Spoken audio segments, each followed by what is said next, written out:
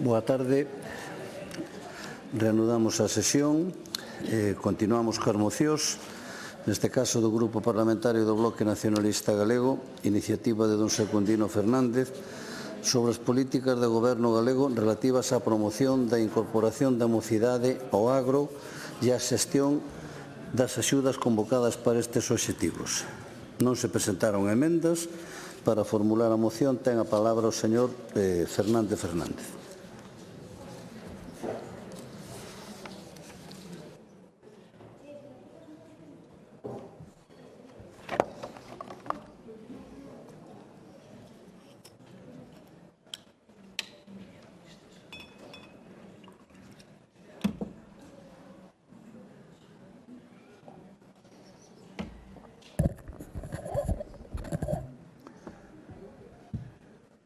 Presidente, señorías, no pleno pasado, no debate coa conselleira de Medio Rural, demandeille que explicara e que aclarara a neglixente e continuada actuación referida ás axudas para a incorporación de mozas e mozos ao agro, para novos agricultores e agricultoras e os plans de mellora.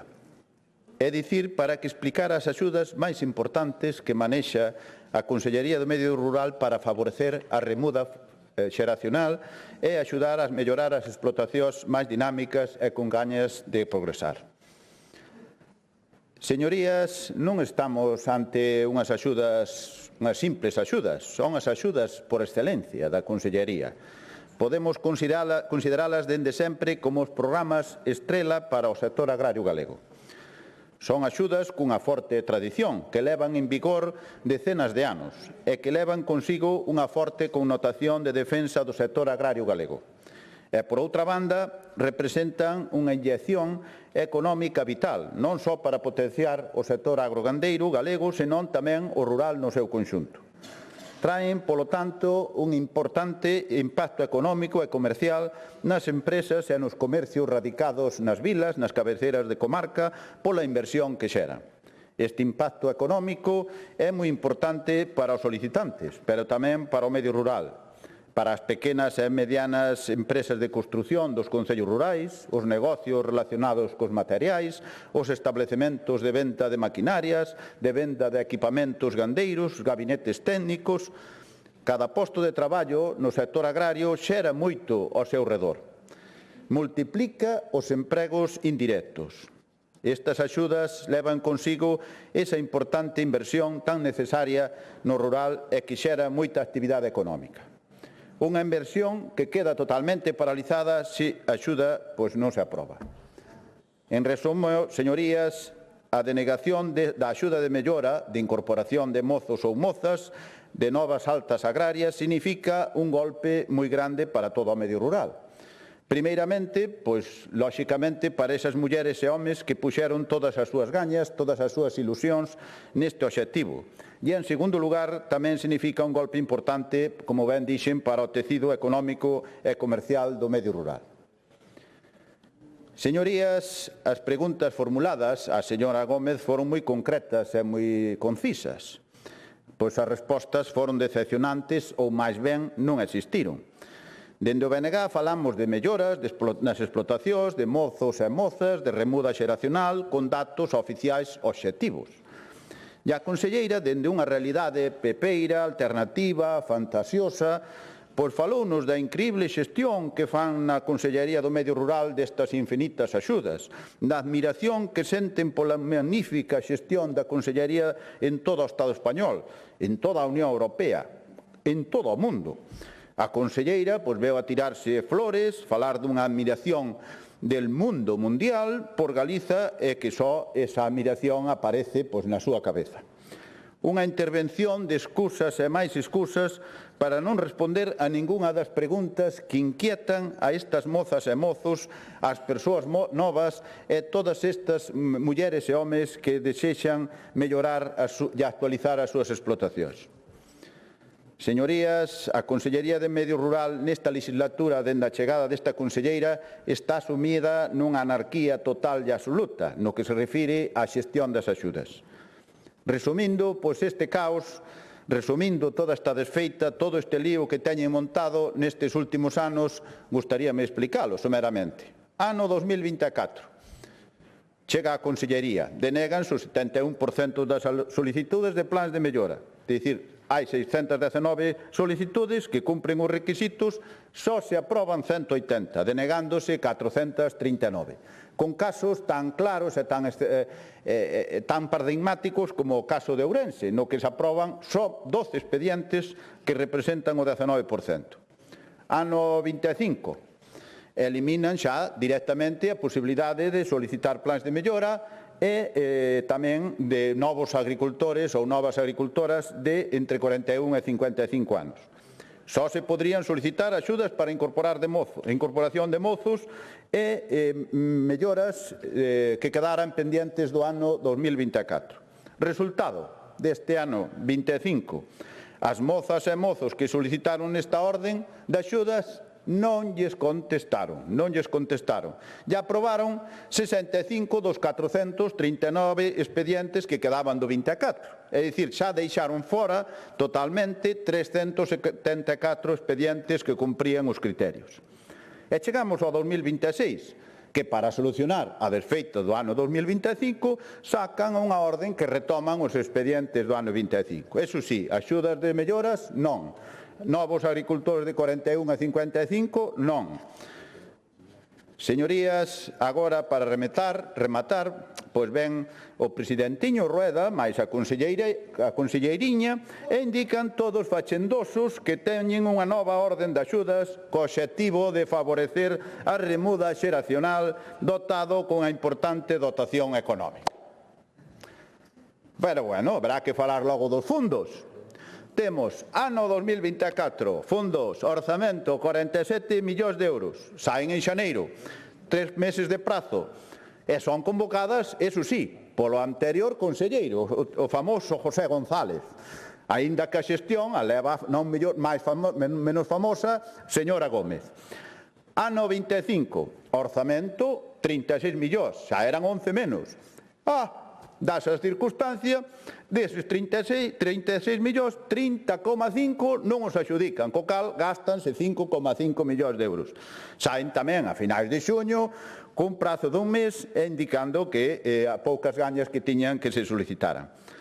Ano 26, agora tanto millón, 53 millóns de euros, claro, pero non contan que 30,5 non os gastaron ano anterior, co cual, se facemos as contas, que non son tan difíciles de facer, resulta que no ano 26 o orzamento son 22,5 millóns de euros, porque os outros son do ano anterior.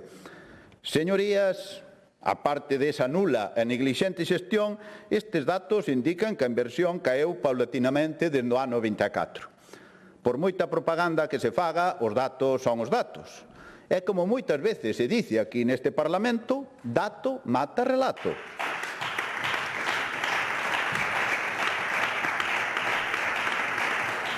Dende o 24 ao 26, a inversión nestas axudas pasou de 47 millóns a 22,5. 24,5 millóns de euros menos, unha caída de máis do 50% na inversión. E con que obxectivos saen esta orden de axudas no 26, señorías? Pois, curiosamente, para aprobar as solicitudes pendentes do ano 25. Esta é a situación que temos na actualidade e, polo tanto, seguindo ese desastroso, chapuceiro e neglixente sistema, temos agora unha orden de axudas que vai retomar os expedientes do ano 25, máis de 460, segundo os datos da propia Consellería, e permite facer novas solicitudes neste ano para mozos e mozas. Como quedarán estes 460 expedientes do ano 25? Como se resolverán os novos expedientes do ano 26? Unha incógnita. Se seguimos co mesmo criterio marcado ata agora, aprobaránse uns poucos, quedarán moitos sin contestar, sin aprobar, sin notificar, abandonados, como pasou cos expedientes do 24 e do 25. E outros resolveránse no 27. Que máis lles podo dicir nesta situación? Pois unha vergoña, un despropósito seguir con esta neglixente xestión. Señorías, temos que solucionar este despropósito, polo ben de Galiza, polo ben do sector agrario e do noso rural. Por iso, dende o BNG, presentamos unha proposta clara e concisa para resolver o este caos pasado e analizar e aprobar unha proposta de futuro. Unha proposta para que a remuda xeracional e as melloras das explotacións teñan un programa coñecido, plurianual e que podamos ter un futuro para o noso agro, que é o máis importante. Remate, por favor. Remato, presidente.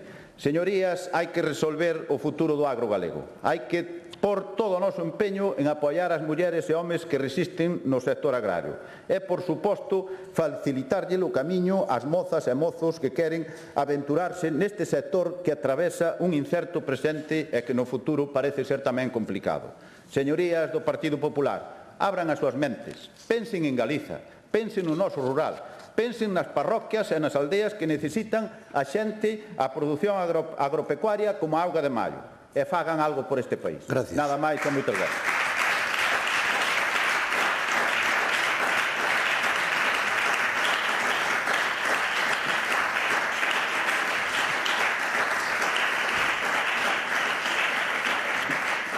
Grupo Parlamentario Socialista, señora Lara Méndez.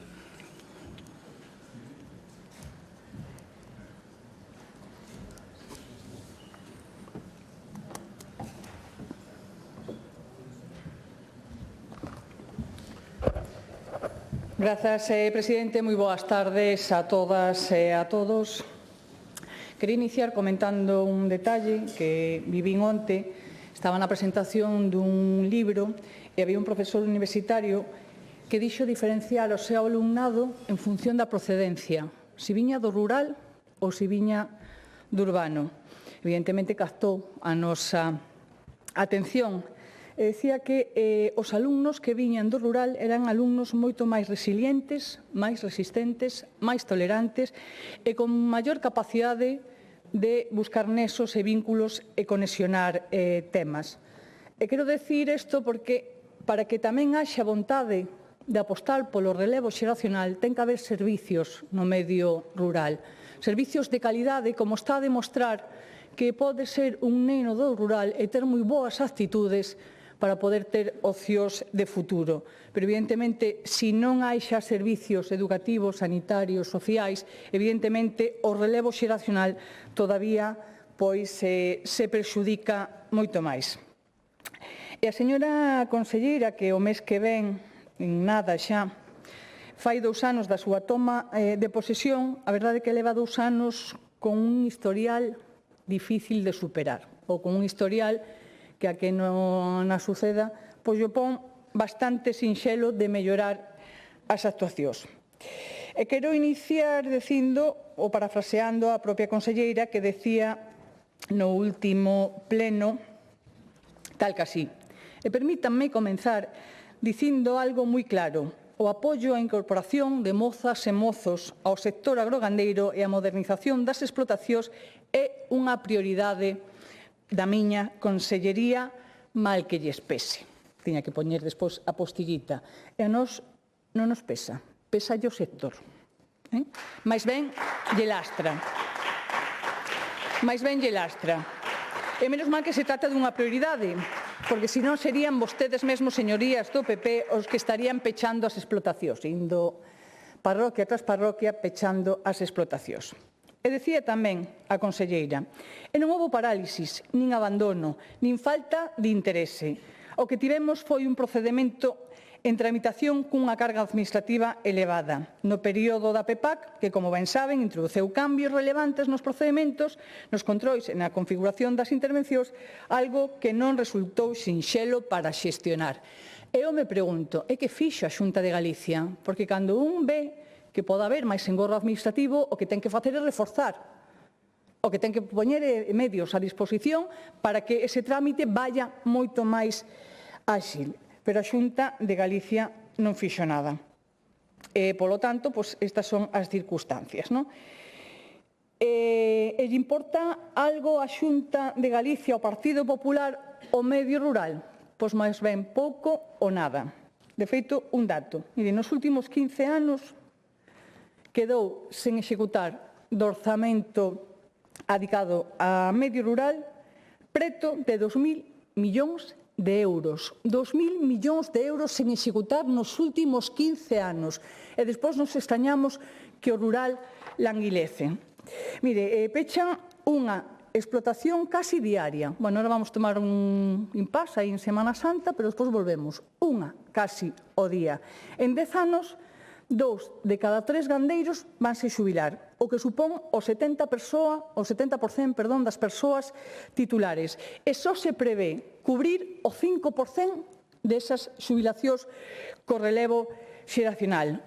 Algo terá que ver as políticas do PP da Xunta de Galicia e a de Siria da Consellería de Medio Rural. A pesar de que estamos nun momento con unha incertidume brutal, polo marco financiero plurianual 28-34, que non sabemos que fondos virán para a PAC, se se van a manter esas dúas liñas, estamos a incertidume do incremento de costes de produción pola situación xeopolítica, esa guerra que o Partido Popular non rexeita, pero que despois, por outra banda, vai pedir que se poñan axudas a disposición por parte do Goberno Central para cubrir os costes e o incremento desa guerra que casi aplauden. E os prezos se incrementan, os prezos dos insumos, como carburantes, materia prima, maquinaria, enerxía ou alimentación do gando. Pero que pasou en estes 2 anos de mandato da Conselleira de Medio Rural? Que pasou cos plans de mellora e de incorporación? Pois no ano 24 quedaron fora en torno ao 70% das solicitudes. Só percibiron axudas 180 das máis de 600 presentadas. 2 de cada 3 quedaron fora. 2 de cada 3. Iso si, a conselleira aseverou que se ían aprobar todas as axudas e que se ían atender coa convocatoria do 2025. E que pasou no ano 2025? Que aparte de publicarse medio ano despois de decir e comprometerse que se iban a ter en conta aquelas que quedaron fora despois de esa interpretación normativa que se fixo, e por eso tamén moitas quedaron fora, bueno, pois que iba a atendelas a todas. Pero resulta que as publica a mediados de ano. E que foi, non? O que sucedeu? Pois que non se resolveron. Algo inédito. Se convocan axudas que despois non se resolven. E que está a pasar agora? Pois hai novamente unha promesa de incluir directamente para este ano 26 as do 25, pero na orde tampouco se contempla esta situación, non se pon de manifesto. E se houbera realmente esa convicción, tería que plasmalo a propia orden. Por lo tanto, que se convirte nun acto de fe. E a fe non dá seguridade xurídica e non dá convencemento de que así poida ser.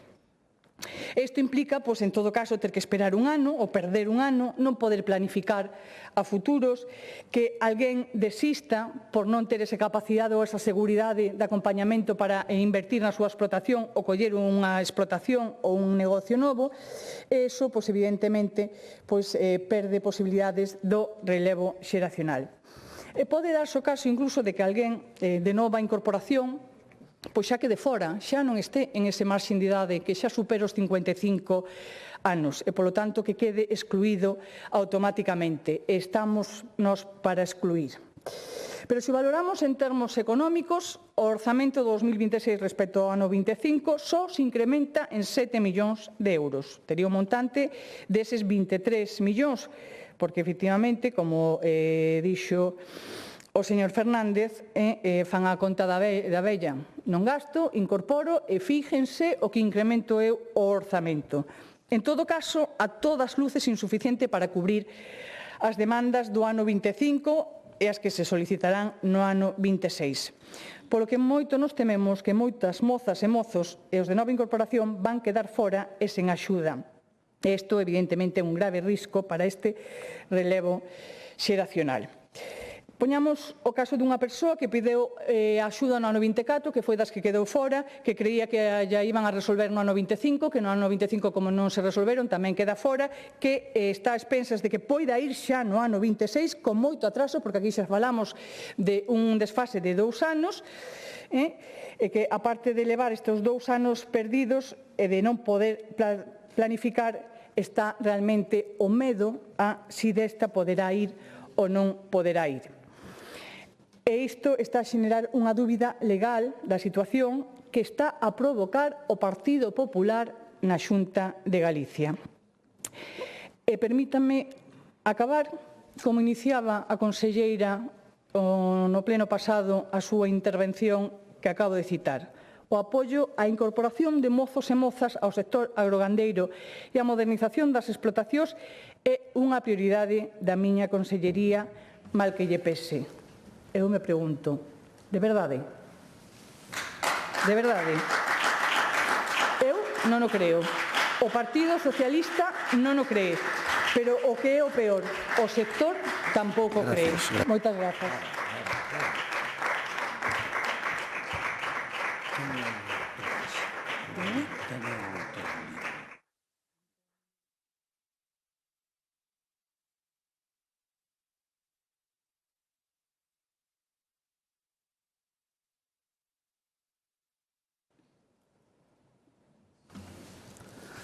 Grupo Parlamentario Popular, señora Grueira.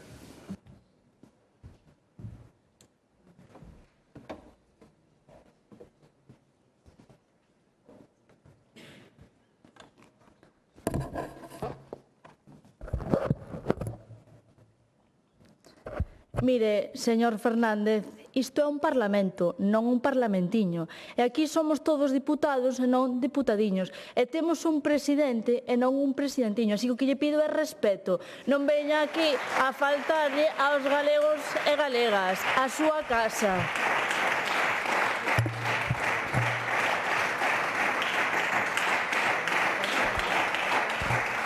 Pero eu entendo que teña que empezar a usar ese tipo de palabras porque a verdade non hai a quen lle convenza o seu discurso. Vostede ven hoxe aquí con un novo capítulo desa serie do BNG de a Galicia en negro. Ven aquí a despreciar as axudas que permiten que milleiros de mozos se incorporen ao sector gandeiro en Galicia, que se incorporan con coñecemento e con compromiso con noso rural galego. E tamén, eses mozos que se incorporan saben perfectamente quen é o partido que os apoia, o Partido Popular de Galicia. É o único partido que está a traballar para que poidan incorporarse ao sector, para que poidan labrarse o seu futuro no noso sector. E nosotros estamos moi orgullosos de ser así, de traballar para mellorarlles o seu día a día. Vostedes non sei se poden estar tan orgullosos do que fan cada día neste Parlamento, nesta casa de todos os galegos e galegas. Nosotros traballamos para apoiar a eses gandeiros novos que se incorporan, traballamos para que teñan unha oportunidade de futuro no noso rural. Saben de sobra, xa lle dixo outro día aquí a conselleira, que o apoio á incorporación da xente nova no sector é unha cuestión prioritaria, unha cuestión estratégica, non é de ninguna maneira unha cuestión menor como intenta vender hoxe aquí. Vai ser unha prioridade hoxe, é unha prioridade mañá e vai ser unha prioridade sempre para o Partido Popular de Galicia e o Goberno de Alfonso Rueda, señor Secundino, porque estamos a falar dun sector clave en Galicia, un sector que define moi ben o que fomos, o que somos e, dende logo, o que seguiremos sendo. Falamos de Galicia e por iso compre actuar con feitos e non con discursos negros. E voulle dar datos reais e non datos do Partido Socialista ou do CIS, que ven sendo exactamente o mismo. Nos últimos anos, concretamente entre 2016 e 2024, xa lle dixo outro día a conselleira, voulle volver a repetir hoxe aquí, Galicia mobilizou 369 millóns de euros para a incorporación de xente nova e tamén para a modernización do sector das nosas explotacións. 369 millóns de euros investidos no agro galego. E grazas a ese esforzo apoiáronse máis de 5.800 explotacións. E dende o 2009 facilitouse a incorporación de máis de 5.000 mozos que decidiron quedarse nas súas explotacións, que decidiron traballar libremente no sector galego e, dende logo, que decidiron apostar por Galicia. E iso é precisamente polo que traballamos dende o Partido Popular.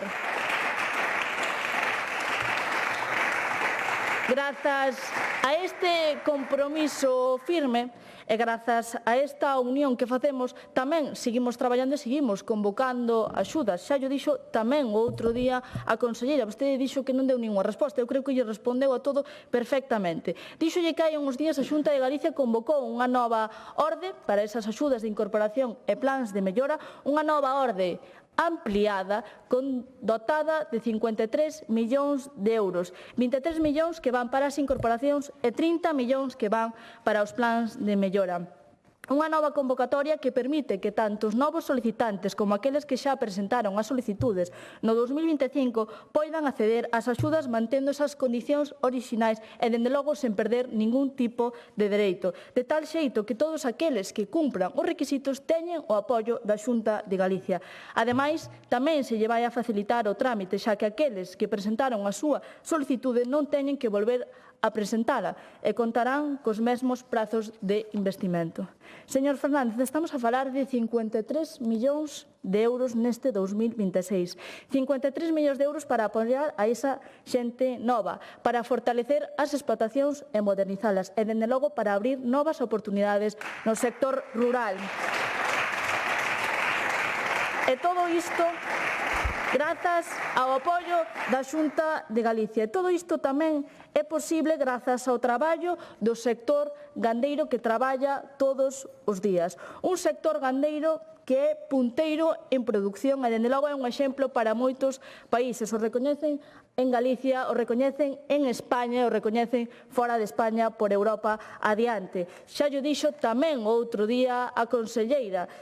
Antes ian a aprender a outros países e agora veñen a aprender de nós. E iso todo é grazas ao esforzo dos gandeiros e gandeiras e tamén grazas ao apoio da Xunta de Galicia. Grazas a ese compromiso firme do Partido Popular.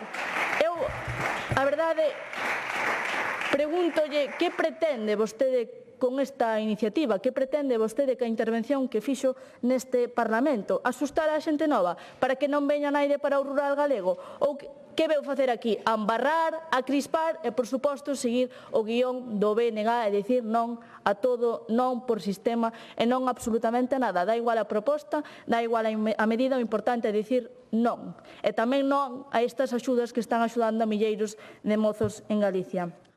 Iso de ir con unha vaca pola cuneta quedou xa no pasado, dun pasado que evolucionamos e dun pasado do que aprendemos moito, do que soupemos tamén pois sair adiante, grazas ao esforzo dos gandeiros e agricultoras e de todas as persoas que se levantan cada día para traballar no sector e tamén pois grazas ao apoio da Xunta de Galicia. Hoxe podemos falar de explotacións modernizadas, preparadas e eficientes. Podemos falar de máis produción e de calidade e podemos falar dun rural que avanza, que innova e que, dende logo, mira ao futuro con ambición. E isto non é casualidade, señor Fernández, é o exemplo, é o fruto do compromiso dun modelo que funciona e que, dende logo, ten os objetivos claros: traballar por un rural competitivo, forte e, dende logo, ambicioso. Non veñan aquí a decir que hai parálise e abandono cando, en realidade, hai investimentos e continuidade.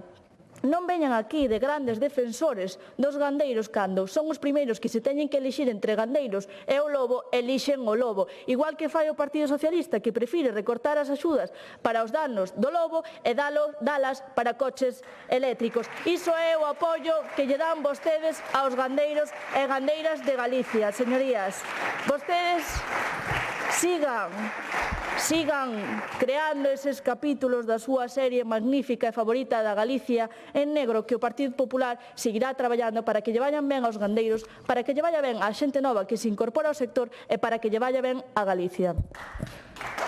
Gracias.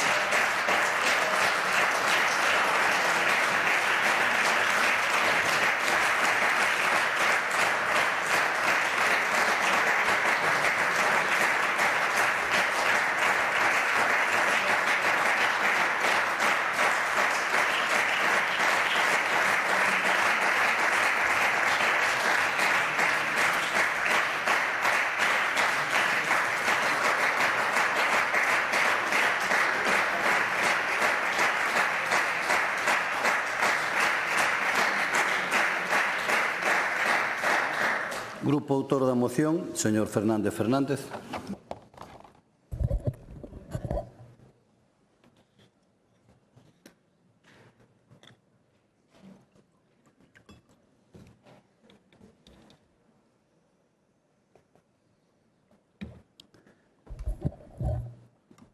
Presidente, señorías do Partido Popular, saben quen é Manola Suárez? Pois Manola é unha rapaza de 38 anos, natural de Ribeira, que vive dende fai 5 anos en Allariz xunto coa súa parella de Valladolid e un fillo pequeno. Manola é unha moza que estaba traballando e vivindo en Allariz e que lle encanta o rural, a terra, o agro e que ten unha vocación de dedicarse ao sector agrario igualmente que a súa parella. Así que un bon día decide que ten que dar o paso e montar a súa explotación agraria e dedicarse profesionalmente a ser labrega. Primeiro ela e despois, se ia ben a cousa, incorporar o seu compañeiro para ser unha familia plenamente incorporada ao sector agrario. Ese ano no que toma a decisión é no ano 2024. Así que no ano 25 faría a solicitude de axuda para incorporarse profesionalmente montando a súa explotación. E aí comeza o calvario ante a Xunta do Partido Popular, ante a Xunta do presidentiño, señor Rueda.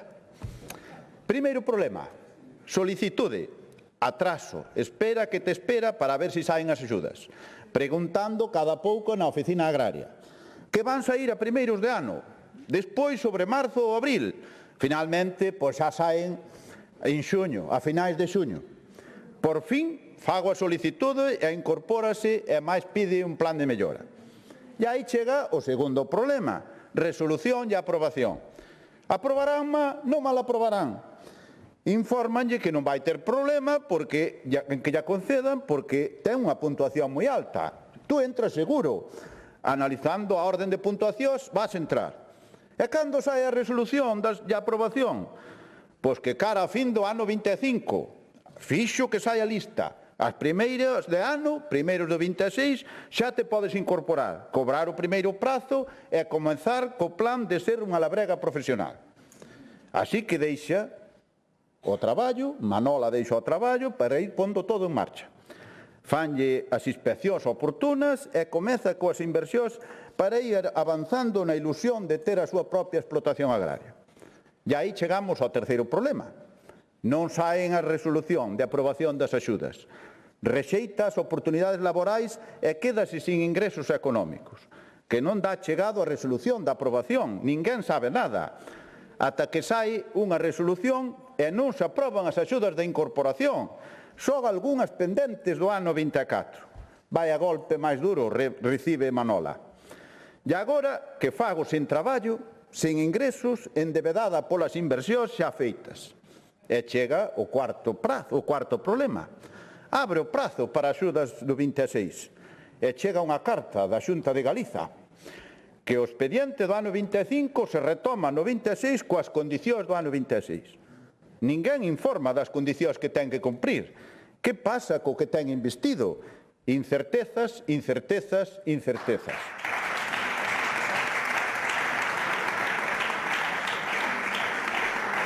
E cando se vai a aprobar? E volvemos a empezar para o outono-inverno do 26, antes de que acabe. Xa non sabe que creer nin que creer. A película negra sigue. A Xunta do Partido Popular e de Rueda xogando coa vida da xente. Que fai esta moza? Isto non é un caso único. É un exemplo dos centos de mozas e mozos que o presidentiño Rueda lle fai sufrir. Lles vai pasalo mal por querer dedicarse a un oficio tan loable e tan maravilloso como é o de producir alimentos para todas e todos e que podamos comer todos os días. Tamén vostedes, os que estades aquí, señorías do Partido Popular. Esa xente tamén para iso. Unha pena para o rural, unha pena para Galiza. Señorías do Partido Popular pretenden que as mozas e mozos que se queren establecer no sector agrario lles crean. Pretenden que as mulleres e homes que necesitan unha mellora nas súas explotacións lles crean. Pois actúen e aproben esta iniciativa. Nada máis e moitas gracias.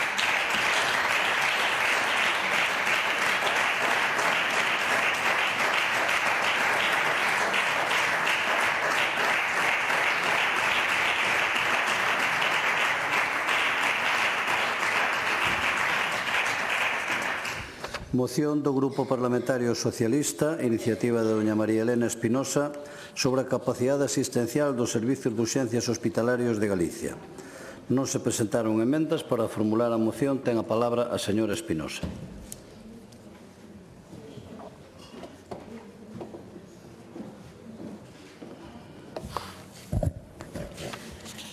Boa tarde, presidente. Boa tarde a todas e todos. Hoxe queremos falar de atención primaria, de urxencia e das unidades de hospitalización, neste caso, durante o período estival. Pero antes de afondar nesta materia e adiantarnos as habituales acusacións de catastrofismo e alarmismas que o conselleiro de Sanidade e o Partido Popular adoitan descalificarnos, vou referirme a datos obxectivos, os datos do CIS e o último informe sobre sanidade. Este informe sinala que Galicia é a comunidade autónoma con menor nivel de satisfacción en atención primaria. O CIS sitúa a Andalucía, a Comunidade Valenciana e, de maneira especialmente preocupante, a Galicia nos niveis máis críticos, en contraste con comunidades autónomas como a Cantabria ou o País Vasco, que presentan os maiores niveles de satisfacción. Sí, señorías da Xunta e do Partido Popular, estamos no primeiro lugar, como vostedes adoitan presumir, pero neste caso no lugar onde non deberíamos estar, nos peores resultados. E non o di o Partido Socialista, o di o CIS. Esta realidade lévanos os socialistas galegos a unha convicción clara. Chegou o momento de deixar de mirar cara ao outro lado. É hora de que a Xunta asuma as súas competencias con feitos, con máis xestión e menos declaracións.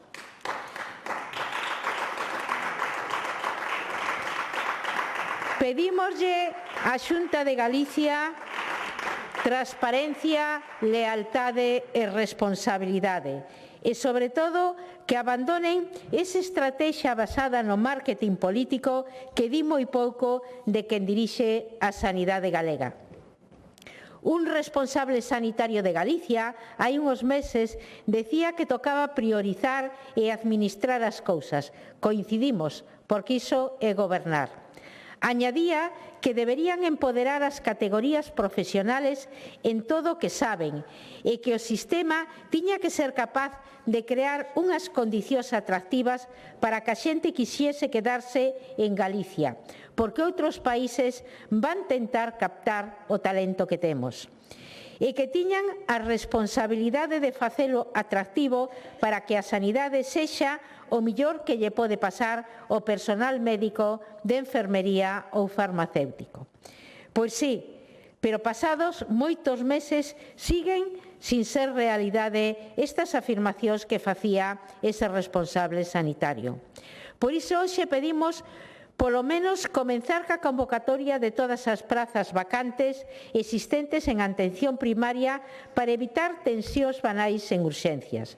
Da mesma forma que pedimos convocar todas as plazas vacantes en urxencias hospitalarias. Porque moitas veces o atasco está na atención primaria, porque en moitos centros conseguir unha cita co médico ou ca médica de familia obriga a esperar 2 ou 3 semanas, se non máis.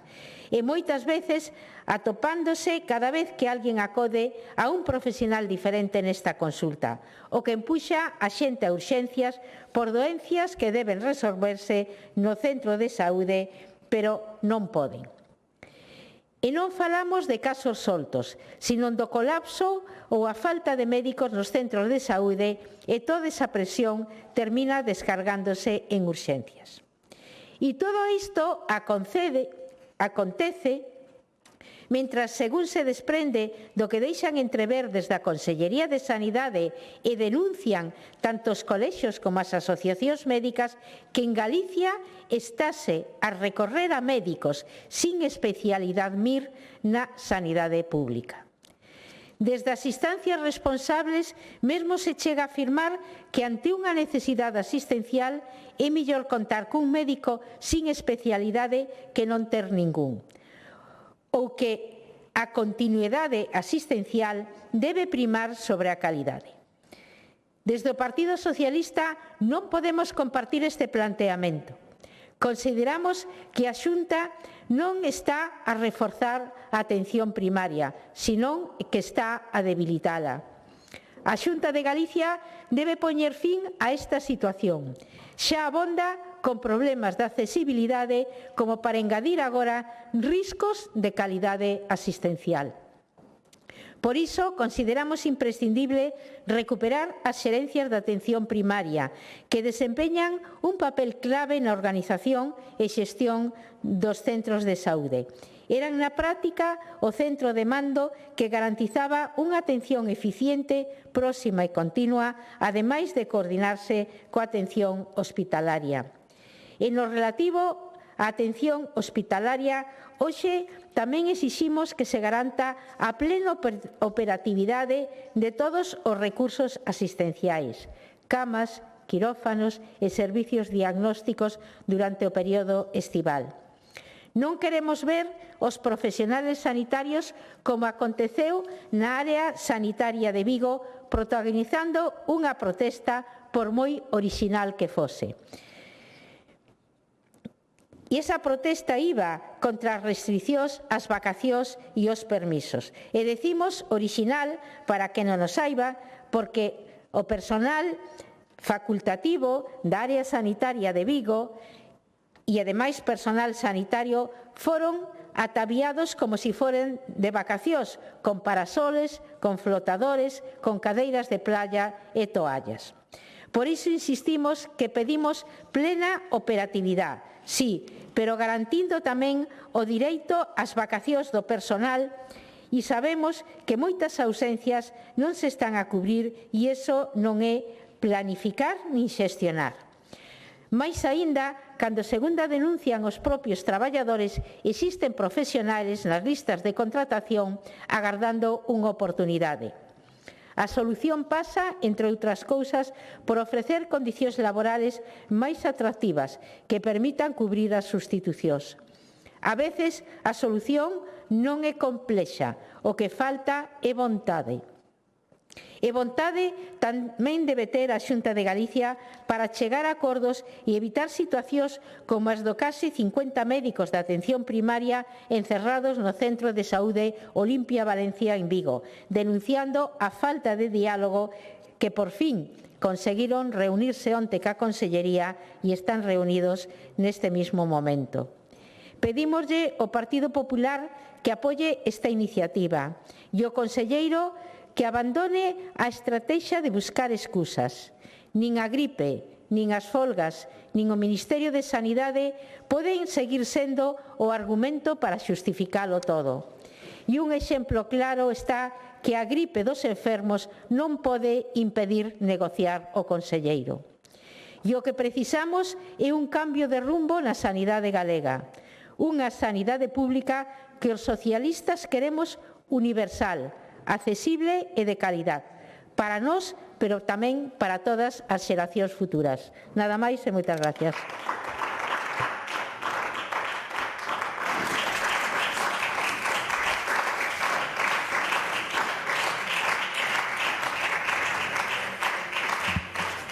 Gracias. Grupo Parlamentario Mixto, señor Ojea.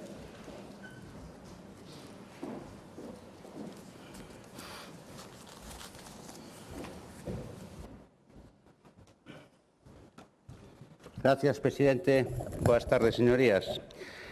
A principios deste mes, seguro que todos vostedes viron na prensa e nos distintos medios un comunicado conxunto que fixeron coordinadores do Servicio de Urxencias Hospitalarias de diferentes hospitais de Galicia, entre eles dous da provincia de Ourense, concretamente da área de Ourense e da área de Verín.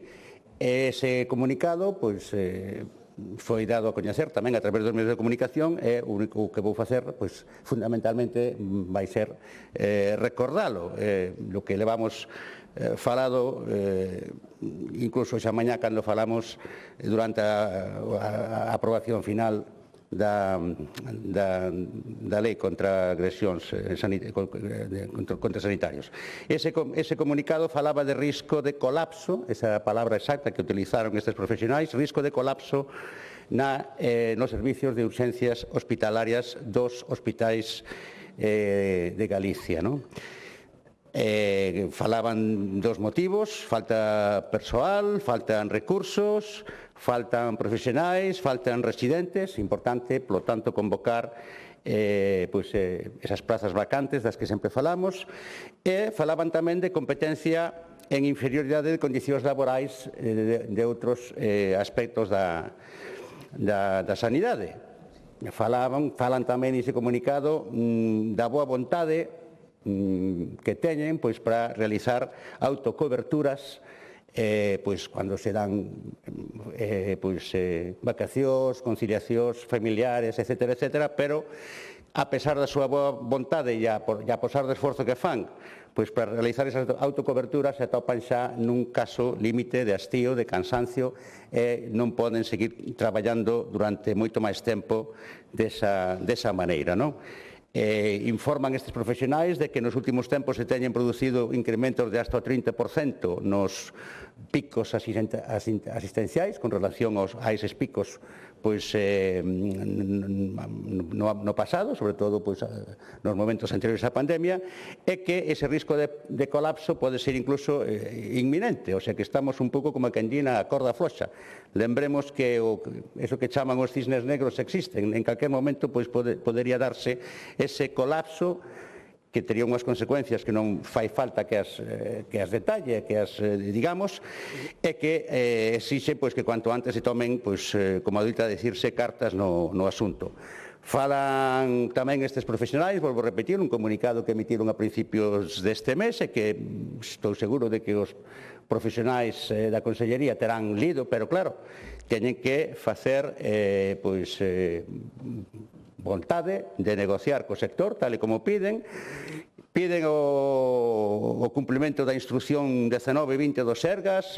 Unha das causas fundamentales deste risco de colapso son o non cumprimento nos tempos das analíticas, os tempos de ingreso en planta, que fan que moitas veces as persoas estén atendidas en corredores e en lugares pouco dignos. E tamén falan estes profesionais, como digo, moito máis coñecedores que a min do día a día dos servicios de urxencias, da deficiencia de servicios na atención primaria, o que estamos tamén dicindo hoxe en varias ocasións, non? Entenden que non é de recibo que cunha media de 3 semanas de dilación na atención aos usuarios de atención primaria, e que estas persoas, como tamén xa se di moitas veces, un pouco para garantir o seu dereito á asistencia, acuden a urxencias en casos que, de funcionar a atención primaria como debía funcionar, non colapsarían este servicio de urxencias. Lóxicamente, sumámonos ás demandas que fan, como digo, os coordinadores dos servicios de urxencias hospitalarias de toda Galicia, máis ou menos as mesmas demandas que fai a proposta que nos trae hoxe o Partido Socialista, e o único que podemos decir é que pedimos á Xunta de Galicia, a Consellería de Sanidade, que se reúna, entre outras medidas, que se reúna con estes profesionais do sector para atender as súas demandas e para tratar de encontrar unha solución canto antes. Como digo, no caso de Ourense, no Chuo, na área de Verín especialmente problemática esta situación, e nada máis. Gracias. Gracias.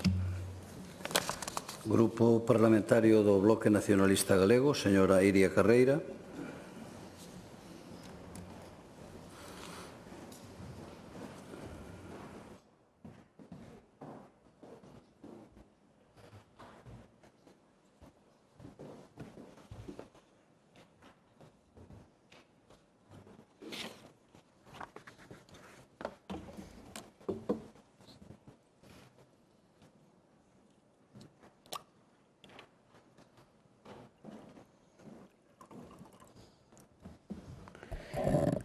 Grazas, presidente. Moi boa tarde.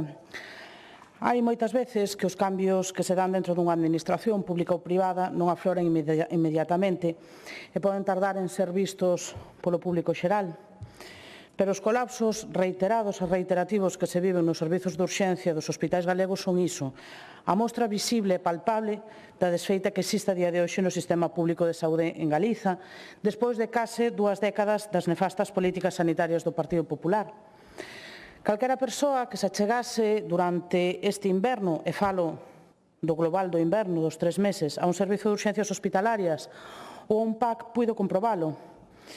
Pero o certo é que os colapsos non son novidosos, senón que se repiten ano tras ano, cada vez máis frecuentemente, sexa no inverno, no verán ou calquera outra circunstancia que poida comprometer estes servizos. Colapsos en forma de pacientes que agardan horas para seren atendidas, que agardan horas para poder ser ingresadas nas plantas de hospitalización cando ese ingreso xa está indicado e solicitado. Colapsos que incluso chegaron a provocar recentemente que houbese pacientes que faleceron sen chegaren a ser atendidas nun corredor nos hospitais de Lugo e de Ferrol. Pacientes ás que se lle negou o máis básico, a súa dignidade nos últimos momentos das súas vidas, porque agonizaron nun corredor sen seren atendidas, sen un mínimo de intimidade, e isto, cando menos, é negarlle a mínima dignidade. Colapsos que, como dixen, veñen despois de todas as políticas sanitarias do Partido Popular destinadas a deteriorar o sistema sanitario. É importante atender aos colapsos, pero é máis importante aínda atender ás súas causas. Temos a día de hoxe unha atención primaria totalmente esquilmada, con déficits de profesionais por todo o país, con falta de médicas e de pediatras, pero tamén de enfermeiras ou de PSXs, por exemplo, onde as equipas multidisciplinares son unha quimera, onde as citas se atrasan 1, 2 e incluso 3 ou 4 semanas. O 43% dos cupos, que non dos pacientes, non teñen a posibilidade de ter unha cita antes de 4 días. Onde a gran acción pola dignificación desa medicina familiar e comunitaria e pola súa posta en valor que emprendeu este goberno foi seguir contratando a persoas que non teñen a especialidade de medicina familiar e comunitaria. Unha cuestión que xa desafearon colexios profesionais e as sociedades científicas de medicina de familia, que dixeron alto e claro que isto era un ataque á calidade asistencial e con nefastas consecuencias para a saúde da poboación. Unha contratación que, por certo, compre recordar que vostedes xa practicaban antes da pandemia da COVID-19 e que actualmente teñen totalmente sistematizada, aínda que se neguen a dar os datos concretos.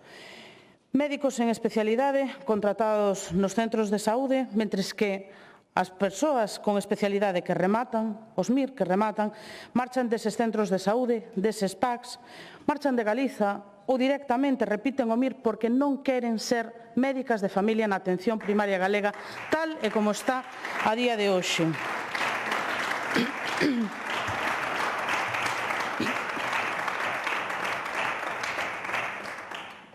Mas os problemas non rematan na atención primaria. A atención hospitalaria está tamén que bota por fora. Segundo as listas de espera que vostedes fixeron públicas hai uns días, hai case 380.000 persoas nunha lista de espera hospitalaria estrutural. Das non estruturais nada sabemos, porque vostedes néganse a dar os datos de cantas pacientes ocupan esas listas, a pesar de que esta mañá a portavoz do Partido Popular afirmou rotundamente: sen datos non hai políticas eficaces. Hai case 2 meses, o Bloque Nacionalista Galego trouxo a este Parlamento unha iniciativa preocupada pola situación dos servizos de urxencias, polos colapsos que se viviran durante o Nadal e para demandar datos sobre esa situación. Datos sobre a situación do persoal, sobre as asistencias a urxencias, sobre as demoras na atención, as camas hospitalarias dispoñibles en cada un dos centros sanitarios. Curiosamente, quen hoxe afirmou que sen datos non hai políticas eficaces, díxonos que non nos ían dar eses datos porque a Xunta xa o fixera todo ben. Entonces, para que queríamos eses datos? Ante todo, coherencia, responsabilidade e rigor. Teñen a sanidade pública totalmente contra as cordas, sen persoal, sen organización e, ademais, sen intención ningunha de asumir as súas propias competencias. Na súa estrategia de botar os balóns fora do campo, o Partido Popular o único que se dedica a facer é a buscar culpables para poder sinalalos sen asumir a desfeita que teñen montada. Porque a vostedes faltalles tempo a hora de reclamar a ministra de Sanidade cando a Consellería de Sanidade se negou a negociar coa organización sindical maioritaria na sanidade pública galega, a CIGA Saúde, ante a convocatoria de folga do pasado 12 de marzo. Vostedes, ante unha convocatoria de folga, néganse a negociar coa representación dos traballadores. Están áxiles para sinalar as protestas en contra do Estatuto Marco, pero non son capaces de ver as protestas que se repiten e se suceden por todo o país, na atención primaria, na atención hospitalaria e tamén nos servizos de urxencias. Por exemplo, no servizo de urxencias do ULA, onde están a reclamar máis medios e máis persoal. A situación das urxencias hospitalarias é só a punta dun iceberg que ameaza con afundirnos. Mas o goberno do señor Rueda prefire continuar asubiando e navegar directos cara a ese iceberg, sin cambiar o rumbo desastroso que leva. Nos imos apoiar esta moción do Grupo Socialista porque, primeiramente, sí que creemos na transparencia e sí que creemos que é importante dar toda a información que se pide. En primeiro lugar, nesta moción, nos creemos que hai que afondar máis, pero é un bo lugar para comezar. E, sobre todo, porque hai moitas cousas que sí que se poden facer para anticiparse ao que pode pasar este verán e, sobre todo, para mellorar a nosa sanidade pública antes de que o colapso chegue aínda a máis áreas e acabe por afundir o sistema sanitario público galego. Máis nada. Gracias.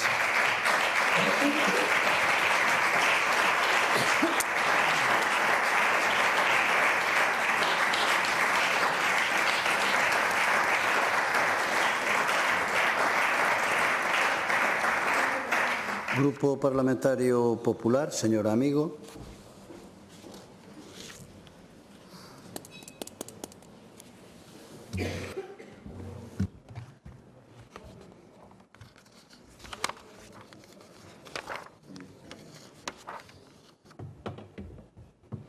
Boas tardes de novo. Moitas gracias, presidente. Vou empezar, antes de entrar en materia, falando de datos. E do barómetro sanitario que saliu á colación agora. Decía a señora Espinosa que Galicia estaba en mal lugar. Datos do CIS. Xa que falaron deles, decirles que Galicia está por riba na valoración positiva do sistema sanitario. Vostede confundiuse, señora Espinosa. Mire, isto é o que di o CIS. Valoración de las urgencias en hospitales públicos según comunidades autónomas. Aquí está Galicia, por riba da media. Ceuta e Melilla son os que están en primeiro, pola cola. A Cataluña do Salvadorilla está moito por debaixo de Galicia. Datos das urxencias do 061 e do 112. Ceuta e Melilla tamén están de primeiros, pola cola. Galicia está por riba da media nacional. Miren. E según esta enquisa, Galicia é a mellor comunidade autónoma en accesibilidade ao médico de atención primaria. Datos do CIS. Pero, bueno, vamos á moción que nos trae hoxe aquí. Mire, partindo da intervención do señor conselleiro no pleno anterior, vamos entrar agora no contido desta moción que hoxe presenta o Grupo Socialista. Unha moción construída máis desde o titular, desde logo, que desde o coñecemento real do funcionamento do sistema sanitario, porque se algo demostra esta iniciativa é unha vontade consciente de ignorar o traballo que xa se está facendo desde o Servicio Galego de Saúde. Tanto o Bloque como o Partido Socialista negan a evidencia. E vou a tratar de rebatir cada un dos puntos que vostede trae aquí. Mire, vostede solicita no primeiro punto convocar todas as plazas vacantes en atención primaria. Vostedes creen, señorías, que a Xunta de Galicia non ten vontade en convocar plazas? O sea, realmente crean eso?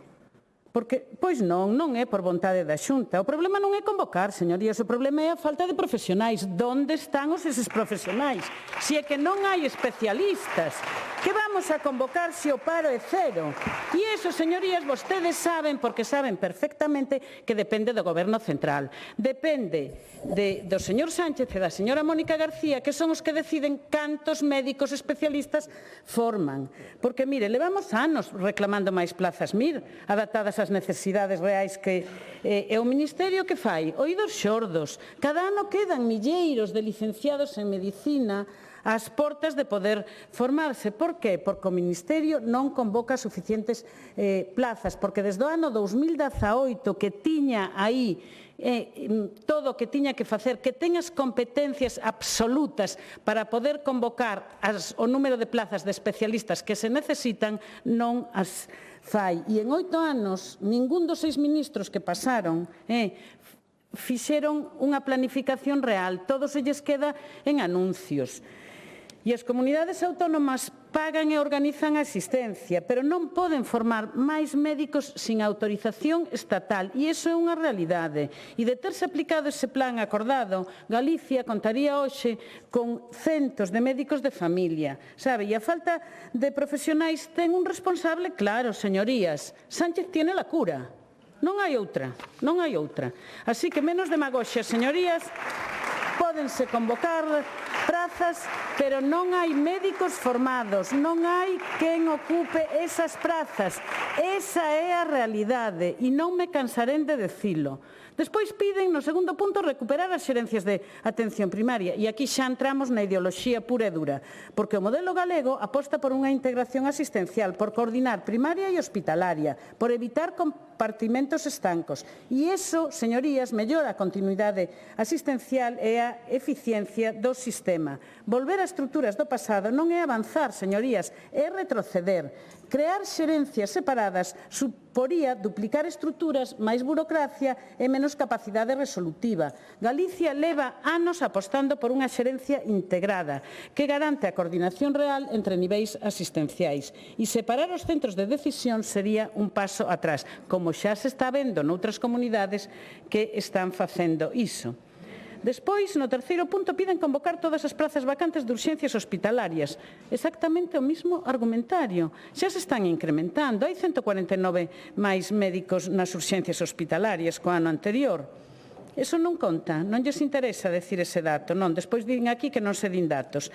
E que fai o Sergas? Pois o Sergas o que fai é avaliar de forma continua as necesidades e reforzar ali onde fai falta, non con titulares, señorías, senón con planificación e con datos. E voulle recordar que este ano comenzan, por fin, a formarse os primeiros médicos urxenciólogos. Canto solicitou Galicia? 7. Un por área. Canto nos concedeu o Goberno Central? 6, señorías. Solo nos deixa formar 6. Ese é o compromiso do Goberno Sánchez coa sanidade galega. Piden tamén manter abertas todas as unidades de hospitalización no verán. E iso soa moi ben, pero non é serio. A planificación hospitalaria require adaptar os recursos á demanda real. Non se trata de ter máis camas abertas sin necesidades, senón de planificar e de garantir que hai capacidade suficiente cando se precisa. Cada ano a Consellería planifica un plan específico de verán que garante a asistencia e por coller como referencia a actividade do período xulio-agosto do 2025 e comparados co dos 2024 do mesmo período, a actividade incrementouse en todos os ámbitos, tanto en intervención cirúrxicas como en probas diagnósticas como en consultas. E as camas están sempre disponibles, sempre, para ser usadas o 100% delas cando se precisan. E no verán do 25 estuveron activas o 92% das camas e o 100% dispostas e preparadas en caso necesario, polo que non se pechan nin se desmantela nada.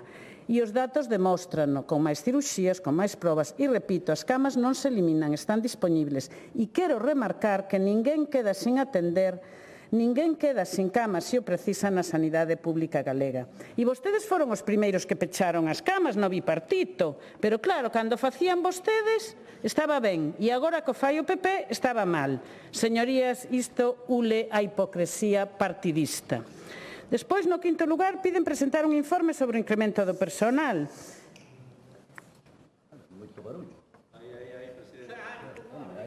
O problema, señorías, non é a falta de información. O problema é que a vostedes non lles gustan os datos cando desmontan o seu relato. En sexto lugar, piden adoptar medidas para evitar colapsos. E o Goberno galego reforma a prevención de colapsos en urgencias, ampliando a capacidade hospitalaria, incrementando persoal e reorganizando espacios e fluxos. E, ademais, aposta pola planificación continua e avaliación cos profesionais. E frente a isto, vostedes insisten nun relato de colapso que non se corresponde cos datos ni con funcionamento real. En sétimo e último punto, piden abrir un proceso de negociación cos profesionais. Pero en que mundo viven, señorías? Galicia leva anos mellorando as condicións laborais dos profesionais, con avances reais, tanto en atención primaria como en hospitalaria. Negociacións continuas con sindicatos. Hoxe mesmo están negociando. Con cada problemática, o Goberno Ruedo dialoga. Mire, se o PSOE quere negociar de verdade, empece por exixirlle á súa ministra que se sente cos médicos e que evite as folgas. Se lles preocupa a sanidade, de verdade, reclamen un marco laboral específico para a profesión, porque esa é a realidade da súa xestión. Máis de 130.000 actos asistenciais suspendidos, señorías, por culpa desta folga que a ministra non lle dá a gana de negociar cos profesionais. Esta moción, señorías, é un novo intento do PSOE e do BNG, socios de goberno en Madrid, tanto monta tanto, de xerar desconfianza nun sistema que funciona grazas aos profesionais e a unha xestión responsable. Hai marxen de mellora? Claro que sí, e o Goberno Rueda traballa nela, pero non aceptamos aquí alarmismos nin simplificacións, porque o verdadeiro problema, e vostedes sábenno, é a falta de especialistas en todo España pola nefasta planificación do Executivo Central, que non aumenta as plazas MIR. Mentras non actúen en Madrid, señorías, haberá dificultades. Mentras non cambien a actitude do Goberno Central e do Ministerio de Sanidade, haberá dificultades. Menos moción, señorías, e máis exixencia, remato xa, o Goberno, porque, señores da oposición, mentras en Galicia hai planificación, hai investimento e compromiso, o Goberno Central, coa súa negativa a negociar cos médicos, está a deteriorar o excelente sistema sanitario e é responsable das demoras e das cancelacións quirúrxicas e das citas médicas. Reflexionen, por favor. Gracias.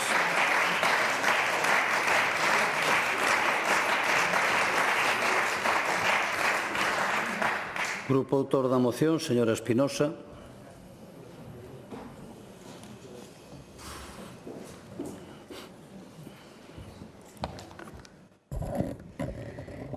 Quero agradecer o apoio a esta moción do voceiro de Democracia Orensana e da voceira do BNG, da señora Carreira, porque coincidimos maioritariamente nos temas que tamén ela expuxo. Señor amigo, de verdad que aburren solemnemente cas mentiras continuas que traen a este hemiciclo. Porque usted sabe que está faltando a verdade.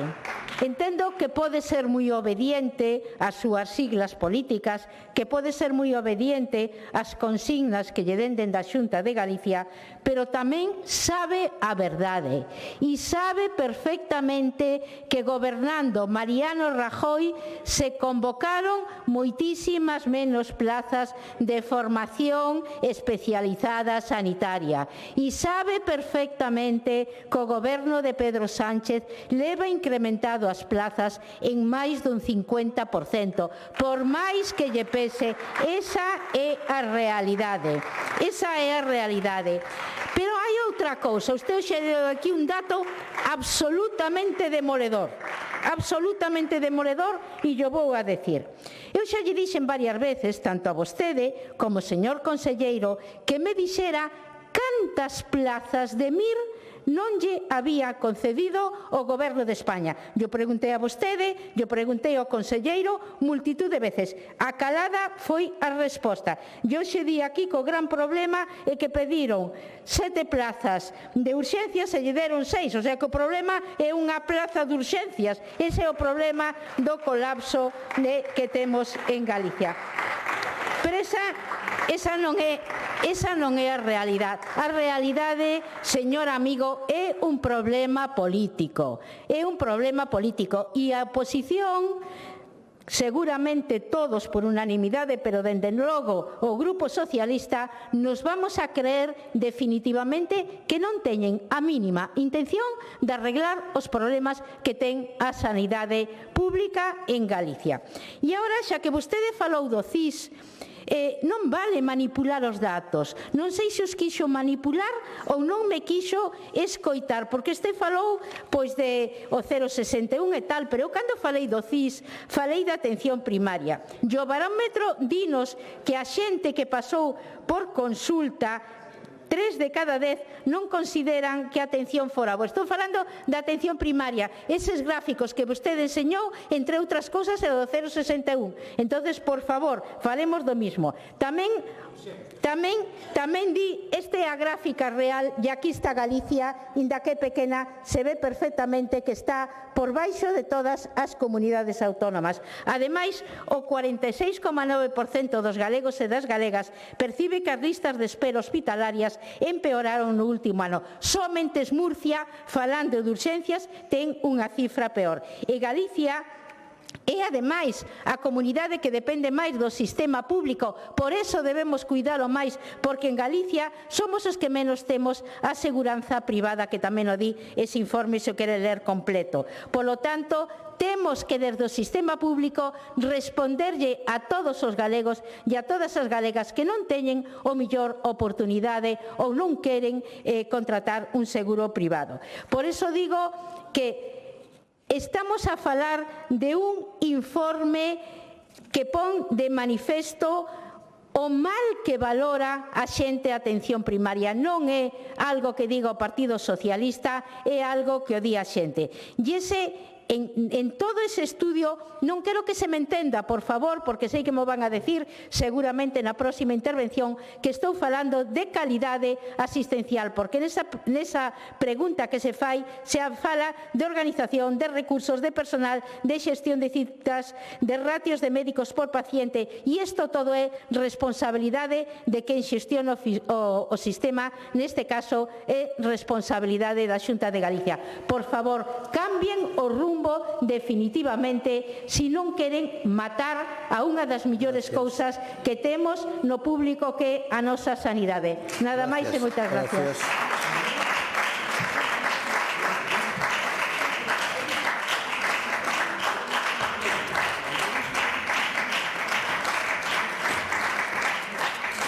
Pois, rematado o debate das mocións, procedemos á votación das mesmas. As portas xa están pechadas. Votamos en primeiro lugar a do Grupo Parlamentario do Bloque Nacionalista Galego, iniciativa de don Xosé Luís Bará, sobre a planificación da Estrategia Galega de Infraestructura Verde e as razóns que xustifican que se exclúa da devandita estrategia a zona de amortecemento situada ao suroeste da Serra de Careón.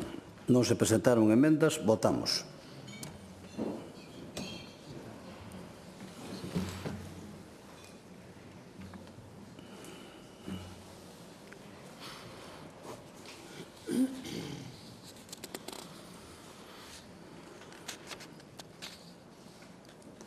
Presente 70 máis 1, afirmativamente 35, en contra 36, polo tanto queda rexeitada. Votamos ora do Grupo Parlamentario do Bloque Nacionalista Galego, iniciativa de don Secundino Fernández Fernández, sobre as políticas do Goberno galego relativas á promoción da incorporación da mocidade ao agro e á xestión das axudas convocadas con estes obxectivos. Non hai emendas, votamos.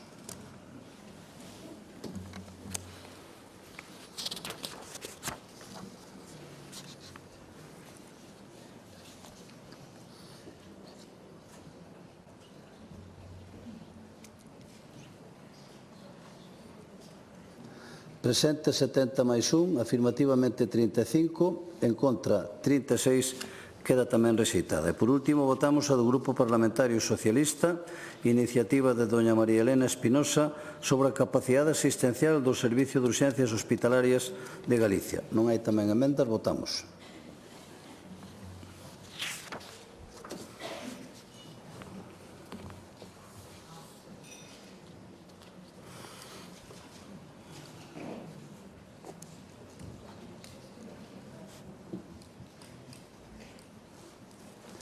Presente 70 máis 1, afirmativamente 35, en contra 36, queda tamén rexeitada. Remataron aquí as votacións e continuamos co orden do día, que son proposicións non de lei. A primeira é do Grupo Parlamentario Popular de Galicia, iniciativa de don Miguel Fidalgo, sobre a demanda que a Xunta de Galicia debe dirixir ao Goberno Central para que amplíe o plazo de consulta pública previa na tramitación do futuro regulamento de costas. Presentouse unha emenda do Grupo Parlamentario do Bloque Nacionalista Galego e tamén hai unha autoemenda do Grupo Parlamentario Popular. Para formular a proposición non de lei ten a palabra o señor Fidalgo. Gracias, señor presidente, señorías. Unha batalla tras outra foi a película gañadora dos Óscars este ano. Pero podería ser perfectamente o título da película que Galicia parece estar librando continuamente pola forma na que o Goberno de España lexisla contra a nosa terra. Que lle fixemos os galegos a Pedro Sánchez? Por que non lle caemos simpáticos?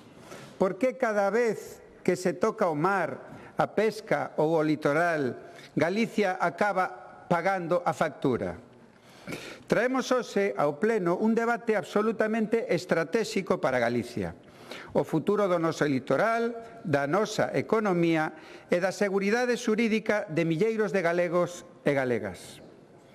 O pasado 1 de marzo, o Goberno de España iniciou unha nova consulta previa para modificar o Regulamento Xeral de Costas, alegando que así cumpre un procedimento de infracción aberto pola Comisión Europea. Pero a realidade é ben distinta, porque o que despois vimos no anteproxecto non é unha simple adaptación técnica. É un plan para expulsar progresivamente toda a actividade do litoral. Escúdanse en Bruselas, pero o alcance desta proposta nace do propio Ministerio e vai moito máis aló do que exixe a Comisión Europea. O que realmente pretende o Goberno é estender a Directiva de Servicios á cadea marindustria. Sería, por exemplo, equiparar a situación dunha batea ou dunha conserveira coa dun chiringuito de praia. O Goberno pretende, ademais, eliminar prórrogas extraordinarias, mesmo anular as xa concedidas e abrir a porta a revisar concesións vixentes. E iso, señorías, non é cumprir con Europa. Iso é utilizar Europa como excusa para impor unha senda que vai contra a actividade e a presencia humana no noso litoral.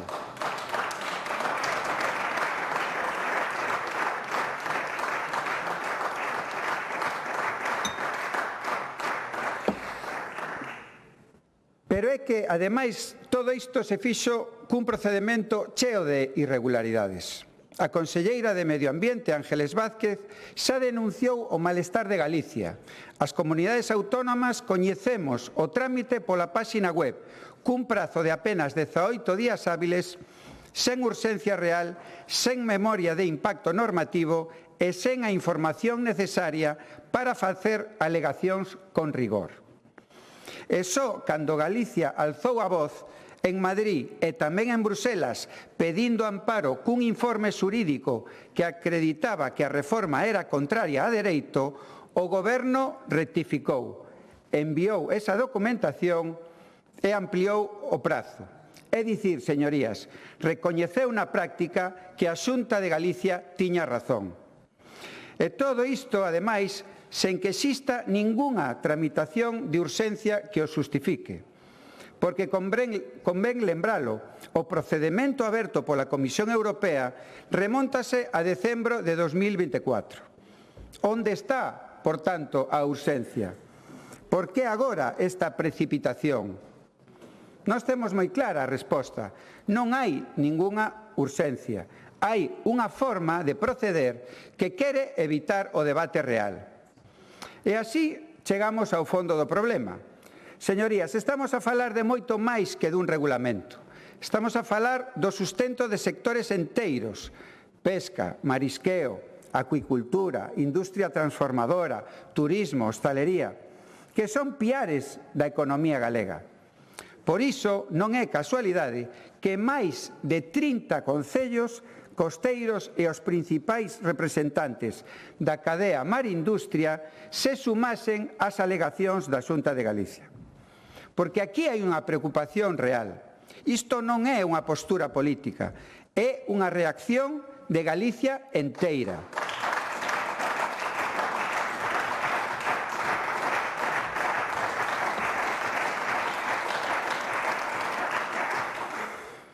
Por qué? Pois porque o Goberno pretende modificar o regulamento sen revisar previamente a lei.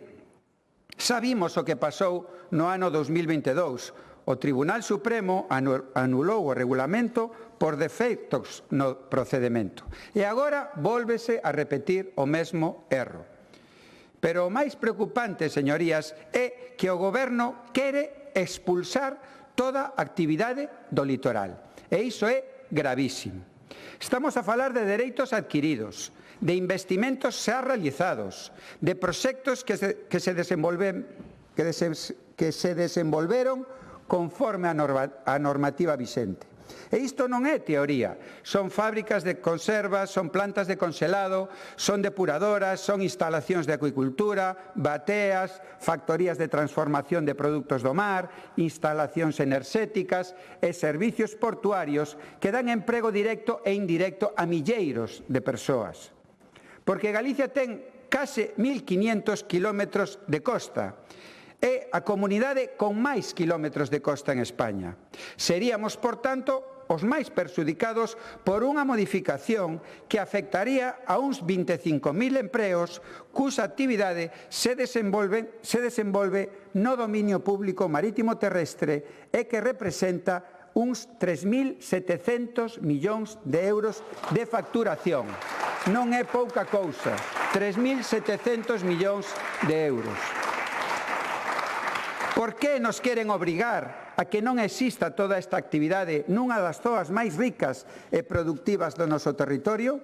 Que sería de Galicia sen vida no litoral? Queren que Galicia sexa unha postal bonita, pero sen xente, sen barcos, sen fábricas, sen confradías, sen empresas, sen mariscadoras na praia? Ese é o futuro que queren para o noso pobo? Señorías, non se poden cambiar as reglas de xogo a mitade do partido. Compre lembrar algo fundamental. Galicia ten competencias sobre o seu litoral e iso non foi gracias ao Goberno de España. Foi gracias ao Tribunal Constitucional que en 2024 avalou a nosa capacidade para xestionar o litoral. Unha lei que, por certo, non contou co voto favorable de Partido Socialista e Bloque Nacionalista Galego. Pero hai máis. Durante anos o Goberno central mantivo paralizados expedientes. Preto de 140 expedientes levaban máis de 5 anos nun caixón. Aínda hai 194 expedientes sen remitir á Xunta. E moitos chegaron en condicións deficientes. Iso é casualidade? Non. Todo isto apunta a unha estrategia, que é reter expedientes para aplicar despois condicións moito máis duras. E fronte a iso, Galicia respondeu, porque desde que asumiu a xestión do litoral, a Xunta tramitou máis de 900 expedientes. Por iso, mentres uns bloquean, Galicia resolve. Porque, señorías, o que estamos a pedir nesta iniciativa é máis que razoable.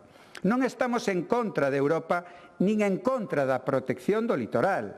O que estamos é en contra de facer malas cousas. Pedimos, en definitiva, respeto.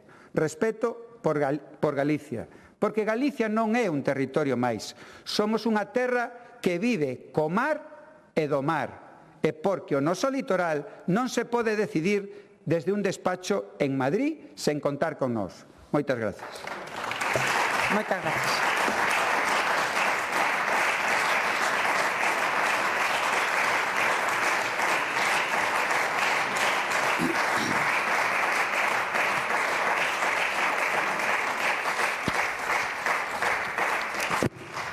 Quenda do Grupo Parlamentario do Bloque Nacionalista Galego, señora Pérez.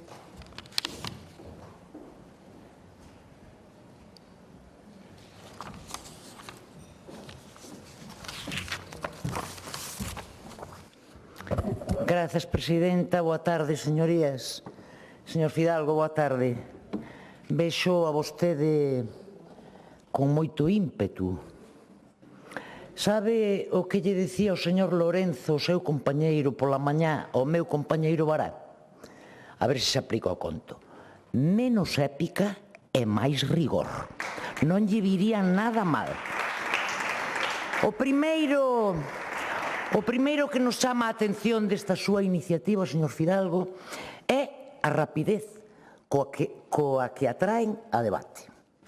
Vostedes, con 40 deputados e deputadas, con 80 mans, cando menos, para facer iniciativas, pois resulta que presentan esta, pois, case tan rápidos como a conselleira de Medio Ambiente criticando a modificación do regulamento de costas, aínda case antes de que saíra a consulta previa.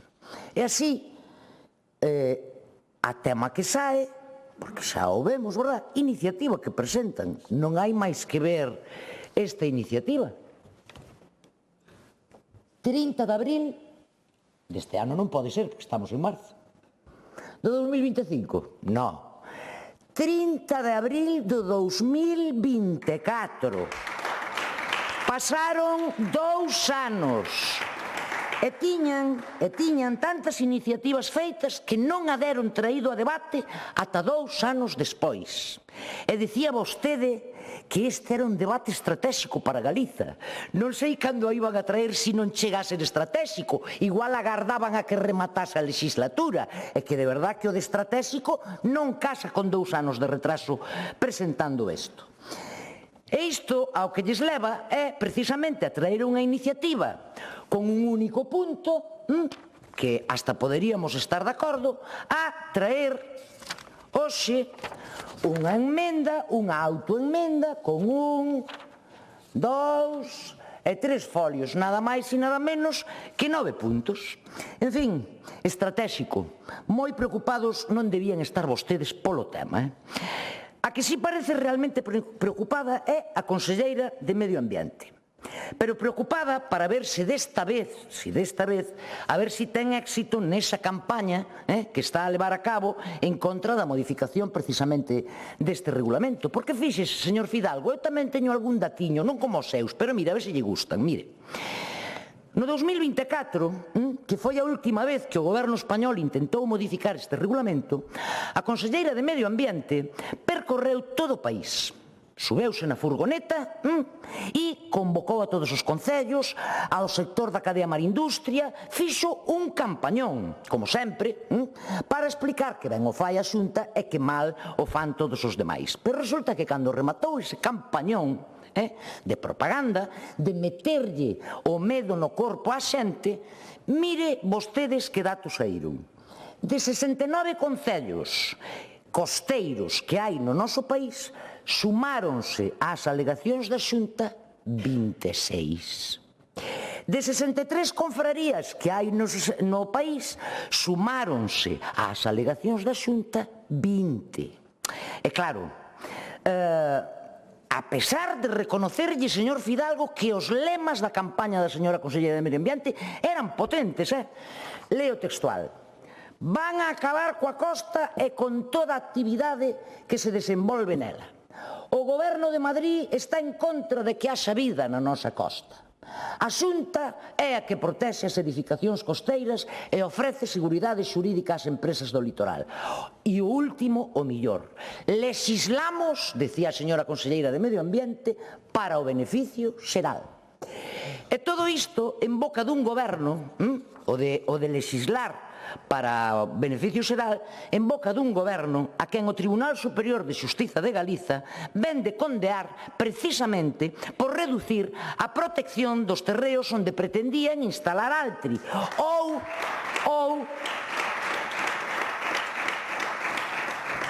en boca de un goberno que é o primeiro en presentarse voluntario, o primeiro en levantar a man para dicirlle ás eléctricas e ao goberno de Madrid que os eólicos aquí, antes que en ningún sitio, os eólicos mariños en Galiza. Legislar para o beneficio xeral. Aí queda esa. Agora, señor Fidalgo, van ter difícil superar aquela campaña, pero a súa conselleira volva a carga e non desiste. Acusa o Miteco e, entre comillo, de asaltar o litoral e ata fala de caos social e económico. E di todo isto sabendo que é a Unión Europea a que obriga a limitar as concesións de costas, impedindo que se prorroguen automáticamente mediante unha directiva, señor Fidalgo, a Directiva de Servizos que o propio Partido Popular votou a favor en Europa, como fan sempre. Unha directiva,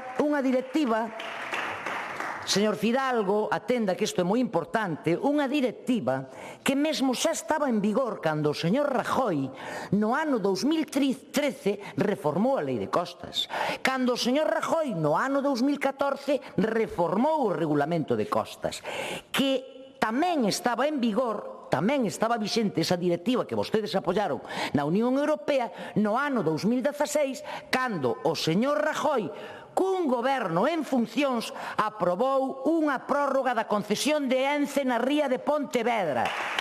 Por certo,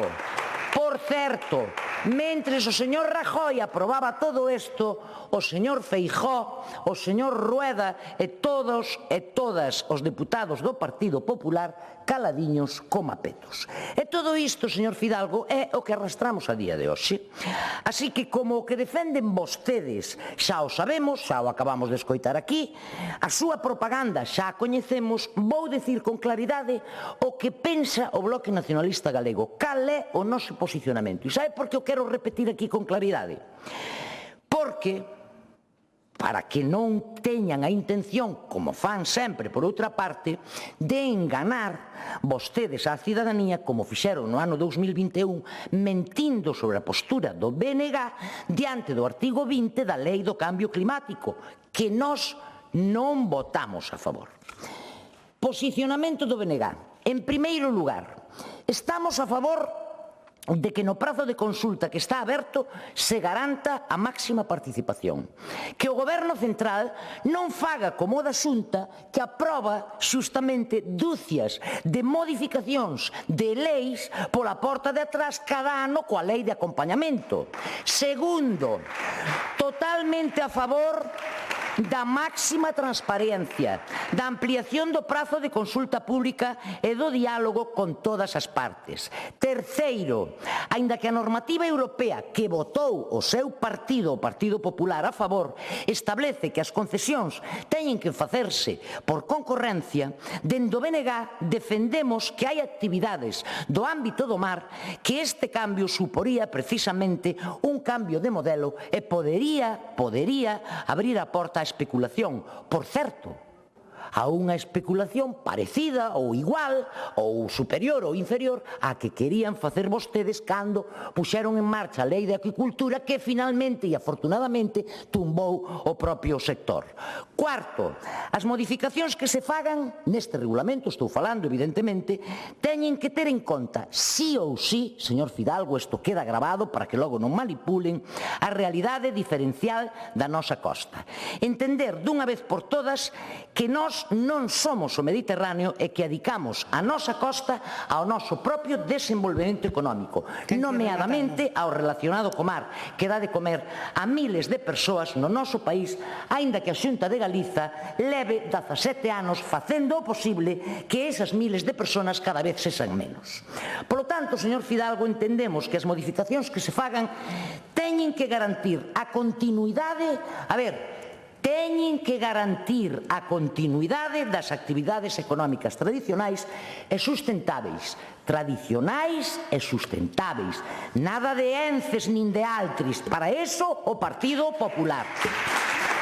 E quinto e último, señor Fidalgo, remato, presidenta, e quinto e último, as modificacións teñen que ter en conta a incidencia que xa está a ter o cambio climático e nomeadamente no referido á vulnerabilidade das rías, cuestión que vostedes levan cando menos 10 anos, por non irnos máis atrás, obviando. En este sentido, señores e señoras diputadas, vai a nosa enmenda que entendemos que é perfectamente aceptable si están de acordo con todo o que acabamos de decir. Mais nada, moitas gracias. Moitas gracias.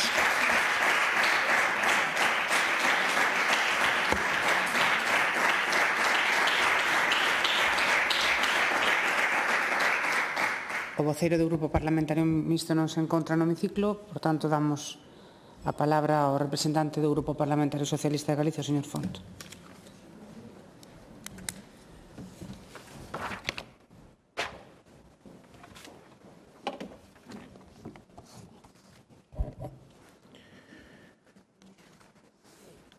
Boa tarde a todas, grazas, presidenta.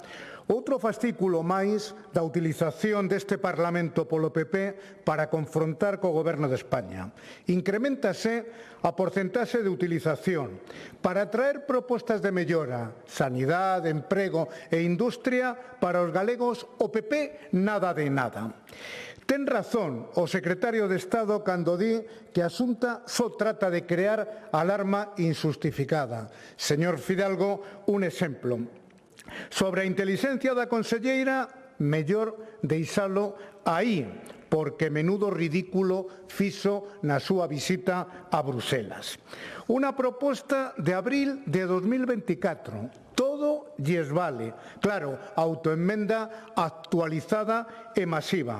O preocupante, e o pudimos comprobar agora, é a falta de rigor absoluto do Goberno de todos os galegos. Unha máquina de enganar e de tratar de manipular sobre algo tan serio como é o cumprimento das normas da Unión Europea, ao que está obrigado o Goberno do Estado e sobre as que a Xunta debería ter lealdade institucional.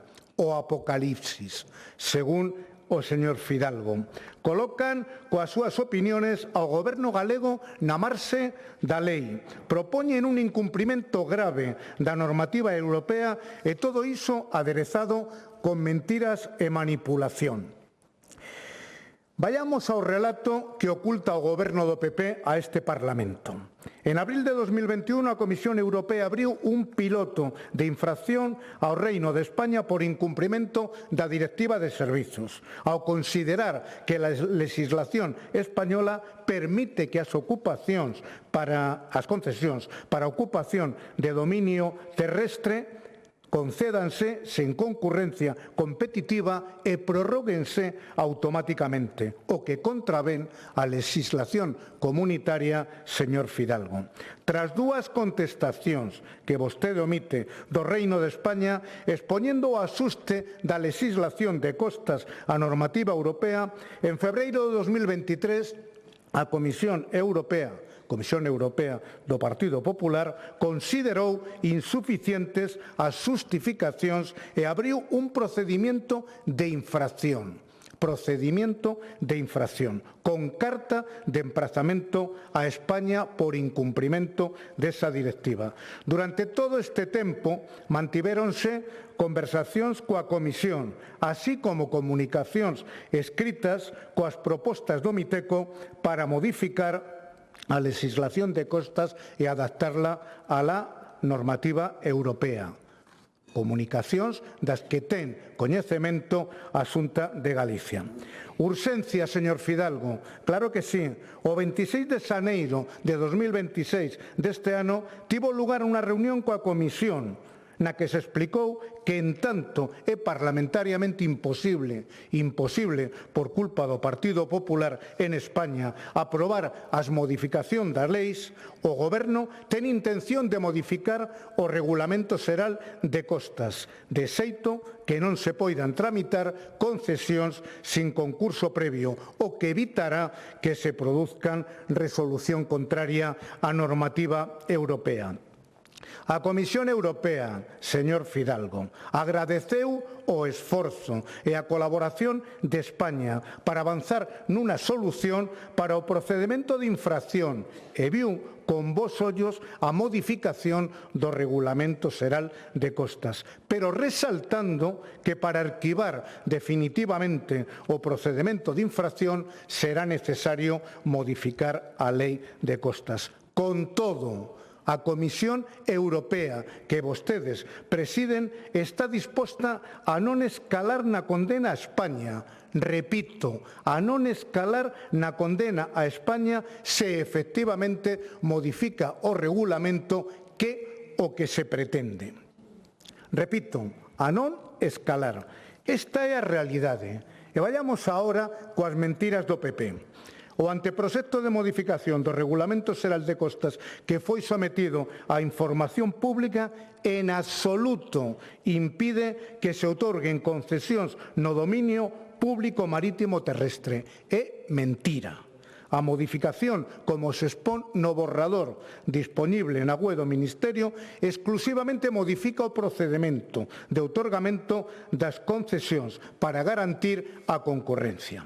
Respecto ao sector mar industria, a modificación do regulamento que se tramita non prevé reducións de prazo respecto ao regulado desde 2014. É mentira, unha máis. Ao contrario, prevese aumentar o prazo de 50 anos para cultivos mariños que preveía a regulación de 2014 que debería recordar foi aprobada polo PP a 75 anos. A modificación do Regulamento Xeral de Costas axústase ao exixido pola Comisión Europea no procedemento de infracción. Procedemento de infracción, señor Fidalgo, relativa a esa concurrencia. A Comisión Europea exixiu que se incluíse un réxime transitorio para que as concesións outorgadas en cumprimento da normativa europea o que en ningún caso significa que se vayan a anular concesión. E que se é necesario adaptarlas ao concesionario non está de acordo, a Administración poderá revogar previa indemnización. Non hai, por tanto, inseguridade xurídica. A inseguridade xurídica, señor Fidalgo, débenos saber concellos e empresas, témola hoxe. O principal obxectivo, e así se fai constar na consulta previa, é corrixir aqueles aspectos da duración, tramitación, outorgamento, xestión, prórroga e extinción dos títulos de ocupación de dominio público. Polo tanto, introducirase a obrigatoriedade que as concesións de dominio público outórguense previo concurso público e non se permita a súa prórroga automática. Faise imprescindible esta modificación para evitar que o procedemento de infracción que vostede parece ignorar escale a unha condena para o Reino de España, que todos debemos de evitar tamén a Xunta. A Xunta de Galicia, competente desde 1 de xullo de 2025, aínda non outorgou ni un só título de ocupación para o sector mar industria que tanto dicen de defender. O Miteco analizará todas as achegas recibidas no período de información pública e incorporará aquelas que se consideran acordes coas exixencias da Comunidade Europea, polo que a Xunta, si ten alguna observación seria, legal e constructiva, será tida en conta. É importante lembrar que o Estado, como titular do dominio público, ten a competencia para establecer o réxime xurídico de dominio público marítimo terrestre que debe de ser único para toda España. Isto tamén era cando gobernaba Rajoy. A modificación, ademais, contempla que as propias comunidades autónomas ou outras autoridades competentes en materias específicas regulen de que maneira vai aplicar as exixencias de normativa europea de concurrencia competitiva ás actividades que eles autorizan, polo que a Xunta poderá regular aquelas actividades que son da súa competencia como a acuicultura. Este é o relato que orixe en 2021. Esta é a contestación ás mentiras do Partido Popular. Con esta emenda actualizada, o que o PP pretende é que o Goberno do Estado incumpra cos seus compromisos da Comisión Europea. Sí, están vostedes en contra da legislación europea. Compromisos valorados positivamente por esa Comisión Europea. O que o PP pretende é que o Reino de España sexa obxecto de sanción, é dicir, o Goberno galego incumprindo as leis. Menos mal que o Goberno de España é serio e cumprirá coa lei, evitando unha multa millonaria que pagaríamos todos os españois e que ao PP parece importarlle moi pouco. Grazas. Moitas grazas.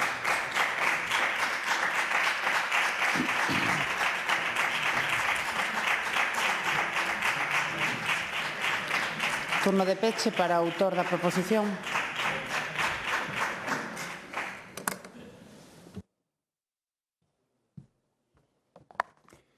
Gracias, señora presidenta. Escoitando as intervencións da oposición, dá impresión de que hai quen quere reducir esta cuestión a unha simple confrontación política co Goberno de España, pero non é isto do que estamos a falar. Este é un debate sobre como se toman as decisións que afectan directamente ao futuro de Galicia, ao futuro do noso litoral e ao futuro de milleiros de familias que viven do mar. Porque a pregunta de fondo é moi sinxela. É razoable pedir transparencia? É razoable pedir toda a información completa? É razoable pedir participación real das comunidades autónomas costeiras nunha reforma que lles afecta de cheo? Nós, desde o Partido Popular, creemos que sí. Creemos que o Goberno ten que atender as alegacións presentadas pola Xunta, polos concellos e polos sectores implicados. O que non son razoables son as declaraciones do secretario de Estado de Medio Ambiente, nin as súas, señor Fon, porque non se pode nin se debe recorrer a valoracións sobre a intelixencia das mulleres, neste caso da conselleira, para rebater argumentos políticos. É inadmisible, sinceramente, e deberían de pedir disculpas se tuveran un mínimo de dignidade política. Como era aquelo? Soy feminista porque soy socialista. A ver, señor Fon, o Goberno central debería centrarse en compatibilizar as exixencias de Bruselas coa defensa da xente do litoral e da súa actividade. Tampouco é serio afirmar que aquí non hai riscos, porque os hai.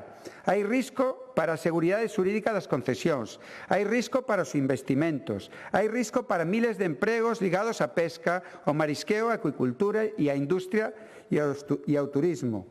Galicia, por tanto, non se pode permitir xogar con esta incerteza. E aquí ninguén cuestiona a protección do litoral nin o cumprimento do dereito europeo, que quede claro. O que cuestionamos é como se está facendo, porque se está facendo sen diálogo, sen planificación, sen estudios de impacto económico e orzamentario, sen cogobernanza e sen respectar a realidade concreta do noso litoral e das actividades que nel se desenvolven. Por iso insistimos, señorías, señor Pérez e señora Fon, o Parlamento de Galicia ten hoxe a oportunidade de defender isto con claridade, por riba das diferencias entre os partidos políticos. Nós o temos claro, non imos permitir que se carguen esta Galicia calidade que tanto nos gusta. Non van a conseguilo. Galicia vai a dar a cara, vai dar a batalla, unha tras outra.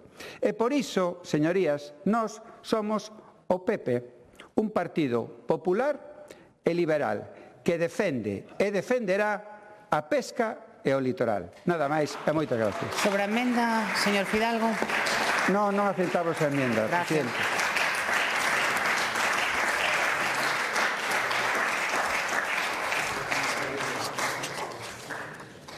Continuamos coa seguinte proposición non de lei do Grupo Parlamentario Popular de Galicia por iniciativa de dona Cristina Sanz Arias e 6 deputados e deputadas máis sobre a demanda que a Xunta de Galicia debe dirixir ao Goberno central para que transpoña a Directiva Europea relativa ao réxime de franquía do IBE destinado ás pequenas empresas e ao colectivo de autónomos e autónomas. A esta proposición presentouse as seguintes emendas, unha do Grupo Parlamentario Socialista e outra do Bloque Nacionalista Galego. Para defender a proposición non de lei, ten a palabra a señora Noelia Pérez.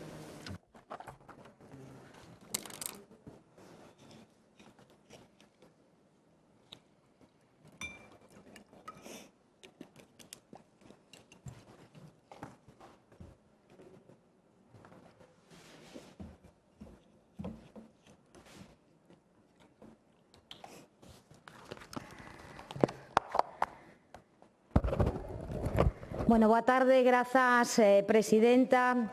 Con este anuncio de fai un par de horas poderíamos ter retirado a iniciativa que trae o Partido Popular hoxe, pois se creamos non nas promesas do señor Sánchez. Pero comprenderán que a estas alturas da película e coñecendo ao persoaxe seamos escépticos. E o único deste anuncio, o único certo deste anuncio é que o Partido Socialista leva 448 días penalizando aos autónomos españois e galegos sin traspoñer unha directiva obrigatoria. E agora utilízaos como moneda de cambio con Junts. Esa é a única realidade. Así funciona este goberno do Estado, señorías. Funciona chantaje va, chantaje viene. O que non fan por convicción, o fan por supervivencia do señor Sánchez. E, ademais, en privado. Que máis haberá detrás deste acordo, señorías, que aínda non sabemos? Nos imos a participar neste mercadeo. Os autónomos non son moeda de cambio de ninguén e son persoas que merecen respeto, que merecen certezas e que merecen medidas reais que non teñen deste goberno de España. Por iso imos a seguir adiante con este debate, porque non estamos aquí para confiar, senón que vimos aquí para exixir e para garantir. Gustaríame saudar aos representantes da Asociación de Autónomos e Pemes de Galicia que hoxe nos acompañan e que neles visibilizamos a máis de 210.000 persoas traballadoras autónomas galegas que co seu esforzo diario contribúen a facer unha Galicia máis forte, máis dinámica e con máis futuro, e para os que lle pido un aplauso. Señorías, nos imos debater hoxe sobre a implantación dun sistema de IBE franqueado en España.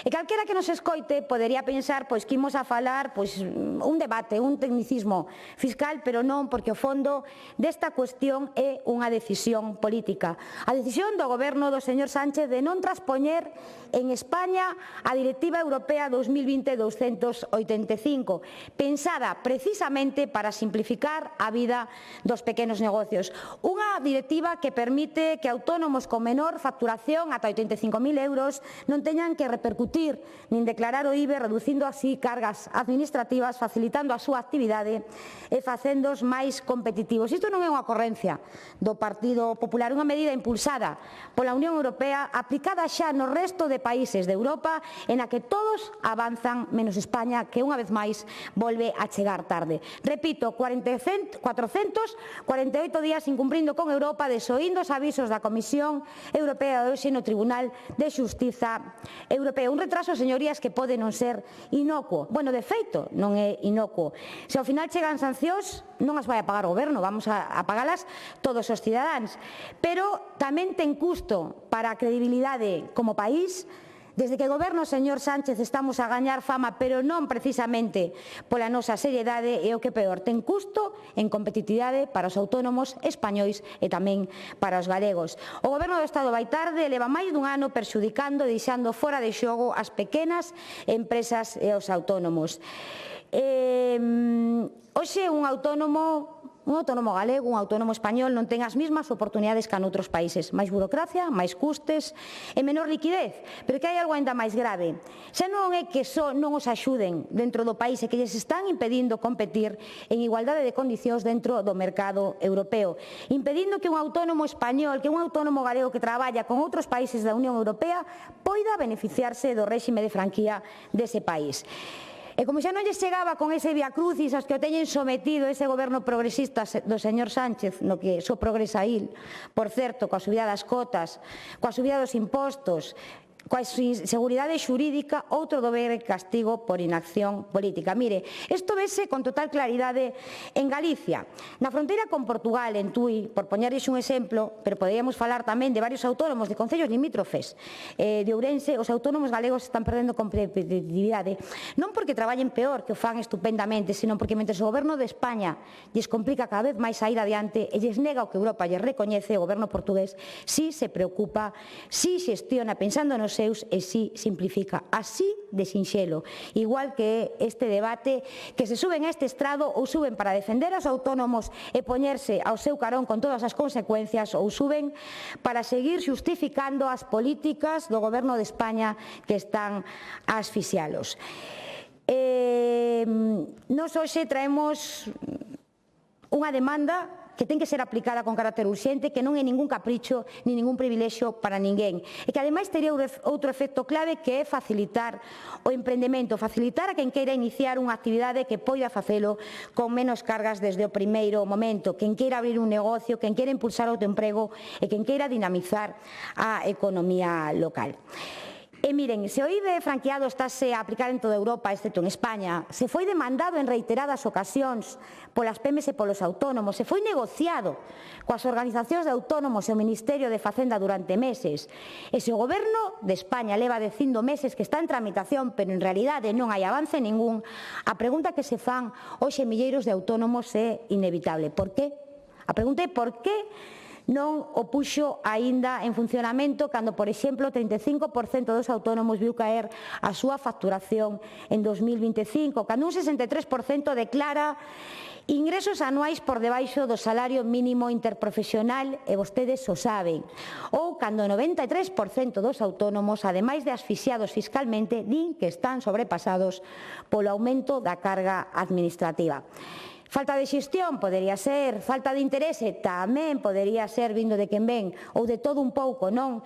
Ou da dobre vara de medir do goberno cando lle convén, ou das prioridades do Partido Socialista, porque exemplos hai, miren, a Directiva Europea de Residuos, vamos, a suba do recibo do lixo de toda a vida, para que nos entendamos, que foi transposta ao ordenamento español con impostos que engadiu o señor Sánchez, que Europa non lle obrigaba e que nos subiu o recibo a todos, pero podíamos falar da Directiva de Plataformas Digitais, a dos plásticos dun só uso, todas estas foron transpostas a unha velocidade impresionante, con suma rapidez, e todas teñen algo en común, a que non se imaginan o que é, señorías, recadar máis.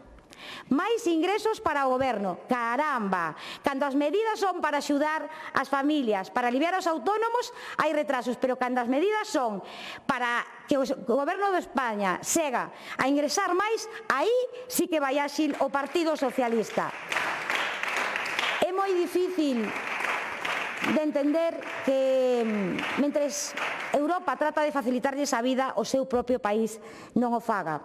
E está claro, e acabamos de velo, que non é falta de capacidade, que é falta de vontade. E isto ten responsables, non? Eu quero enseñar unha foto para que vexan os responsables. E hoxe quedou máis claro que nunca con este decreto. Son os xefes dunha banda de saqueadores que levan saqueando desde o ano 2018 aos autónomos e ás empresas deste país. Ollo os andaluces que agora acaban de convocar eleccións e o señor Sánchez quere mandarlle para ali a unha das xefas do maior clan de saqueadores deste país, para as empresas, para as PEMES e para os autónomos. Pero non son só eles os responsables, señorías, tamén son responsables quen os respalda, quen eso xustifica e quenes están a permitir todo isto. E teño que mirar para as señorías do Partido Socialista de Galicia e para as señorías do Bloque Nacionalista Galego. Ten agora un turno de intervención, se quere. Non poden vir aquí querendo venderlle aos autónomos que os defenden e en Madrid apoiar mansiños decisións que os perxudican. Non se pode sobrar e sorber, nunca se pudo. E vostedes tampouco poden facelo ao mesmo tempo. Por iso hoxe lle pido que se unan ao Partido Popular, que se deixen de excusas. Non sei quen vai defender esta iniciativa por parte do Bloque Nacionalista Galego, pero aquí hai un deputado en segunda fila que ten unhas ganas de falar impresionante sempre que non lle toca. Sempre que non lle toca. E que irrespetuoso co resto de diputados que están aquí subidos no seu turno da palabra. Totalmente irrespetuoso. E sigue sendo irrespetuoso. Reitero, eu lles pido que se unan ao Partido Popular. Remate. Se remato, presidente. Que se deixen de excusas con emendas que non lle solucionan nada nin as persoas traballadoras autónomas nin as pequenas empresas en Galicia, e que lle exixan ao señor Sánchez a exención do IBE para máis de 100.000 autónomos galegos e persoas que queren emprender en Galicia, para que poidan ter prezos máis competitivos, un alivio das cargas administrativas e podan facer o que mellor saben facer, que é traballar e sair adiante. Máis nada e moitas gracias. Gracias.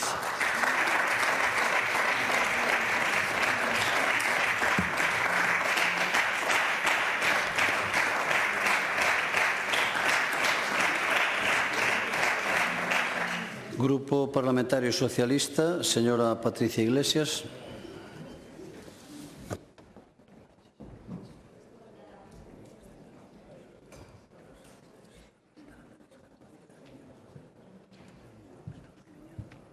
Gracias, presidente. Boas tardes a todos e a todas. Saúdo tamén o presidente da Asociación de Autónomos e PEMES de Galicia. O que está pasando neste Parlamento é, sinceramente, preocupante. Case o 70% das iniciativas aprobadas nesta Cámara diríxense ao Goberno de España. Todo é culpa do malvado Pedro Sánchez, o que, por certo, aínda que lles doa ben na bancada do Partido Popular, está liderando a nivel internacional unha guerra ilegal ao que seguiron logo o resto dos líderes europeos, incluso a señora Meloni. Que isto ocurra neste Parlamento amosa que non existe un verdadeiro control democrático do Executivo galego. É un desprezo descarado o traballo dos deputados e deputadas que nos sentamos aquí neste Parlamento. E iso ten un único responsable, o Partido Popular de Galicia, convertido nunha verdadeira pisonadora institucional. A cabra tira o monte, sigue tirando. Pero máis grave, o fondo político é que realmente o señor Rueda non goberna para Galicia, confronta para Galicia. Por qué? Porque dirixe todo cara a Madrid, executa as instruccións de Génova 13 e segue a un líder estatal desnortado, incapaz de dicir de forma clara non a unha guerra ilegal, como antes foi equidistante co xenocidio de Gaza e ora co que se está cometendo o xenocidio no Líbano. Mentres, evidentemente, seguen caída libre nas enquisas, esas do CIS que tanto non lle gustan, pero, mentras tanto, aquí, en Galicia, ten consecuencias directas. Como dicía, o 70% das iniciativas desprezando a este Parlamento diríxense ao Goberno de España. O Goberno segue sen exercer as súas competencias exclusivas, importantes e que teñen incidencia na vida dos galegos, a sanidade, a educación, a vivenda, a pesca, o agro e as iniciativas do Partido Popular. Onde están interpelando o Executivo galego? Ou chegando o señor Rueda de novo tarde para responder a tempo as consecuencias dunha guerra ilegal? Facendo únicamente de carteiro as declaracións onte ruíns de criticar o plan de choque coas medidas anticrisis dunha guerra ilegal de 5.000 millóns de euros que van a favorecer os galegos e as galegas. Que declaracións máis ruíns as de onte do presidente Rueda? Iso é ter realidade institucional, señora Pérez. Porque o Goberno galego pouco nada lle preocupa, evidentemente, os problemas dos galegos e as galegas, iso que se amosa. Pouco ou nada lle preocupa aos deputados do Partido Popular dirixir as iniciativas, as competencias exclusivas que ten o Executivo galego. O único que lles preocupa é buscar e rebuscar para confrontar co Goberno do malvado Pedro Sánchez. Esta iniciativa é un exemplo desa buscada de confrontación. Por que? Evidentemente, non busca axudar as PEMES nin as autónomos. Por que? Porque o Parlamento non ten competencia para transpoñer unha directiva europea sobre o tema do IBE, señora Pérez. Non ten competencias. Por que dirixe esta iniciativa aquí neste Parlamento? Por que dirixe esta iniciativa aquí neste Parlamento? A realidade é clara, señora Pérez. A transposición da directiva 220/2085 para axudar as PEMES e os autónomos xa está en tramitación no Congreso dos Diputados. Está en tramitación. Entrou xa no rexistro do Congreso. Tarde, é certo, e admito, tarde, pero chegou e se está tramitando. Por tanto, señorías do PP, señora Pérez, chegan tarde e chegan mal. Chegan tarde e chegan mal. E veñen aquí a facer o teatrillo político aos que nos teñen acostumados, todo culpa do malvado Pedro Sánchez. E que é o que se pretende con esta directiva en tramitación xa a transposición no Congreso dos Diputados? Pois preténdese, permite aos pequenos negocios que non cobren o IBE e tamén que non o declaren se teñen unha facturación inferior a 100.000 euros. E recóllense medidas de simplificación e reducción de burocracia para pequenos negocios. En tramitación xa no texto, evidentemente que se vai a transpoñer. Ademais, compre dicir, para ser rigurosos no debate técnico, que realmente o sistema de IBE franquiciado é unha opción da directiva, non é unha obriga para os Estados membros. Pode consultalo, señora Pérez. En España opta por non aplicar o sistema de franquía para PEMES e autónomos por unha razón ben sinxela, que todos os que nos están escoitando poden entender. Porque xa temos sistemas mellores para as PEMES e os autónomos, como son, e sabe, o réximen simplificado do IBE e o recargo de equivalencia. Ademais, na transposición en marcha, si se acolle a posibilidade de que as PEMES e autónomos españois que teñan negocio noutros Estados membros podan acollarse ao sistema de franquía. E sabe ben tamén como a min. Isto é gobernar e non é facer titulares e confrontación. E os datos, ademais, desmenden o relato do PP que tanto lles gusta, que realmente o Goberno de España non atende aos autónomos e as PEMES. Son bulos e absolutamente falta de datos e absolutamente falta de rigurosidade. Datos do INE ou datos do BOE, según prefire. 3 millóns de PEMES en 2025, máis do 4,3% respecto ao ano anterior. Máis de 2 millóns de pequenas empresas con empregados e empregadas. Vendas e beneficios, incremento próximo ao 30% nos últimos 7 anos do Goberno socialista. Axudas do Goberno de España sen precedentes nos autónomos e tamén as PEMES. Tarifa plana de 80 euros a Seguridade Social para novos autónomos durante o primeiro ano. Capitalización por pago, un pago único que permite cobrar todo o paro de golpe para investir no inicio dun negocio. Prestación por cesamento da actividade. É o chamado paro dos autónomos que se pode solicitar se o negocio pecha. Axudas do kit digital. Axudas económicas para modernizar o negocio das PEMES, das microempresas, dos autónomos, páxina web, redes sociais, xestión de clientes, etc. O crecemento sen parangón de autónomas mulleres emprendedoras con microcréditos de ata 25.000 euros sen aval e programas de asesoramento. Os axudas para transportistas autónomos de ata 30.000 euros para maiores de 63 anos. Datos, rigurosidade, datos do INE e datos do BOE, señora Pérez. Evidentemente, hai desafíos aos autónomos, hai desafíos para as PEMES, pero o Goberno de España non os abandona. Galicia, evidentemente, perde con esta estrategia de confrontación. Señorías, esta iniciativa é necesaria para o Parlamento galego porque non temos competencias para transpoñer unha directiva. Chega tarde porque xa se está tramitando no Congreso dos Diputados a directiva do IBE. É profundamente oportunista porque non busca axudar as PEMES e os autónomos e perpetuar a falta de respeto polos traballos de deputados e deputadas deste Parlamento. Moitas grazas. Gracias.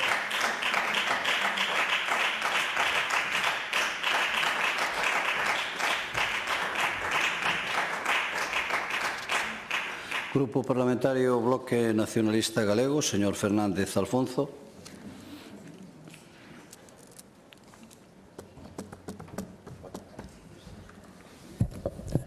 Boa tarde a todos e a todas. Obrigado, señor presidente. Benvidos os representantes das persoas autónomas. Antes de nos pronunciar sobre esta iniciativa sobre as persoas traballadoras autónomas, consideramos importante dar un par de datos, así como facer algún comentario que sirvan para entender a situación deste colectivo, que sirvan tamén para desmentir algunha das afirmacións máis recorrentes do Partido Popular e que sirvan finalmente para explicar a nosa emenda, a nosa proposta, unha proposta que sí é competencia da Xunta de Galiza e deste Parlamento. En primeiro lugar, sobre a importancia deste colectivo no noso país, na Galiza abondará a dicir que estamos a falar de máis de 200.000 persoas, o que equivale case a unha cuarta parte das persoas afiliadas ao réxime xeral. É dicir, trátase dun colectivo moi numeroso e con un peso relativo no conxunto do emprego moi elevado, máis que no conxunto de España, onde as persoas autónomas non chegan a ser un quinto das persoas afiliadas ao réxime xeral. Así que, comparativamente, este colectivo é máis numeroso e, polo tanto, máis importante na Galiza que en España. En segundo lugar, o número de persoas autónomas na Galiza non deixa de minguar desde o primeiro goberno do señor Feixóo. Concretamente, desde o ano 2009, perdéronse o 12,4% dos empregos por conta propia no noso país. Unha perda de empregos moi elevada que significa, sen dúbidas, unha profunda crise do colectivo. En terceiro lugar, un desmentido. Os representantes da Xunta xustifican esta caída das persoas afiliadas ao réxime de autónomas dicindo que vivimos unha época de creación de emprego e que as persoas autónomas deixan os seus negocios para incorporarse ao traballo asalariado. Segundo os tres representantes da Xunta, o autoemprego sería, polo tanto, un refuxio en tempos de crise. Mais os datos din que isto é falso, porque o emprego autónomo cae na Galiza dun xeito claro e sostido desde o ano 2009, independentemente do contexto económico ou da creación ou destrucción de emprego asalariado, con unha fugaz excepción no ano 2014 que non tivo maior trascendencia. Unha caída que se produce na Galiza, pero que non se produce en España. En España, o emprego autónomo segue a mesma tendencia que o emprego asalariado. Cae cando se contrae o emprego e medra cando se crea emprego. No mesmo período, é dicir, desde 2009, Galiza perdeu 12,4% do emprego autónomo, mentres España medraba un 3,6%. En consecuencia, as xustificacións da Xunta para explicar a caída do emprego autónomo tan acusada no noso país non se sosteñen. Ou dito de outro xeito, son unha mentira para ocultar a crise do colectivo e para ocultar tamén a súa falta de preocupación e a súa falta de políticas para protexer ou promover o emprego autónomo. Outra afirmación que queda desmentida á vista dos datos: a especial sensibilidade do Partido Popular cara ao colectivo dos autónomos. Desmentida, reitero, á luz dos datos que vimos de ver, mas sobre todo desmentida pola historia recente e a lembranza do que foron os gobernos de M. Rajoy e o ministro Montoro para as persoas autónomas.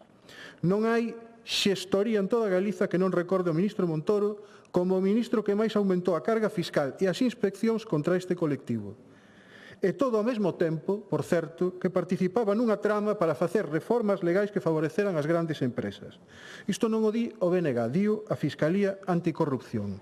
Con esas grandes empresas sí que hai sensibilidade por parte do Partido Popular.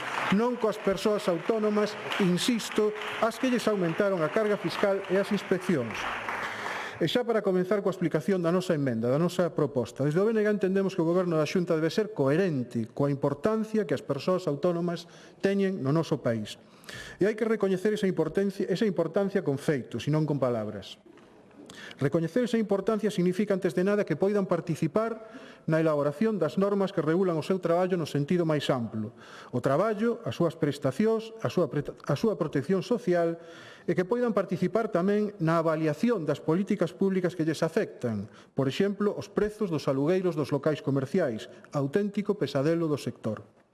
Recoñecer esa importancia significa que dispoñan dun organismo de participación permanente e independente, igual que existe, por exemplo, un Consello Galego de Relacións Laborais onde as persoas traballadoras por conta allea participan a través dos seus representantes. Do mesmo xeito, debería existir un organismo semellante para as persoas traballadoras por conta propia. De feito, o colectivo ven reivindicando a constitución dun observatorio galego a semellanza do que existe a nivel estatal e que, por certo, xa están replicando outras comunidades autónomas, algunhas gobernadas polo Partido Popular. En ningún outro sitio tería máis sentido que aquí na Galiza, onde, como dixemos de inicio, representan un volume moi importante do total do emprego do noso país, case unha cuarta parte, e ademais sofre unha profunda crise. Dirán vostedes que xa existe unha mesa do traballo autónomo. Nada que ver. Non pode compararse unha reunión ocasional das organizacións de persoas autónomas coa Xunta, case sempre coa finalidade de que a Xunta se faga autopropaganda, coa existencia dun organismo, como dicimos, permanente e independente, a réplica galega do Observatorio Estatal. Nada que ver. O lóxico e coherente coa súa importancia na Galiza sería que as organizacións galegas, apoiadas pola Xunta, puideran opinar e manifestar as súas necesidades e as súas propostas desde o noso país, atendendo a nosa realidade. Propostas destinadas tanto á Xunta como ao Goberno español. Por que non? Por iso, o primeiro punto da nosa proposta é a constitución deste Observatorio do Traballo Autónomo e o segundo punto sería que desde este observatorio as organizacións galegas opinen e fagan propostas sobre as principais problemáticas que afectan ao colectivo. Propostas concretas feitas desde a nosa realidade, destinadas, por exemplo, a conseguir unha cotización xusta vinculada aos ingresos reais, unha protección social plena, o acceso efectivo ao cese de actividade, políticas públicas que corrixan a escalada dos prezos dos alugueiros comerciais e medidas feministas específicas que garantan a protección das mulleres autónomas fronte á violencia e á discriminación. Estas son as problemáticas máis importantes detectadas no Observatorio Estatal. a través de varios estudos e informes. Cales serían as conclusións e as propostas das organizacións galegas? Démoslles a importancia que teñen, démoslles os medios, o foro e a ocasión de participar nestes debates. E, finalmente, sobre a transposición da directiva, a súa proposta. Antes de coñecer o anuncio feito polo Goberno, que nos trasladou aquí a portavoz do Partido Popular, a emenda xa presentada polo PSOE xa nos anunciaba que esta transposición estaba en trámite, e as organizacións de persoas autónomas consultadas polo BNG que nos decían que teñen o compromiso do Goberno español de que estará lista para entrar en vigor a partir do 1 de xaneiro do ano que ven. Nada extraño esta demora. Cando gobernaba o Partido Popular no Goberno de España, tamén as demoras para facer a transposición da normativa da Unión Europea eran semellantes. Con esta información, a súa proposta e este debate perdería toda a súa funcionalidade, porque o Partido Popular o único que interesa con esta iniciativa é que se faga a transposición da norma da UE sen máis matices, nin territoriais nin de outro tipo. Poderían vostedes presentar esta mesma iniciativa en Madrid ou en Murcia. Ningunha referencia á problemática e á profunda crise deste colectivo na Galiza. O terceiro punto da nosa emenda consiste precisamente en que sexan as persoas autónomas, a través dese observatorio galego que propoñemos e que reivindica o sector, quen poida opinar sobre como debe facerse esa transposición, porque hai temas importantes que quedan a decisión do Goberno español que condicionan por completo a súa aplicación, por exemplo, o volume de facturación. A vostedes parece que lles resulta indiferente se o límite se fixa nos 85.000 euros do tope ou en 20.000, por exemplo, tal como fixeron outros estados da Unión Europea. Coñecer a realidade do sector na Galiza e avaliar cales poden ser os efeitos da aplicación da directiva con un límite ou con outro sería importante. Coñecer os perfís das persoas autónomas no noso país en función do seu volume de facturación, se teñen moitos clientes finais ou se teñen moitos inputs e, polo tanto, interésalles facturar con IVA para poder descontar o soportado. Ou coñecer se vai ter algún custo na recadación para as arcas públicas galegas. Non queremos ver de novo o presidente Rueda dicindo que as axudas que propón o Goberno español están moi ben, pero que habería que preguntarlle antes a él porque repercuten na facenda galega. Nos concordamos totalmente coa necesidade de que sempre, absolutamente sempre, o Goberno galego e as organizacións representativas do noso tecido productivo sexan consultadas. Así que entendemos que as declaracións do presidente Rueda que aparecen hoxe en prensa, que van no mesmo camiño que a nosa proposta, son un anuncio de que aceptarán vostedes a nosa emenda neste debate. Mais nada e obrigado. Gracias.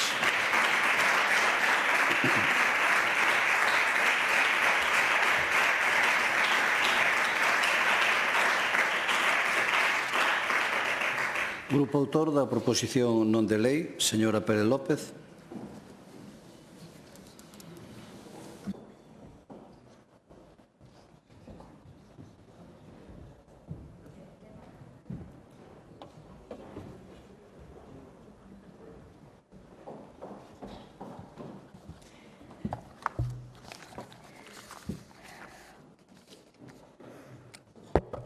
Grazas de novo, presidente. A verdade é que é moi difícil contestarlle porque me hubiera gustado que esta iniciativa a tomaran máis en serio. Señora Iglesias, non a guerra, non lle parece guerra suficiente a que ten aberta o seu goberno que vostedes defenden cos autónomos desde o ano 2018. Mire, veo aquí a falar de autónomos e nomeou a guerra 20 veces.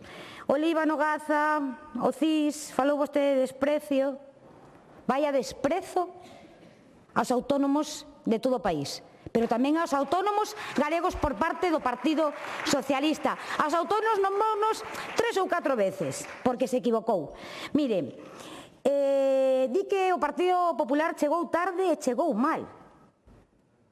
O que chegou pronto foi o Partido Socialista. 448 días que tiña que levar xa en vigor esa normativa en España. E que de verdade fai falta ter máis cara que a espalda, para vir aquí a decir eso. Está en tramitación. A menos gustaríanos que nos explicara que é o que está en tramitación, porque hoxe en privado, o presidente do goberno en privado lle dixo a Junts que vai apoiar unha PNL que teñen presentado no Congreso. Esta PNL, señora diputada do Partido Socialista, do grupo de Junts, que é o que estaba en tramitación no Congreso, a quen máis queren seguir engañando. E recórdolles que unha PNL non é vinculante, por iso falaron en privado, que despois do anuncio desta mañá seguimos exactamente igual que estábamos. E vostedes siguen engañando aquí, desde este estrado, aos autónomos galegos e ás autónomas galegas. Non hai máis. Esa é a lectura da súa intervención de hoxe, ademais dunha falta de respeto a quen arrisca neste país. Unha falta de respeto. Reitérolle, ningunha tramitación. Ningunha tramitación. E dixo vostede unha verdade, que era opcional. Claro que é opcional. Por iso lle dixen hoxe que isto non era técnico, este debate, que era político. Tan opcional que vostedes non a implantaron, pero non a implantaron porque, mire, o clan do que lle falei antes. Sabe por que non a implantaron? Porque cada ano que non a implantaron recaudan 508 millóns dos autónomos, tamén dos autónomos galegos. Porque queren seguir recaudando diles. Ese é o motivo de non implantala, señorías. Mire, señora Iglesias, por certo, quen puxo en marcha a tarifa plana dos autónomos foi Mariano Rajoy. 2013, dentro da lei de apoio aos emprendedores. E que hasta eso, señorías. E, por certo, fixe un relatorio de todas as axudas do goberno estatal, pero olvidouse de decir as que lles están reclamando aos autónomos galegos que lles concederon en plena pandemia e lles están reclamando 4 anos despois, aínda nestes momentos. De verdade que é unha tomadura de pelo todo o que viñeron facer aquí.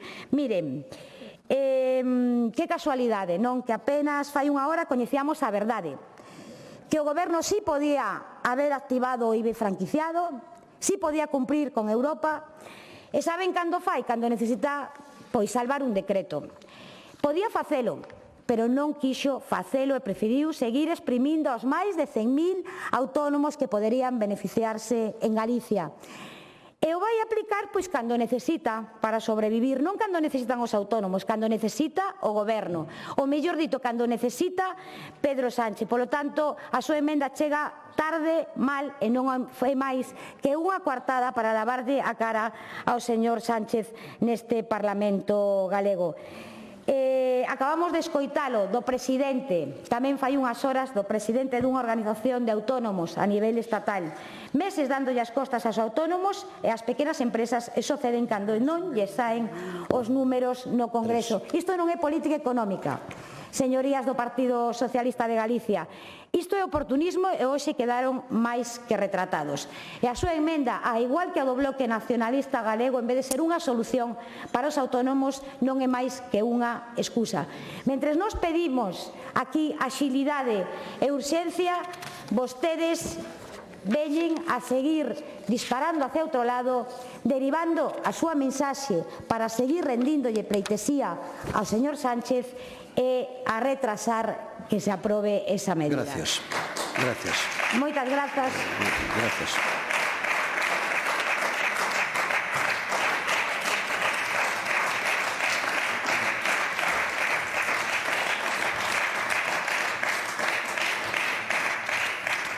Proposición non de lei do Grupo Parlamentario Socialista, iniciativa de doña María del Carmen Rodríguez da Costa, sobre as medidas que debe tomar a Xunta de Galicia no referido á tramitación das axudas destinadas a paliar os danos nas explotacións agrarias, gandeiras e apícolas producidos polos incendios forestais do pasado verán. Hai unha autoemenda e non é máis. Por lo tanto, para formular a proposición non de lei ten a palabra a señora Rodríguez da Costa. Pois moitas gracias, presidente, e boas tardes a todos e todas. Señorías, se alguén tiña dúbidas sobre como está a actuar a Xunta de Galicia en materia ambiental e forestal, pois creo que estes días é o exemplo perfecto que despesa calquera dúbida. O pasado mércores reuníase o Consello Galego de Medio Ambiente, no que se incluía na orden do día nada máis e nada menos que o anteproxecto da Lei de Loita Integral contra os Incendios Forestais de Galicia, a lei que levamos solicitando as socialistas dende o ano 18. E, sen embargo, o que atoparon os membros do Consello de Medio Ambiente foi todo o contrario ao que cabería esperar. Non houve unha explicación do contido do anteproxecto, non se aclarou se o texto incorporaba cambios achega respecto ao documento do ano 2023, ese mesmo texto que levan anos gardando nun caixón. E o que presentaron foi, alucinen, un PowerPoint. Un PowerPoint para unha lei clave, un PowerPoint en vez de encanto dun debate. E o malestar foi tal que no propio Consello varios dos seus membros chegaron a pedir a dimisión da Conselleira de Medio Ambiente. Pero que se isto fose pouco, esta mesma semana está convocado o Consello Forestal, o órgano específico onde toca abordar con rigor a política forestal galega, e ese anteproxecto de lei nin siquiera figura na orden do día. É dicir, preséntase de maneira superficial onde non corresponde e ao mesmo tempo evítase o debate no órgano onde realmente se debería producir. Isto é a forma de gobernar do Partido Popular, de costas aos órganos consultivos e tamén a este Parlamento e aos galegos e as galegas. En ese contexto, cando ademais se producen cesamentos nas dúas direccións xerais principais, claves, a de planificación e defensa do monte, estamos simplemente, non nos enganemos, ante un cambio de persoas, pero non existe a vontade de cambiar as políticas. Seguimos instalados no mesmo modelo de sempre, un modelo que chega tarde, que reacciona cando o problema xa está en riba da mesa, pero que non planifica nin prevén. Os incendios deste pasado verán volveron deixarlo en evidencia. Falamos de explotacións agrícolas, gandeiras e apícolas que perderon pastos, maquinaria, instalacións e medios de produción. E falamos de persoas que tiveron que asumir custos inmediatos para poder seguir adiante. E a ese drama, señorías, non se lle pode responder con burocracia, non se lle pode responder con meses de espera, non se lle pode responder de novo chegando tarde. Porque aquí falamos de algo esencial para este grupo parlamentario, da continuidade de explotacións no rural galego. Estamos falando de que unha familia poida seguir vivindo no seu concello e non teña que marchar. E en resposta, a esta situación, a Xunta si aproba a orden do 29 de agosto de 2025 para canalizar esas axudas que se presentaron como extraordinarias e de emerxencia. E meses despois da convocatoria, a maioría das axudas, señorías do Partido Popular, siguen sin resolverse. E non a valoración, un dato recoñecido pola propia Xunta que decía que o 61,3% das solicitudes continúan en tramitación a preguntas desta diputada na pasada Comisión 7. Falamos de 1.500 solicitudes, das cales máis de 1.300 corresponden á miña provincia, a provincia de Ourense, casi o 90%. Porque Ourense, obviamente, é o epicentro dos incendios forestais. Unha provincia que leva anos sufrindo esta perda de actividade continuada no sector primario. Hoxe, Ourense conta con apenas 3.740 afiliados na agricultura e na gandería, o mínimo histórico por as políticas do Partido Popular. E neste contexto, atrasar estas axudas e poñer en risco a continuidade desas explotacións que xa están nunha situación límite. E cando as axudas chegan tarde, deixan de cumprir a súa función. E a explicación que deu o director xeral na comisión non resolve esta situación, ao contrario, pon en evidencia as contradiccións, porque dice que a orden é sinxela, que apenas ten burocracia, pero despois se utiliza a burocracia, os requerimentos, as inspeccións de campo, a existencia de varias liñas por expediente ou a dispersión territorial como xustificación do atraso. En que quedamos? Pero hai algo aínda máis preocupante. Preguntamos claramente que medidas de reforzo, tamén decía antes a miña compañera Laira Méndez preguntaba por esta cuestión, que medidas de reforzo de persoal ou de reorganización administrativa se adoptaron para garantir a tramitación destas axudas. Pois tampouco contestaba o director xeral. Outras administracións, pola contra, actuaban de outra forma e despois, se quere, se yo explico. Agora falemos do Pladiga, porque en Galicia, por desgracia, a tempada de incendios empeza antes que se aprobe o Plan de Prevención de Incendios Forestais, porque xa levamos 3 incendios na provincia de Ourense. Viana, o Surés, que é Reano, sí, e Ano tamén, e Monterrey. O Pladiga o anuncia o presidente da Xunta onte a bombo e prato que se vai a aprobar o Pladiga. Pero claro, tamén hai que decir toda a verdade. Este anuncio chega 5 meses tarde e aínda non se aprobou. 5 meses despois do prazo que marca a propia normativa. E o Pladiga, como saben, é instrumento clave central da política de prevención. Vou repetir a palabra, prevención, porque non a interiorizan, dende logo. É defensa contra incendios, que é o que define os medios e as medidas preventivas. E se ese instrumento chega tarde, pois a conclusión é obvia, non se fai a prevención e os incendios están enriba das nosas cabezas. Porque cando hai falla a planificación, temos máis riscos, máis danos e territorio exposto. E despois que pagar axudas. Se fixeran prevención, non se pagarían estas axudas polos danos. E o que se presenta como unha medida estrela, unha aplicación móvil, pois foi unha aplicación que pedía o noso secretario xeral, José Ramón Gómez Besteiro, este verán do ano 2025. E que esta aplicación para que a xente tivera información a tempo real dos incendios que acontecían, porque en moitas ocasións non sabíamos por que carreteras podíamos circular e estábamos en Ourense con un peligro potencial. Porque esa mesma proposta, como decía, sempre chegan tarde, señorías. Isto non vai de anuncios, non vai de titulares, porque o presidente Rueda decía que a ver se en xulio estaba esta aplicación en marcha, non? Isto vai de aplicación, de planificación real e, sobre todo, de prevención efectiva. Por eso, esta iniciativa non se limita a analizar o que pasou, vai máis alá, propón medidas concretas, propón agilizar esa tramitación de axudas, propón reforzar os medios administrativos, propón garantir a transparencia e, sobre todo, introduce unha emenda que consideramos clave. Esa publicación do Pladiga, garantindo o carácter participativo, escoitando o Consello Forestal, pero tamén incorporando as achegas que realicen en ese Consello o sector, e ademais incorporamos outra proposta que consideramos igual de importante, a elaboración dese informe de avaliación do Pladiga de 2025. Este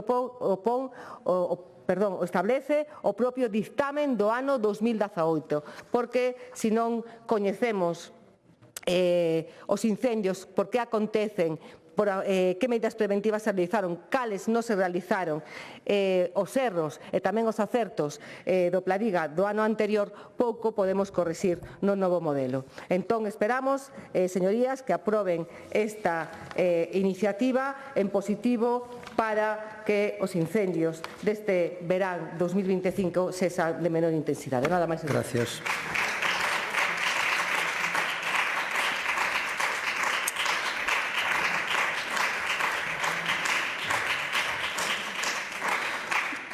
Grupo Parlamentario do Bloque Nacionalista Galego, señor Fernández Fernández.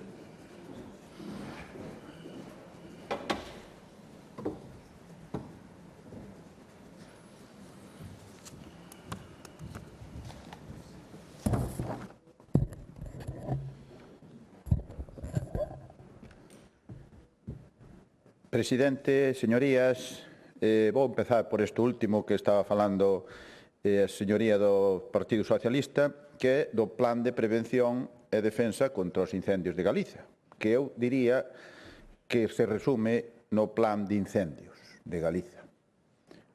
E resúmese nese Plan de Incendios porque non hai análisis de fallos, non se fai previsión ninguna, non hai seguimento, é un copia e pega en moitas partes, tarde, mal e arrastro é cando se aproba, e, por último, non soluciona absolutamente nada ano tras ano. Isto é o plan que lle chaman Pladiga. Plan de Incendios de Galiza, para ser máis exactos. Señorías do Partido Popular, vostedes teñen unha memoria frágil e selectiva. Parece que moitas veces non se lembran do que pasou o verán pasado, ou é que non se queren lembrar. Por iso, voulles lembrar un par de cousas. A primeira, señorías do Partido Popular, o verán pasado, pois Galiza viviu unha auténtica catástrofe con a vaga de lumes que arrasou por completo o noso país cunhas 150.000 hectáreas queimadas. A situación orixinada por esta vaga de lumes mostrou perfectamente o grado de indiferencia, ineptitude e inutilidade dos dirixentes do Partido Popular na Xunta de Galicia, unha desidia de proporcións nunca vistas no noso país. Foron os lumes que provocaron os incendios máis grandes da historia. Un fracaso estropitoso que trouxo unhas consecuencias moi graves económicas, sociais e medioambientais. Esta desastrosa vaga de lumes deste verán arrasou con todo o seu paso, con perdas catastróficas no sector agrario.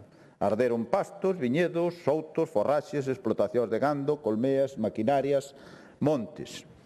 Se falamos de gando, pois ardeu gando, naves, palleiras, instalacións, peches, maquinarias, pastos, forraxes, ervas, silo, nun volume moi cuantioso. No viñedo, centos de hectáreas afectadas, fundamentalmente nas de Monterrei e Valdeorras, pero tamén na Ribeira Sacra e no Ribeiro. Nos outos, perdas de centos de hectáreas de soutos nos que se perdeu a colleita incluso os propios castiñeiros. Na apicultura, pois queima de colmeas, eliminación do seu hábitat, perda da produción. Para facer fronte pois, a estas graves danos provocados por estes incendios, do mes de agosto e tamén do mes de setembro, a Xunta de Galicia sacou un decreto de axudas, con toda a clase de fanfarria, propaganda, boato, unhas axudas que, segundo o señor Rueda, publicábanse para dar resposta a eses cuantiosos danos provocados por esta xigantesca ola incendiaria. A segunda cuestión a que me quero referir, señorías do Partido Popular, e se lembran a comisión do 26 de setembro do ano 2025. Refiro má comisión sétima deste Parlamento. Se lembran que se nesa comisión se debateu unha proposta do BNG, unha proposta na que insistíamos e na que lles indicábamos a vostedes que estábamos ante unhas axudas cunha excesiva burocracia, que son moi complicadas, con moito nivel de documentación e que non resolven o grave problema creado polos catastróficos incendios ás mulleres e homes que viven no rural e que da produción agraria.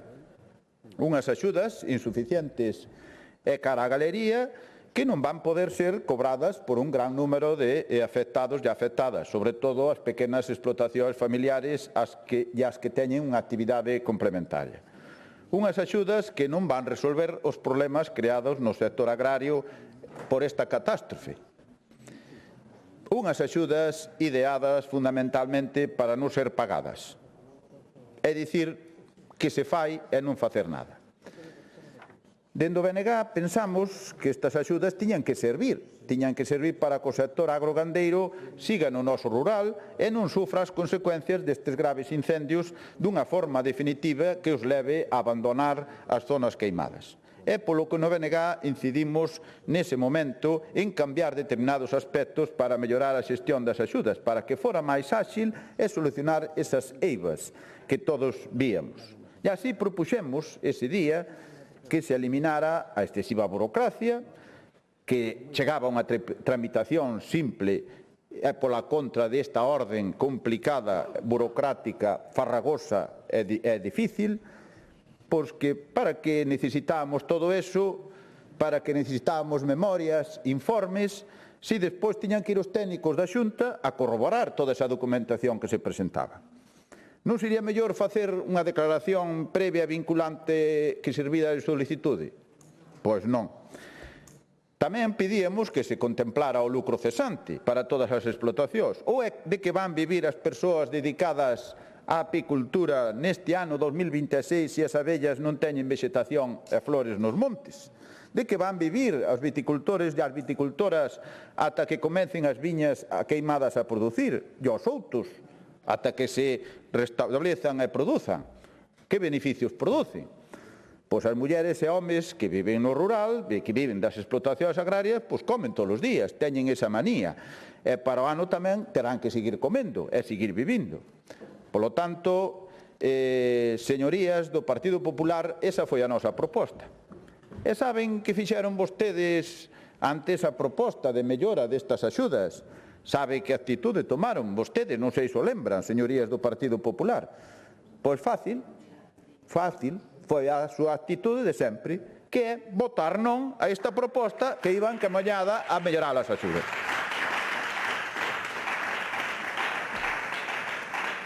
Señorías, que quixen dicir con todas estas cuestións, con estas dúas cuestións? Primeiro, pois que había un grave problema e que estas explotacións necesitaban axudas. E, en segundo lugar, que esta orden de axudas tiña moitas deficiencias. É dicir, que estaban avisados. Sabían que iba a haber moitos problemas na tramitación. E agora están á vista os resultados desta nefasta xestión das axudas. E por dar uns pequenos datos que xa se comentaron na comisión, o propio director xeral os comentou na comisión, deu os datos concretos das axudas e falou de que se registraron 1.550 axudas, solicitudes de axudas, das cales 1.358 son das comarcas de Ourense, das comarcas arrasadas en Ourense por esta vaga de lumes. E saben cantas aprobaron nestes 5 meses despois de acabar o prazo de solicitude? Pois 297, que significan o 19%. E pagadas 233, o 15%. E cantas en tramitación? Despois de 5 meses, 1.020 solicitudes, que é o 66% do total. 5 meses despois de rematar o prazo de solicitudes, a Xunta do Partido Popular ten o 66% das solicitudes en tramitación. E o presidentiño, o señor Rueda, dicindo que se iban a aprobar todas para rapidamente e cos afectados iban ter o diñeiro antes de que acabara o ano 2025 na súa conta. Propaganda, propaganda e máis propaganda.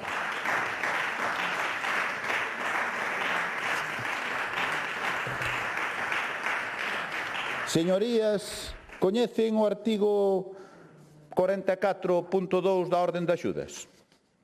Pois voulles ler textualmente un párrafo dese artigo. O director xeral ditará a correspondente resolución de concesión da axuda e o seu importe previsto no prazo de 2 meses contado a partir da data de remazo do prazo de solicitude. Transcorrido dito prazo sin que se ditase e se notificase a correspondente resolución, o interesado ou interesada poderá entender rexeitada a súa solicitude.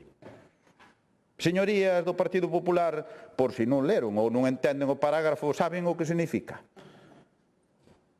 Pois este artigo significa que o prazo para resolver as axudas acabou o 31 de decembro de 2025. Que tamén indica que como non se resolveu, pois enténdese que estas solicitudes están rexeitadas. Iso é o que dice a orden de axudas que sacou a Xunta de Galicia. Pois eu, ante esta situación administrativa, culpa da Xunta do Partido Popular, culpa da nefasta actuación da Xunta de Rueda, que non é capaz de xestionar unha soa das axudas. Que significa que estes 1.020 expedientes que están sen aprobar a estas alturas pola neglixencia desta Xunta van ser denegados por silencio administrativo? Iso é o que significa? Pois deberan aclararlo.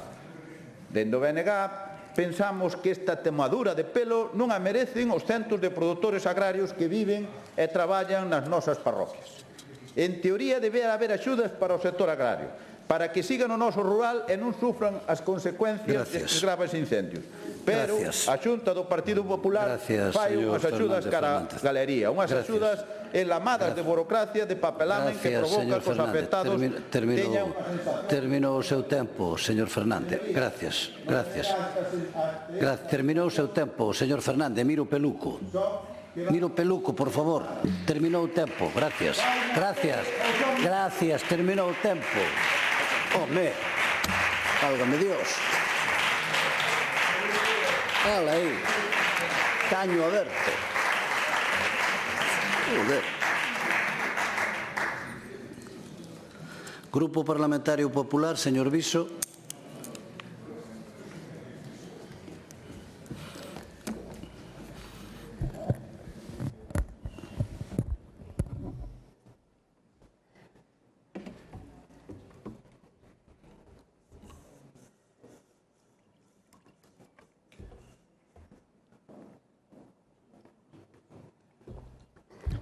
Gracias, presidente. Señorías, Bueno, primeiro quería comenzar dicindo ao señor Fernández, actualícese, de verdad, actualícese. Usted se empeza a ser un pouco cansino, que tema máis. Se empeza a ser cansino, na verdade, O outro día decíalle na comisión que é unha falta de respeto seguir co de presidentiño. E dicía yo porque pode ser que no bloque, como sempre pensan en pequeniño, posiblemente quedou de presidentiño. Porque non ten sentido que sigamos ca mesma matraca, señor Fernández, por Dios. Señoría do PSOE, bueno, hoxe aquí o que nos trae realmente, a verdade é que é un guión de ficción. A verdade é que máis que un guión de ficción, podía ser un guión de ficción, pero realmente vostede é unha realidade o que estaba comentando. Porque hai que ter moita leria, señoría da Costa, para vir a este Parlamento a dar leccións de xestión de axudas, sobre todo vindo dun goberno que o que fixo foi chegar tarde, mal e con axudas casi irrisorias que, por certo, vostede nin comentou. Pero vamos a falar claro. Mentre a Xunta de Galicia activaba as axudas o 1 de setembro, apenas 2 meses despois dos incendios, o mal goberno do Partido Socialista, ao que vostedes pertenecen, tardou meses en chegar con axudas que iban, como hai que recordalo, entre os 100 e os 10.000 euros, e lógicamente todas elas condicionadas aos seguros agrarios. Eso vostede non dixo nada. E non só iso, tamén este mesmo ano, tras episodios meteorolóxicos graves, como todos sabemos, o seu mal goberno anunciou un paquete de 7.000 millóns de euros, do cal a súa compañeira, a señora Méndez, falou o outro día na comisión, 7.000 millóns de euros. A señora Méndez esqueceuselle decir que eran 7.000 millóns de euros para Andalucía e Extremadura. Polo tanto, señorías, non veñan aquí a dar leccións. E ante isto, vostedes fálanos de diligencia. Señoría do PSOE, antes das leccións, convén revisar a propia actuación. Vostedes falan de retrasos, falta de resolución e falta de pagamento. A verdade é moi distinta. Falamos de 1.917 solicitudes totais, das cales 1.549 corresponden a explotacións agrícolas e gandeiras, un volume absolutamente extraordinario nunha situación, en un contexto extraordinario con miles de hectáreas queimadas. Ao fronte disto, que fixa a Xunta de Galicia? Actuar con rapidez, non meses despois. Señorías, recorden, convocatoria publicada o 30 de agosto, solicitudes abertas o 1 de setembro e, ademais, ampliación ata o 30 de outubro. Para que? Para que ninguén quedara fora. Señor Fernández, iso é anticipación, pero hai máis. Falamos de máis de 700 axudas xa aprobadas por un importe superior a 7,5 millóns de euros. No ámbito agrogandeiro, señorías, hai xa preto de 950 expedientes en tramitación, que suman alrededor de 3,7 millóns de euros. E, ademais, puxeronse en marcha hasta 8 liñas de apoio que cubren o 100% do investimento, con límites, señorías, que poden chegar aos 200.000 euros por beneficiario. Polo tanto, non hai comparación posible, señorías do Partido Socialista. Mentres outros anunciaban, nós actuábamos. Porque nos primeiros días dos incendios tamén hai que recordar, señoría da Costa, que mentres se ainda seguía ardendo no territorio, a Xunta traballaba. E traballaba como? Cun servicio de emerxencia de alimentación ao gando, con máis de 800.000 euros repartindo toneladas de produto totalmente de balde en coordinación cos concellos. Isto, señorías, é estar realmente ao lado de quen o necesita. Pero vamos a falar de datos tamén, que é moi importante. Hai 656.000 euros xa pagados e hai preto de 1.200.000 euros aprobados en fase de pagamento. Por lo tanto, estamos falando de case 1,9 millóns de euros xa resoltos ou en disposición inmediata de pago. E isto sin contar, señorías, coas liñas forestais, onde xa hai máis de 4,4 millóns de euros aprobados. E non falamos de cifras abstractas, falamos de pagos que chegan a 47 concellos, e algún deles, como o Concello de Quiroga, con preto de 470.000 euros que xa están aprobados. Por lo tanto, vostedes, en particular, señor Fernández, esquecen decir algo. Porque moitos deses pagamentos non se executan aínda, non por falta de bondade da Administración, comentaba o outro día o señor director xeral, senón porque estamos pendentes de xustificación por parte dos propios beneficiarios ou de realización de controis obrigatorios, algo que, como usted ben sabe, que traballa nunha oficina agraria, é importante. É dicir, señorías, non é un problema de inacción, é unha cuestión de garantías. E isto, señorías, non é unha excusa, isto é a lei. Porque estamos falando de axudas do 100% do dano, sin límite orzamentario pechado e con cantidades moi elevadas por explotación. Falamos de control, falamos de comprobacións e falamos de rigor. Nada do que o Partido Socialista ou o Bloque Nacionalista Galego poidan ser uns referentes. Porque, ao contrario do que algúns parece suxerir, isto é diñeiro público. Señorías, isto é diñeiro público. E o diñeiro público debe xestionarse con rigor, con control e con seguridade xurídica. Non baixo esa curiosa filosofía que algún referente do Partido Socialista deixou para a historia, que o diñeiro público non é de ninguén. Pois miren, señorías, os cartos son dos galegos e por iso se xestionan con responsabilidade e máis aínda cando falamos de axuda que en moitos casos poden chegar aos 200.000 euros por beneficiario. A parte, vostedes, na súa PNL, señora da Costa, falaban non falan das inspeccións, pero temos que ter en conta que hai inspeccións de campo obrigatorias, por suposto, como non vai haber, que hai que verificar parcelas, titularidades, danos, por suposto, como non vai haber que verificar, que moitas solicitudes tiveron que ser requeridas por falta de datos e que estamos falando de explotacións que en moitos casos, e ustedes tamén o saben, nin sequera están rexistradas correctamente.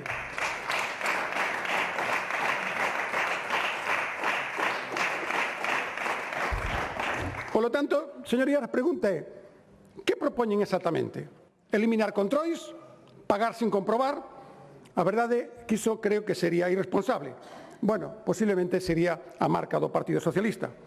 Vostedes tamén falaban de pagar en 30 días. Por suposto, sería estupendo e nós estaríamos encantados. Se non fose porque en moitos casos, señorías, o pagamento depende de que o beneficiario execute o investimento e presente a factura. Señorías, rigor á hora de pagar. Tamén nos falan de pagamentos anticipados. Señora da Costa, na PNL non está actualizada. Díxenlle tamén ao señor Fernández, pero vostede tampouco está moi actualizada. O 50% da axuda podíase pedir anticipada. Outra cousa é que os solicitantes non o fixeran. Falaban tamén de transparencia. Por suposto, señorías, hai control, hai datos, hai seguimento. Non fallamos nunca no que é o aspecto da transparencia. Lle falan vostedes de ampliar o crédito. Señorías, volvemos ao mismo. Non nos escoitan, non nos entendemos ou é porque non nos explicamos ben. Porque se dixo reiteradamente, yo dixo o presidente Rueda aquí, yo dixo a conselleira do Medio Rural, que falamos de que non hai límite orzamentario pechado. O sea, que ninguén vai quedar fora. Por lo tanto, que están pedindo? Non sabemos ben que están pedindo. Señorías, a verdade é que hai dificultades, por suposto que as hai, e recoñecemos. Por que? Hai miles de parcelas afectadas, hai solicitudes en papel que hai que mecanizar, hai inspección sobre o terreo en zonas extensas, coordinación entre múltiples unidades administrativas, señorías, e incluso condicións meteorolóxicas que atrasaron as inspeccións. Pero que pasa? Que a nós nos gusta facer as cousas e facer as cousas ben. Polo tanto, seguimos na liña, seguimos traballando. Señorías, remato. Señorías do PSOE, poden seguir escribindo guións, pero a realidade non se escribe, xestiónase. Porque o problema desta moción é a súa credibilidade. A credibilidade de vostedes, os defensores incondicionais dese mal goberno de España, que chega tarde, responde pouco e deixa a Galicia sempre en último lugar. Por iso, señorías, non imos participar desta ficción. Nós non estamos para facer teatro nin para alimentar relatos. Estamos aquí para gobernar. Señora da Costa, vostede presentou unha autoemenda que hoxe, na súa intervención, intentou correxir un pouco. En relación coa autoemenda, onte mesmo se coñecían, como ben sabe, os principais nominadades do Pladiga, no Consello da Xunta, e ademais tamén se dixo que o próximo venres presentarase por completo no Consello Forestal. Vostedes chegan tarde, pero aínda cando se corrixen, siguen chegando tarde. Polo tanto, señorías, temos que rematar dicindo que así non imos avalar este exercicio de cinismo político. Imos votar en contra porque nós sí que defendemos aos nosos agricultores e gandeiros. Nada máis e moitas gracias. Gracias.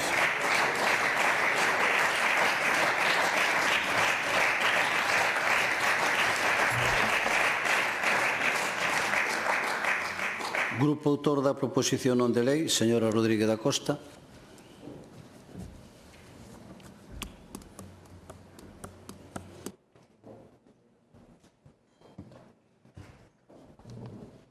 Gracias, presidente. Señor Viso, me pregunta ¿qué pedimos nesta iniciativa?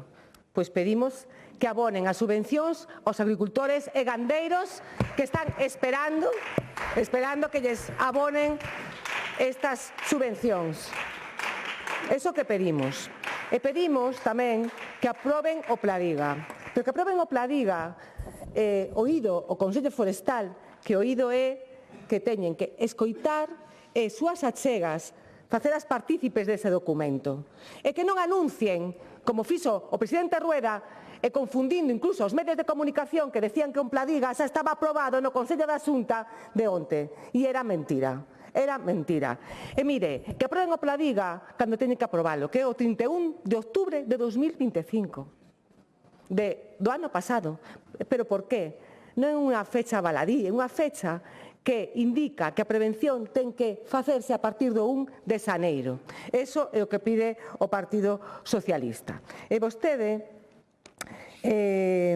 decía que o guión que eu presentaba hoxe era un guión de ficción. Un 61% dos agricultores, gandeiros e apicultores non teñen as axudas concedidas porque resulta que non hai burocracia e vostede dice que é un guión de ficción. Fale con eles.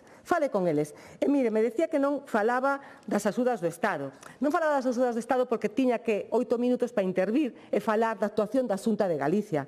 Pero podo falarlle largo e tendido, porque mire, sabe cantos millóns de euros leva invertido o Goberno do Estado por os incendios deste verán?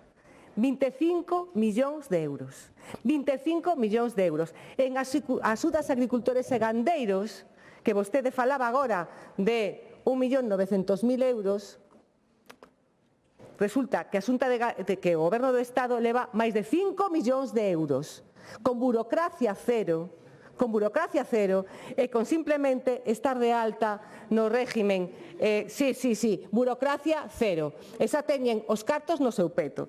Pero non só eso, senón, mire, é que vostede, xa sei, o Consello de Ministros non o sigue, pero se o seguira, o 11 de novembro, 3.100.000 euros para reparacións dos danos forestais. No Consello de Ministros do 23 do 12, traballos de restauración, outros 3 millóns. No Consello de Ministros do 7 de xaneiro, 5.300.000 euros. No Consello de Ministros do 20 de xaneiro do 26, máis de 1 millón de euros, 1.200.000. E agora, fai moi pouco, 9 millóns de euros do Ministerio de Transición Ecolóxica para a restauración hidrolóxica forestal, retirada de madeira, queimada, mellora da rede de drenaxe, mellora de infraestructuras do Miteco en zonas afectadas por os grandes incendios. E mire, sabe unha cousa? Sabe quen vai xestionar estas axudas? Porque o Goberno do Estado é así. Traballa en coordinación ca Xunta de Galicia e resulta que é a Consellería de Medio Rural a que decide as obras que se van a realizar. Mire vostede como actúa o Goberno do Estado en comparación ca Xunta de Galicia. Vostedes chegan tarde, esa yo dicen unha vez, chegan tarde na planificación, sí, porque non fan planificación nin ordenación. Chegan tarde durante os incendios, porque os medios non estaban previstos. Se tivo que vir a UME e tuvo que vir, e tuvo que vir moitos medios do Estado, como ten que ser, obviamente, pero vostedes tiñan vacantes sin cubrir. E despois tampouco actúan cando os danos son tan graves que teñen que abonar estas axudas aos agricultores e gandeiros e resulta que están esperando que vostedes resolvan esa burocracia, porque lle preguntei varias veces que medios humanos e materiais utilizaron, si reforzaron estes medios, e non o fixeron. Non contestou porque non o fixeron. E isto, se remato, presidente, isto non pode ser, porque estas explotacións, si pechan, e vostede o sabe ben por Ourense, isto é un deserto no rural, provocado por a falta de políticas do Partido Popular. É así, nada máis. Gracias.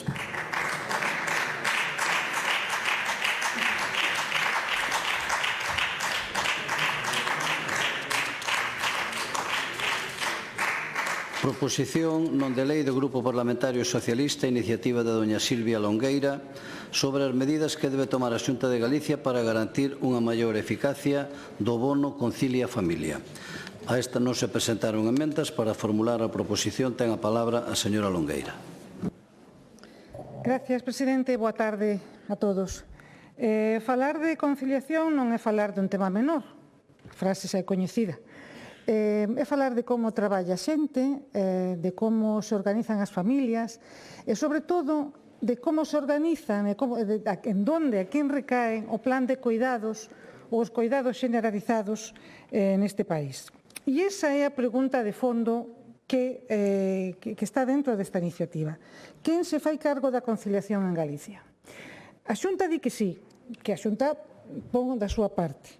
E pon como exemplo o chamado bono Concilia a Familia, que é unha axuda puntual, limitada, condicionada e que pode aliviar evidentemente situacións concretas, pero que non soluciona nin solventa un problema que é estructural.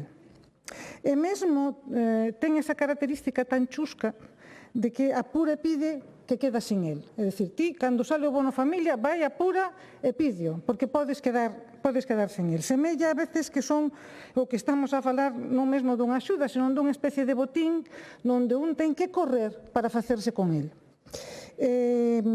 Quero recordar que a última convocatoria fíxose en setembro do ano 25, un mes de prazo, e evidentemente pechouse días antes de que rematara o prazo porque xa tiñan rematado a distribución dos fondos do bono familia. E este tipo de procedimento non deixa de ser evidentemente un señuelo sobre o que vostedes intentan facer. E mesmo foi reprobado polo Consello de Contas, que ven advertindo do risco de fraude, e leo textualmente, e da información privilexiada que supón este xeito de convocar axudas por parte da Xunta. Entre outras cousas, porque pódense estar a dar situacións nas que familias que poidan quedar fora das axudas públicas, mentras outras con menos necesidades foron beneficiadas. E non esquezamos que estamos a empregar dun xeito quasi discriminado 2,6 millóns de euros dos cartos públicos. Se facemos unha comparación con outras autonomías do resto da península, podemos ver que están a facer noutras comunidades. En moitos territorios a conciliación xa non se entende como un asunto privado que cada familia ten que resolver como pode, senón como un dereito e, polo tanto, como unha responsabilidade pública. A través do plan Corresponsables, que é o plan que puxo en vigor o Estado español, estánse a crear redes públicas de cuidados, servicios municipais, programas gratuitos, contratación de persoal, recursos estables ao longo do tempo. En comunidades como Castela e León, combínanse axudas económicas con programas públicos como Conciliamos, que ofrece atención a menores en períodos non lectivos. Na Comunitat Valenciá estáse a reforzar o papel dos concellos para que sexan quen de ofrecer servizos de cuidado accesibles e continuados, e o plus lévanse o País Vasco ou Cataluña, que hai anos que se apostou por algo fundamental. Hai moitos anos que levan traballando en crear unha verdadeira infraestrutura pública e de cuidados, máis de 20 anos. E agora voltamos a Galicia. Aquí seguimos cun modelo que está baseado fundamentalmente en bonos, en axudas que che din, busque vostede a solución e nós axudamos a pagala se é que vostede é capaz de acadar esa axuda. Pero a conciliación non pode depender, evidentemente, nin da capacidade económica das familias, nin da oferta privada disponible ou do código postal en que vivas, porque iso non é igualdade, iso é desigualdade organizada.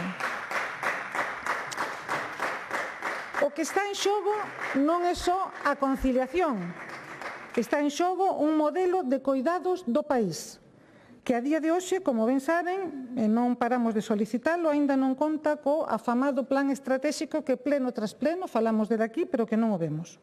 Un modelo no que ou os coidados son un dereito garantido ou son unha carga que recae, como sempre, nas familias, especialmente nas mulleres.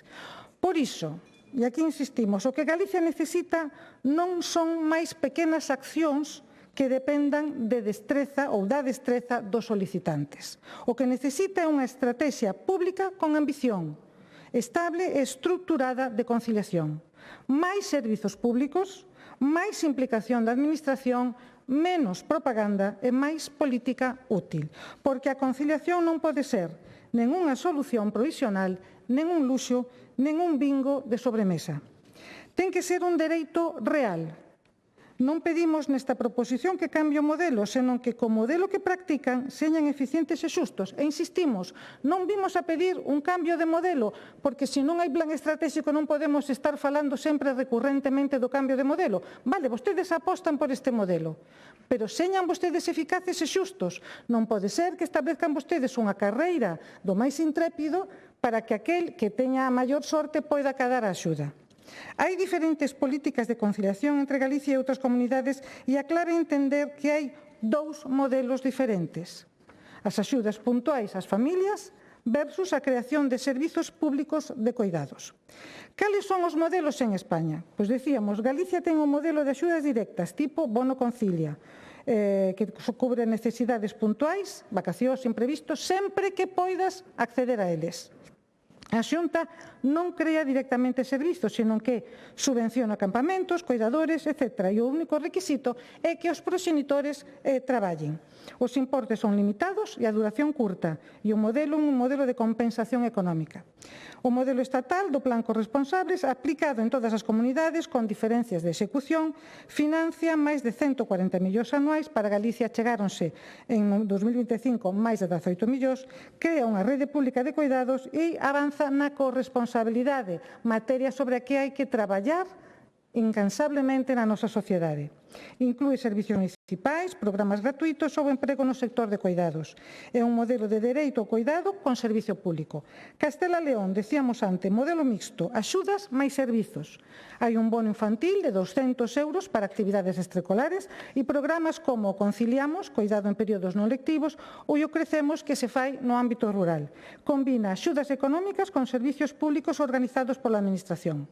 Na Comunidade Valenciana, temos o uso intensivo do plan corresponsables, financiamento para servicios municipais, contratación de profesionais e hai unha municipalización dos cuidados. E, finalmente, en País Vasco e Cataluña hai un maior investimento por habitante, unha rede máis ampla de escolas infantís e servicios públicos de cuidados e políticas estables no tempo, que é o que solicitamos tamén con esta iniciativa. Conclusión. Galicia aposta por axudar as familias a resolver o problema e outras comunidades avanzan cara a asumir o cuidado como un servizo público.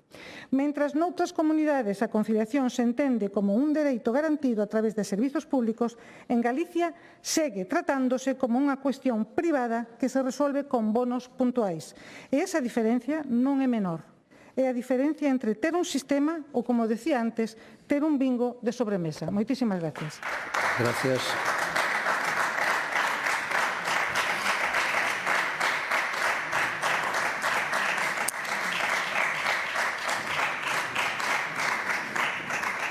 Grupo Parlamentario do Bloque Nacionalista Galego, señora Ariadna Fernández González.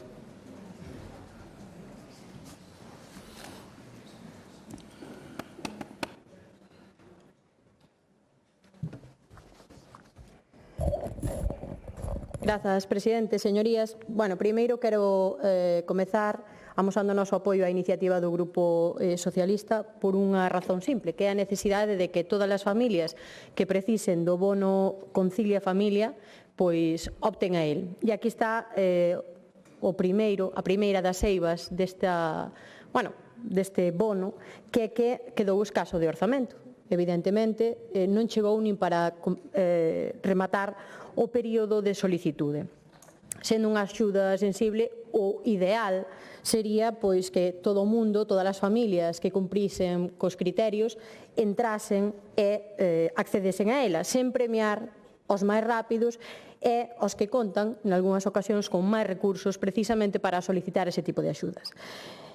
Sobre os que teñen ou os que deberan ter prioridade, preferencia por necesidades específicas. E poñemos como exemplo unha familia monomarental que, como todas e todos sabemos, teñen unhas características específicas, unha necesidade de apoio moito maior que o resto das familias, na maior parte dos casos, e que por falla de financiamento ou por falla de ser rápidos, quedarían fora. O acertado, en todo caso, sería ou ampliar o orzamento para que chegase para todos e todas as familias que quixesen facer esa solicitude, ou, en todo caso, que ese financiamento beneficiase a quen máis o precisa cuns criterios claros. De todas formas, tamén dicir que as necesidades puntuais que se reflicten nestas axudas, pois non é fácil, non é doado atopar por parte das familias unha persoa que sen previo aviso apareza no teu domicilio e leve a cabo ese coidado. Por iso, das túas crianzas. Por iso, dende o BNG, pois, abogamos por un sistema de coidado de menores público, onde haxa unhas listaxes de persoas ás que se poida recorrer nestes casos e que sexa accesible, útil e doado para estas familias que precisan.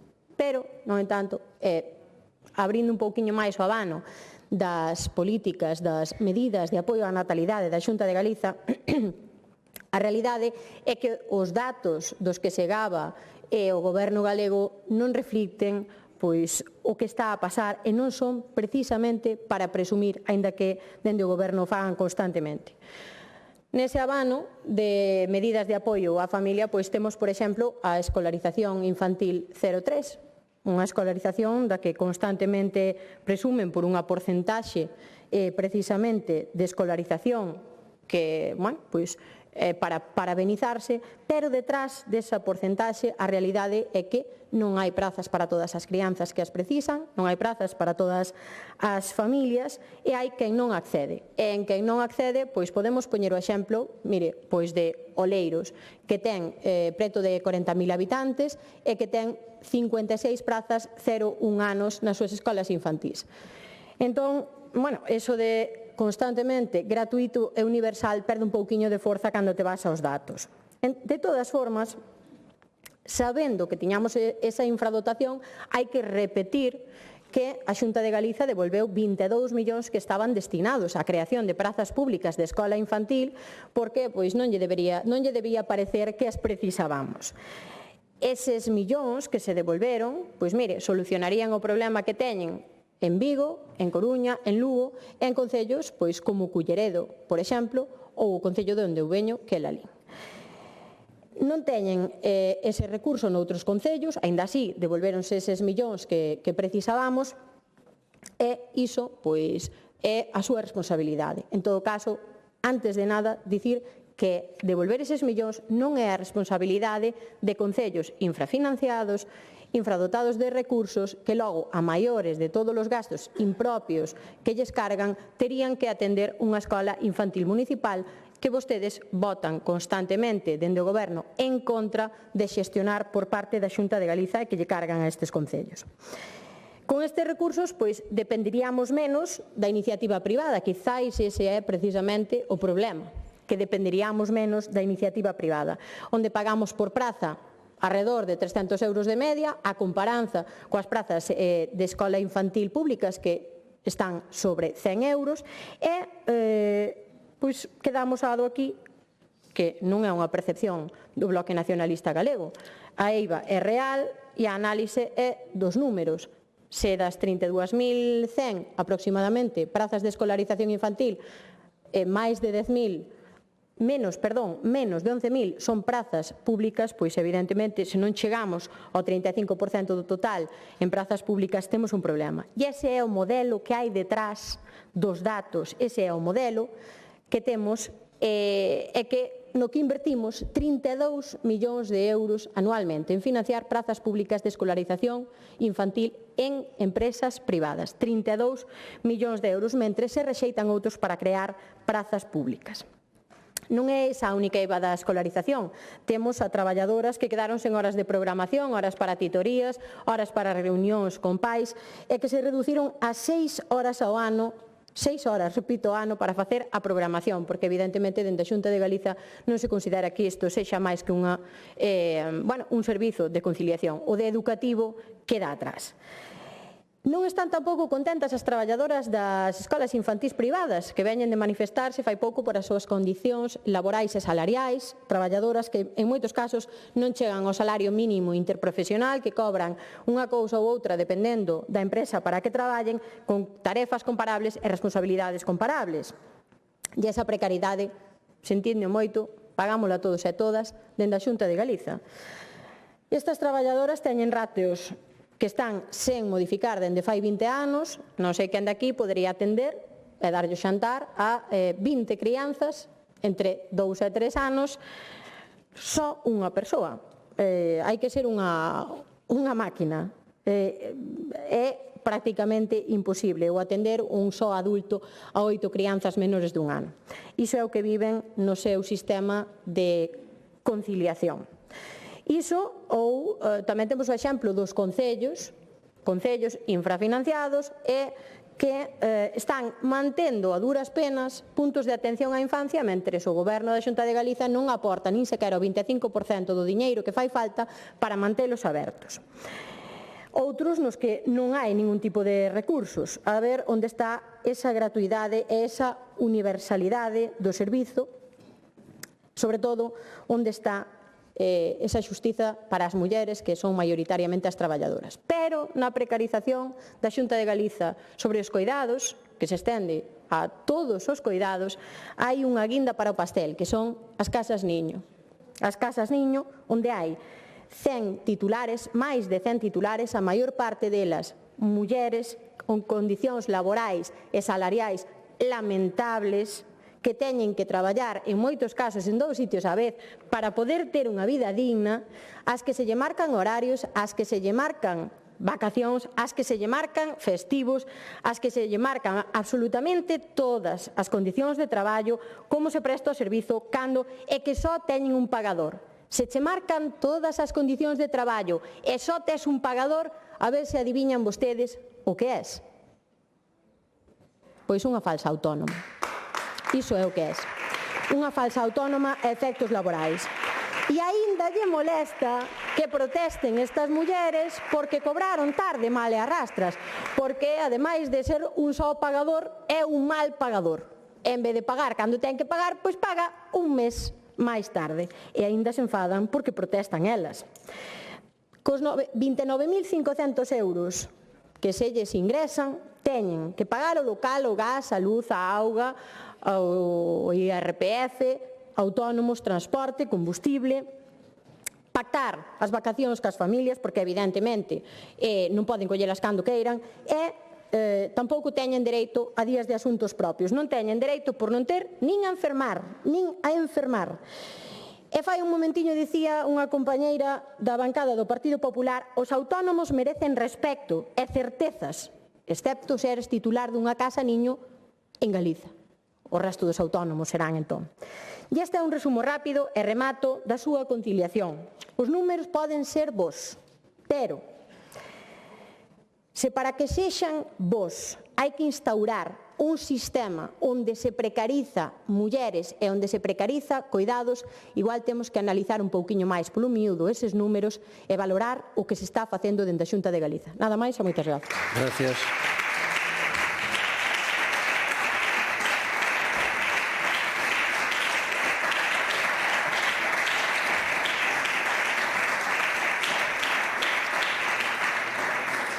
Grupo Parlamentario Popular, señora Arias.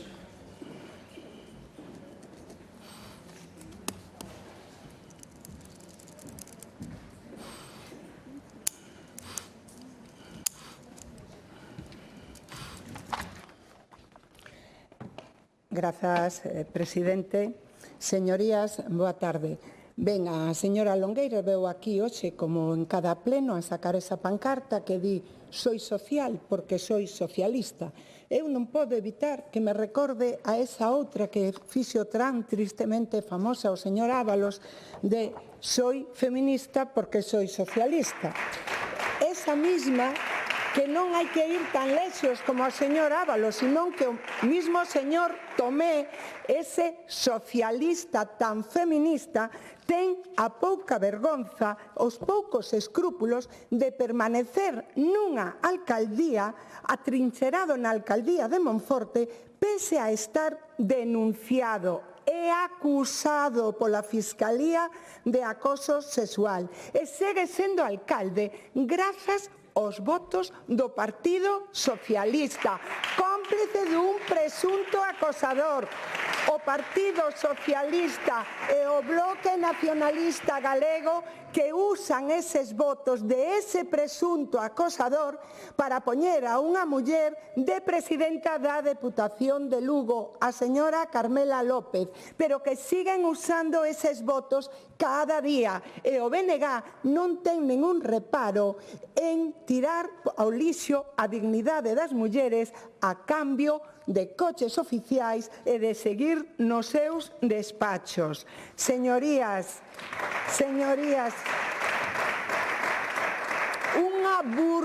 unha burla de socialistas e de nacionalistas ao feminismo.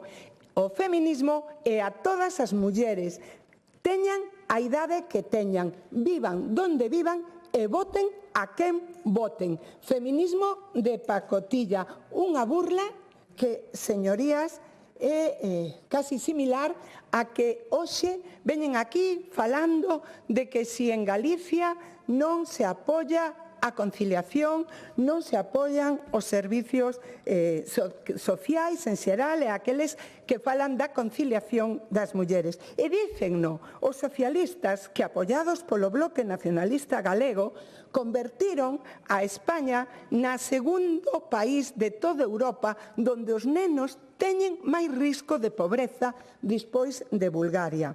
O mesmo goberno de Sánchez, que leva coa lei de familia paralizada dende o ano 21 e que leva 78 prórrogas, que lles debe aos dependentes de Galicia 2.900 millóns de euros e que hoxe mesmo acabamos de saber que no ano 25 sufría un novo recorte.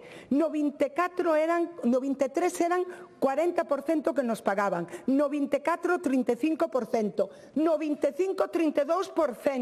Pódese ter tanta vergonza, pódese falar aquí de axudar as familias, de conciliar e deixar os nosos dependentes cada día con menos orzamento. Ese mismo goberno que dice que vai a poñer en Galicia centos de miles de vivendas das que non vimos ningunha, mentras o goberno de Alfonso Rueda vai a duplicar o número de vivendas nesta legislatura e xa vemos que hai pois máis de 3.000 nalgún proceso. E falan de conciliación o goberno que leva dende o ano 2018 ofrecendo cartos para a gratuidade das escolas infantís e que aínda diu 0 euros para esa gratuidade. Ou que falaba a señora Longueira dos fondos para o plan corresponsables. Mire, non sei cantos millóns dixo que aportaba. Sabe canto aporta? O 25% menos do que aportaba, porque o que fai Sánchez para Galicia, para todos en xeral e para as familias, é recortar, recortar, recortar e recortar. 30.000 nenos que estaban nun programa para conciliar a través de AMPAs, de concellos, de entidades, e que tuvo que a Xunta de Galicia poñer eses cartos que non pon o goberno central. De verdade, señora Longueira, vostede considera que o PSOE está para falar de apoio ás familias? Como poden ter tanta cara? Como pode ter tanta cara, señora Fernández, cando vostedes están apoiando sempre a un goberno socialista en Madrid que día tras día o único que fai é tomar medidas que perxudican as galegas e os galegos? Si vostedes se convertiron no nacionalismo máis inútil de toda España, si vostedes son un partido absolutamente desleal coas galegas e os galegos.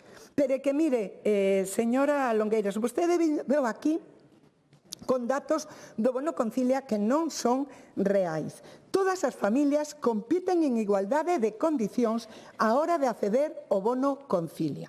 En primeiro lugar. En segundo lugar, o informe do Consello de Contas non fala explícitamente do bono familia e, en terceiro lugar, o Consello de Contas non invalida o procedemento de concurrencia non competitiva, que é unha modalidade amparada pola normativa española.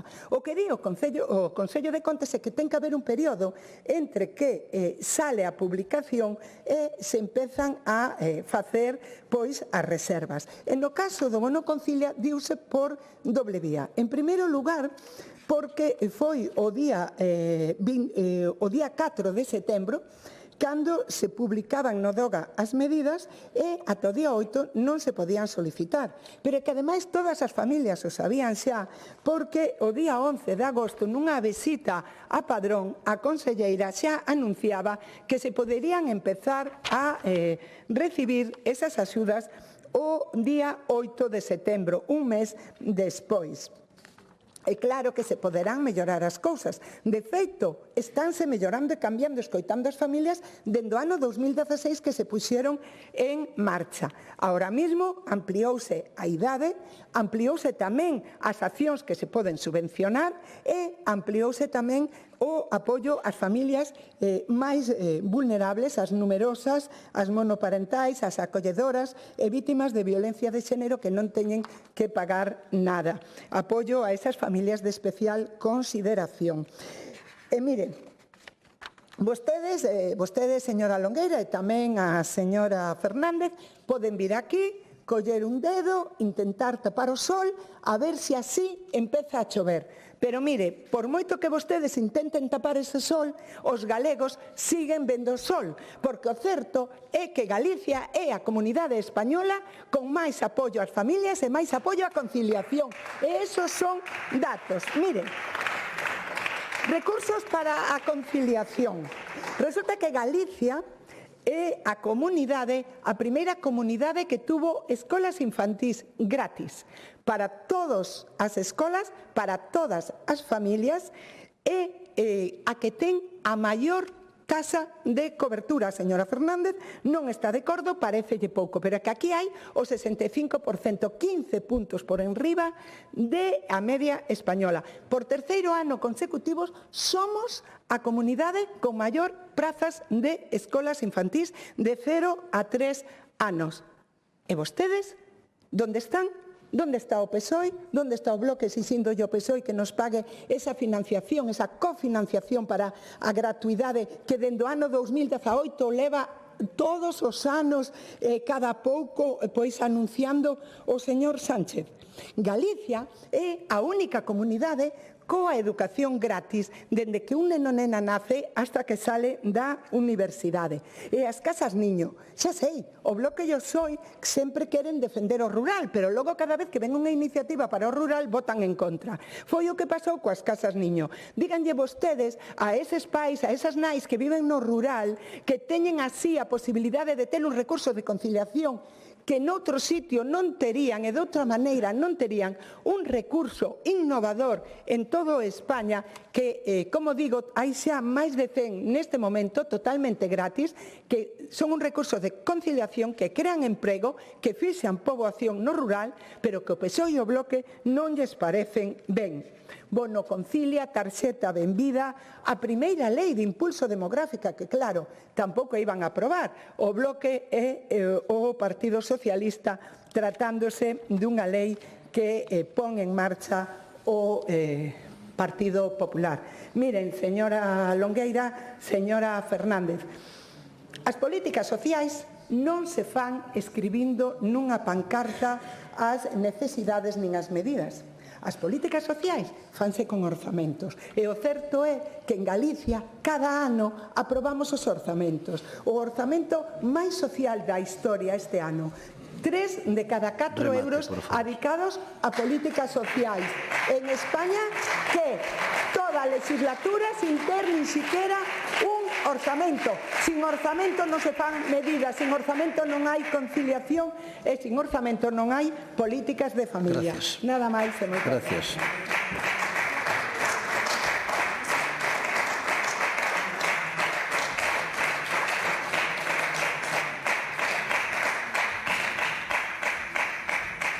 Grupo autor da proposición non de lei, señora Longueira. Gracias. Señor Arias, eu xa entendo por que vostedes non queren falar do de Altri. Acabouselles o chollo.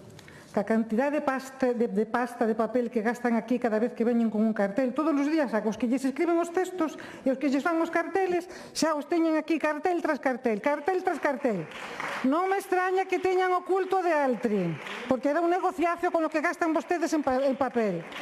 Pero, bueno, xa lle dixen que é vostede a diputada do Partido Popular que mellor oposición fai ao seu propio partido. Non estou falando con vostede, señor Viso, tranquilo. É vostede a diputada que mellor fai oposición ao seu propio partido, porque tendo aquí a oportunidade, porque eu non lle critiquei moito o bono familia, non estamos de acordo con eso. Xa lle dixen, apostábamos por outro servicio, pero eu non viña aquí con esta furia da Ribeira Sacra, aquí a dar todas as lanzas e todos os coitelos, non. Eu viña aquí a falar que xa que vostedes teñen este modelo e a xente queda sin percibir, fagan vostedes mellor, é o único, porque, claro, non podemos cambiar de modelo, porque, entre outras cousas, hai que facer un plan estratégico que non teñen, hai que ter unha boa relación cos concellos que non teñen. Entonces, bueno, vamos a ceñirnos ao que teñen aquí. Bonos, vale. Bueno, pois fagan vostedes un sistema de bonos que teña, polo menos, un xeito adecuado coa poboación.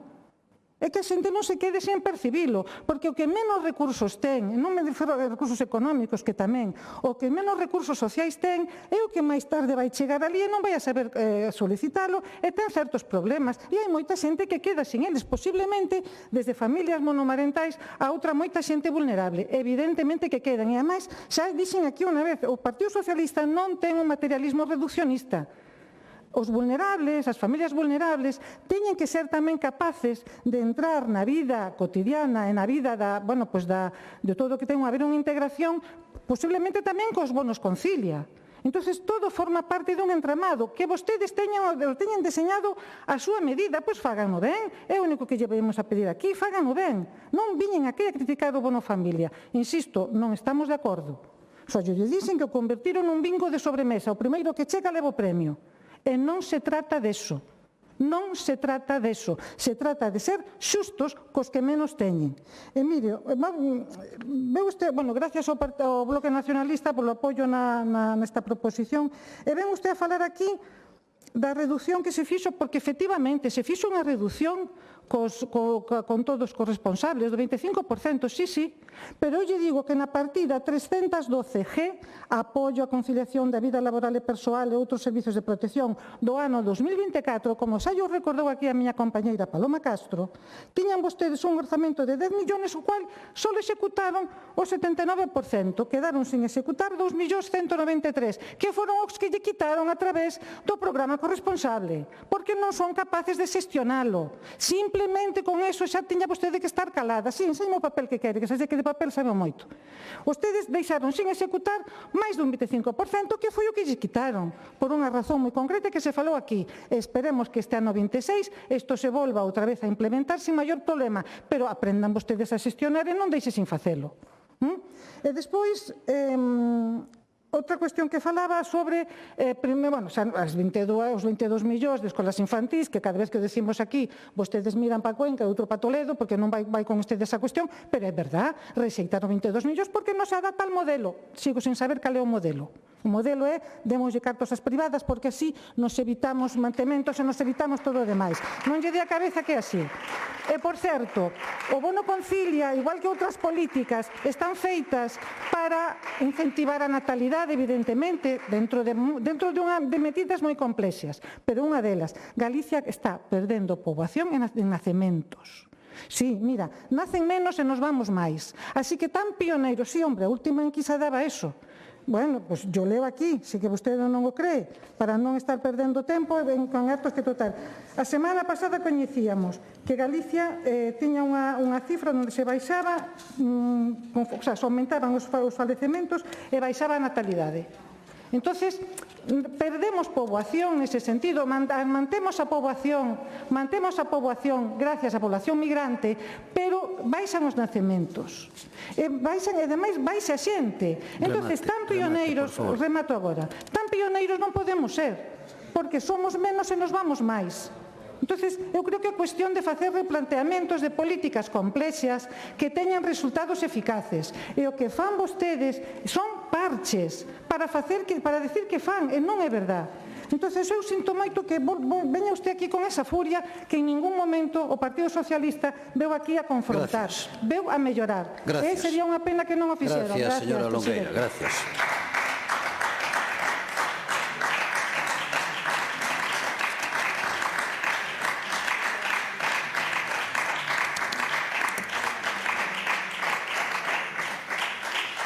Proposición non de lei do Grupo Parlamentario do Bloque Nacionalista Galego, iniciativa de doña Olalla Rodil, sobre a proposta de resolución que se presenta co fin de manifestar unha postura de condena da actual intervención militar dos Estados Unidos e Israel en Irán e a favor da soberanía dos povos e do dereito internacional.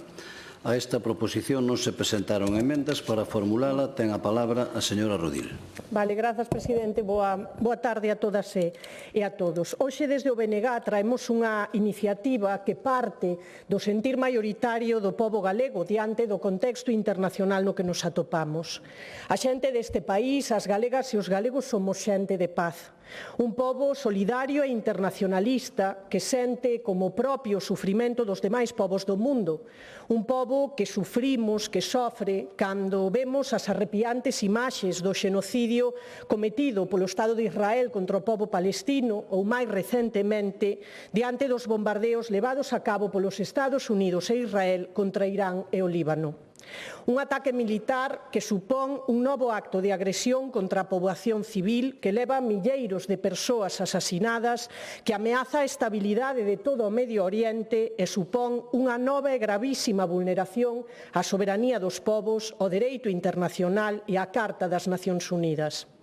Hoxe o BNG recollemos o sentir pacifista e antibelicista do pobo galego, que é o noso propio tamén, e formulamos esta proposición non de lei. Unha iniciativa a favor da paz fronte á barbarie imperialista, unha proposta na defensa do dereito internacional fronte aos señores da guerra que queren impoñer pola forza a lei do máis forte. Os Estados Unidos e os seus aliados, a comezar polo Estado sionista de Israel, son a principal ameaza para a seguridade e para a paz internacionais nestes momentos. Non só no Medio Oriente, senón en todo o planeta. Os bombardeos contra o Irán e o Líbano non son un feito illado, senón que se enmarcan nun patrón de actuación sistemática do imperialismo liderado polos Estados Unidos. En pouco máis dun ano, señorías, Washington e o seu principal aliado, Israel, atacaron Palestina, aínda continúan a día de hoxe perpetrando un xenocidio tanto en Gaza como en Cisxordania, atacaron o Líbano, secuestraron o presidente de Venezuela, bombardean Irán e manteñen o criminal bloqueo contra Cuba coas consecuencias humanas absolutamente dramáticas que estamos a ver. E non é Trump. Creo que é importante dicilo, non é Trump. Vímolo antes con outros presidentes, quizáis máis maquillado, con menos excentricidade, con máis planificación e sutileza, pero igualmente letal. Vímolo na invasión do Irak do 2003, con George Bush, José María Aznar e Tony Blair á cabeza. Vímolo con Obama bombardeando Libia en 2011, por certo, apoiado tamén por España, aquela España de ZP. Nas últimas décadas fomos testemuñas en demasiadas ocasións de como se invadían e bombardeaban países en nome da paz, con guerras que mal chamaban humanitarias. Como se violaba o dereito internacional en nome da democracia, con guerras mal chamadas preventivas. Fomos e somos testemuñas de como o imperialismo é capaz de instrumentalizar até os dereitos das mulleres para xustificar o asasinato, os crimes, a barbarie e bombardear escolas. Mais a paz e a democracia non se construen nin con bombas, nin con misís, nin con máis armas nucleares. Para defender a paz hai que actuar con decisión e firmeza a favor dela, con decisións encamiñadas a acabar co poder e a impunidade de quen promove a guerra, con accións claras, firmes e eficientes para recuperar o diálogo, a negociación e a política como única vía de resolución dos conflictos e das controversias no marco internacional. Desde o BNG dixémolo sempre, dixémolo na invasión rusa de Ucrania, unha violación flagrante da integridade territorial dun Estado. Dixémolo en cada ataque estadounidense, en cada bombardeo da OTAN ou en cada agresión contra o pobo palestino ou libanés de Israel.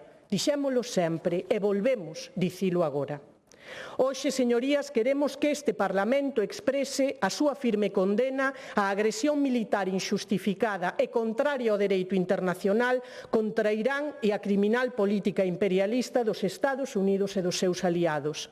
Que a comunidade internacional, a comezar polo Goberno galego, o Goberno da Xunta de Galiza, o Goberno español e a Unión Europea adopten medidas concretas para frear esta escalada bélica que se extende xa ao Líbano. Hoxe escoitábamos un ministro israelí avanzar a que iban facerse co control, invadir, colonizar toda a parte sur deste país soberano. Que actúen políticamente na defensa do dereito internacional, dunha orde baseada en normas e para recuperar as vías de diálogo e a solución pacífica dos conflictos.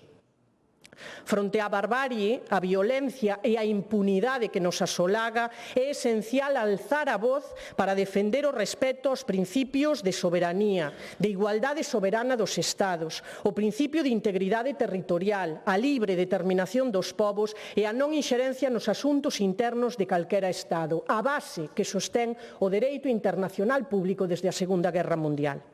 Por iso, desde o BNG defendemos tamén que o Estado español asuma neste contexto internacional unha posición de neutralidade activa, que España actúe de maneira decidida na defensa da paz e da seguridade internacionais, na defensa do dereito internacional e do multilateralismo. Non só agora, non só neste momento, non só neste conflito ou nesta guerra, senón no escenario que se está abrindo, señorías, aos nosos pés.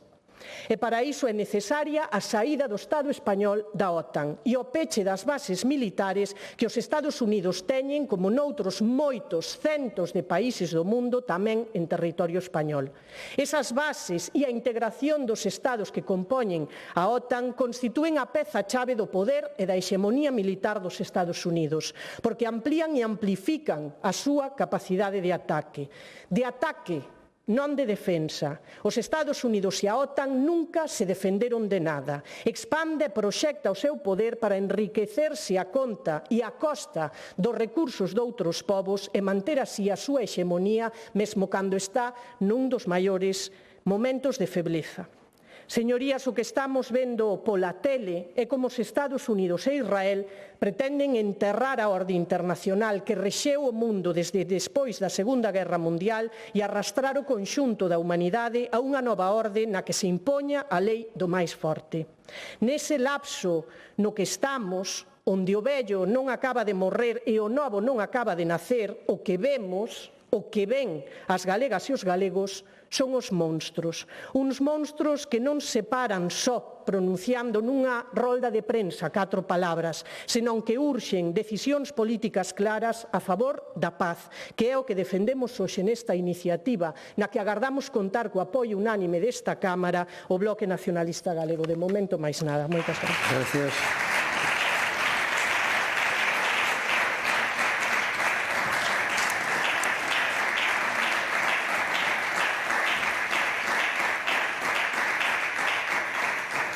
Grupo Parlamentario Socialista, señora Castro.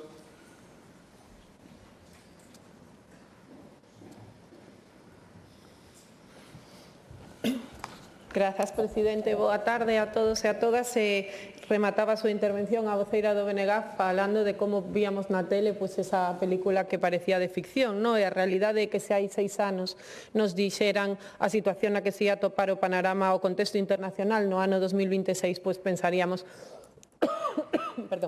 pensaríamos que era unha película de ficción americana onde rapidamente aparecería un héroe a salvar o mundo. E para nós o máis parecido a un héroe é o noso presidente Pedro Sánchez, que foi o único capaz de alzar a voz en defensa da paz, en defensa dos dereitos humanos e facer que Europa tivera que reaccionar e manifestarse saindo dese letargo no que estaba ancorado.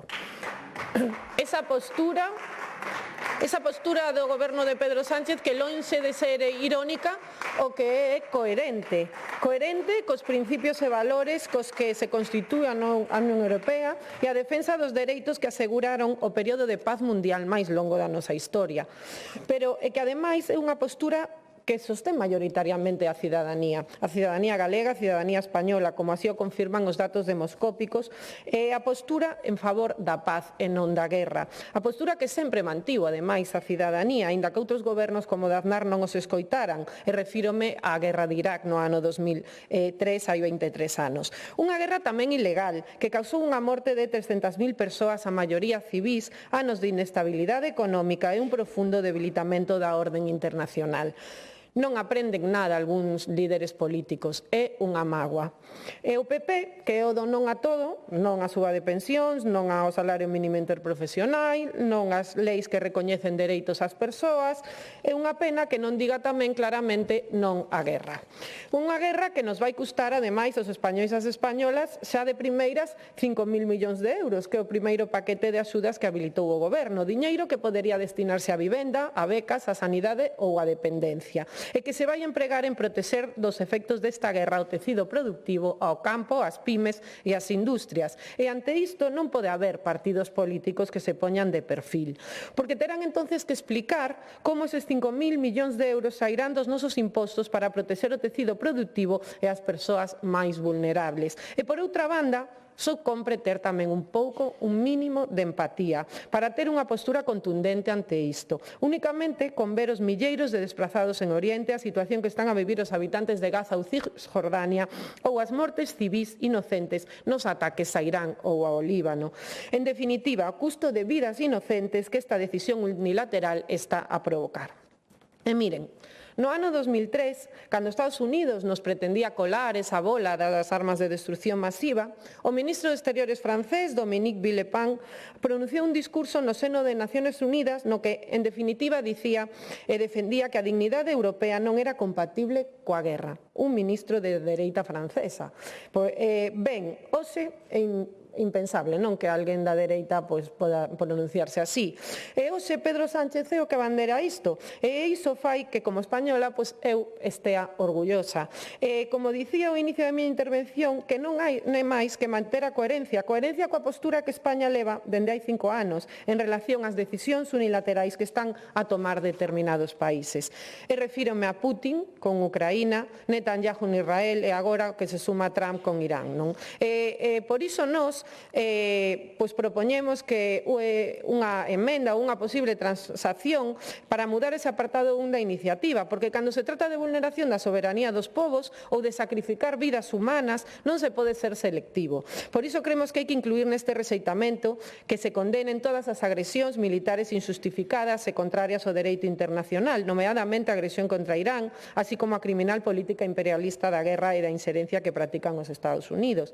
Que se denuncien tamén as decisións unilaterais e de acción de carácter imperialista e violatorias da soberanía dos povos, como o bloqueo e as agresións continuadas contra Venezuela e Cuba por parte dos Estados Unidos, a invasión de Rusia e Ucraína iniciada no ano 2022, así como a ofensiva militar e o xenocidio de Israel en Palestina e a recente incursión terrestre e os ataques contra o Líbano, que agravan a inestabilidade regional e a sufrimento da población civil.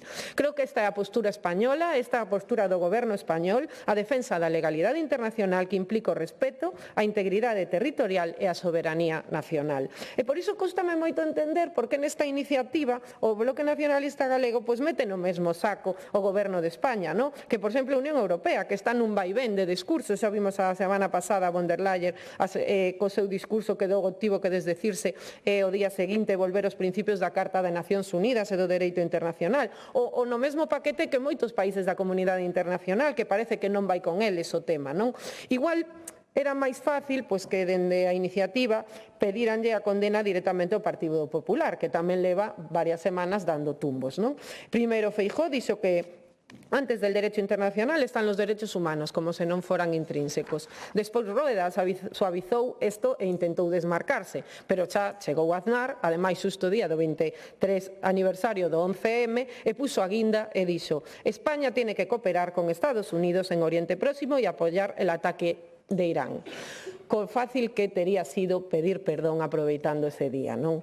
Pero non, esa postura de bandazos na que se atopa o Partido Popular neste noutros temas e que últimamente tanto nos ten acostumados. E a culpa, pois a culpa ten a polarización na que o Partido Popular se atopa inmerso, que non lle permite pararse a pensar a situación e a resposta coherente e responsable ante as mesmas, e optan pola simplificación. A culpa é de Pedro Sánchez.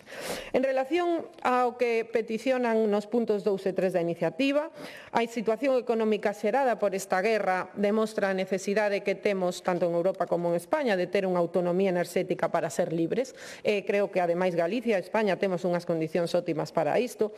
E dicir non á guerra creo que é unha postura realista, porque creemos que a guerra nunca vai traer solución, e a historia o demostra, Vietnam, Afganistán ou Irak, pero non podemos facer demagoxia e pensar nun estado autárquico feliz e cheo de unicornios de colores, porque vivimos nun mundo globalizado. E podo poñer múltiples exemplos. Cantos temos a información na nube? Pois hai clon, a controla Estados Unidos e pode pechala cando queira. Cantos nos beneficiamos de información por satélite? Pois as chamadas constelacións satelitais as controla Estados Unidos. Cantos temos tarxeta bancaria? Pois todas son controladas por empresas norteamericanas. E así podería seguir, por desgraza, longo e tendido. E, por outra banda, tamén creemos que é obsoleto e demagóxico negar o papel que teñen as Forzas Armadas españolas de apoio, defensa e a labores humanitarias. E miren, outro día en Pontevedra houve unha conferencia, un debate sobre a mili, e había 3 representantes mozos dos 3 partidos, non? E dicía a rapaza de Galiza Nova, chegou a decir que a UME non servía para nada e que en Galicia non a necesitábamos. Podería decir yo a toda a veciñanza de Ourense cando tivo os incendios este verán, non? Porque, ao final, tanto as Forzas Armadas levan anos facendo labores de disuasión e defensa e nunca ofensiva e realizan unha destacada labor humanitaria, internacional e nacional centrada no mantemento da paz, o auxilio en catástrofes e unha atención médica e logística de emerxencia. A fragata Colón enviada a España actúa en unhas labores de operación defensiva a Chipre, que é un membro da Unión Europea, non? E despois, para concluir, porque xa non me queda tempo, pois me gustaría incidir en 2 aspectos. O primeiro é que creo que daríamos un gran exemplo á cidadanía galega se mantiveramos unha unanimidade na condena ante o que é unha invasión ilegal e unha vulneración do dereito internacional. Pero para iso é necesario priorizar o global e deixar os matices. Outro día reuníme cos membros da flotilla, pregunteille como tantas sensibilidades distintas podían unirse para ese fin, e un deles díxome priorizando o global, que é axudar o pobo palestino e deixando un lado os matices que nos diferencia. Pois nós, os socialistas, estamos dispostos a facelo, e creo que daríamos moito exemplo dende este Parlamento. E un segundo aspecto, co que xa pecho a esta intervención, é reiterando o meu orgullo como española, porque somos un exemplo de principios, valores e tamén de resultados. Nada máis e moitas gracias. Gracias.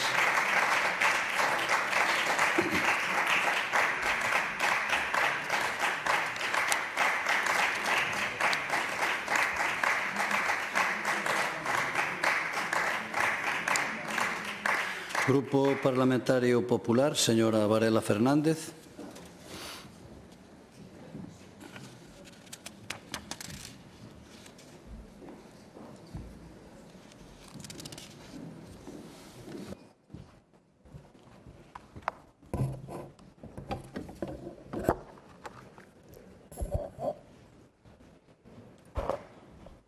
Moitas gracias, presidente. Boa tarde a todos os presentes. Permítanme que comece a miña intervención, por moito que lles pese, porque xa me din conta que lles pesa, falando de feminismo. Como muller de dereitas que leva reivindicando o papel da muller na sociedade desde ben nova e que ten ben claro que o feminismo non debe ser algo propiedade de ningún partido político, de ninguna ideoloxía, senón pura conciencia de toda a sociedade.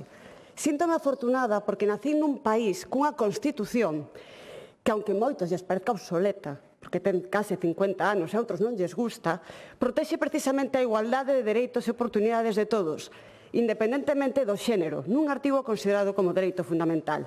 Por certo, é curiosa, a Constitución española ten os mesmos anos prácticamente que a dictadura teocrática iraní, pero mentras eles comenzaban a limitar os dereitos das persoas, nós aprobábamos unha norma que respeta a igualdade das persoas e os seus dereitos e liberdades. Como dixen,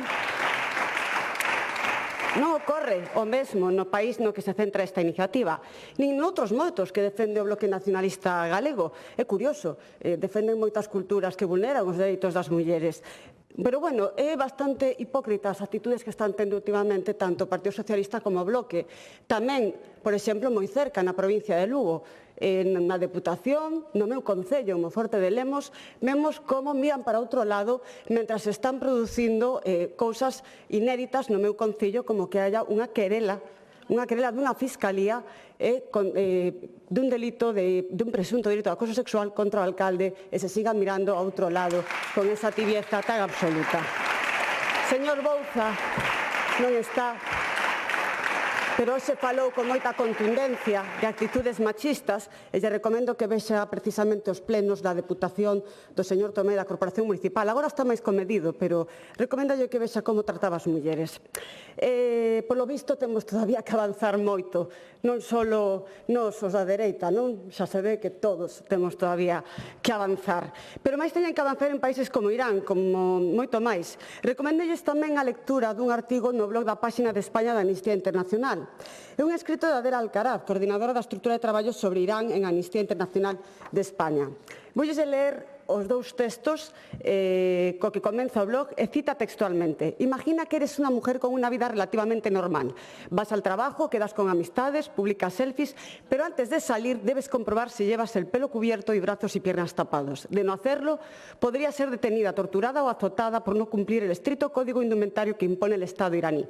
Esta es la realidad de millones de mujeres en Irán desde 1979, agravada por campañas represivas como el Plan NOR y por el uso sistemático de la pena de muerte para aplastar el movimiento Mujer, Vida, Libertad, que desde 2022 desafía décadas de opresión. Por iso, como muller, como deputada do Partido Popular, nos molesta o seu populismo e a súa demagogia en asuntos como estes, porque se levan as manos á cabeza coas condutas do señor Trump, pero non foron capaces de contestar.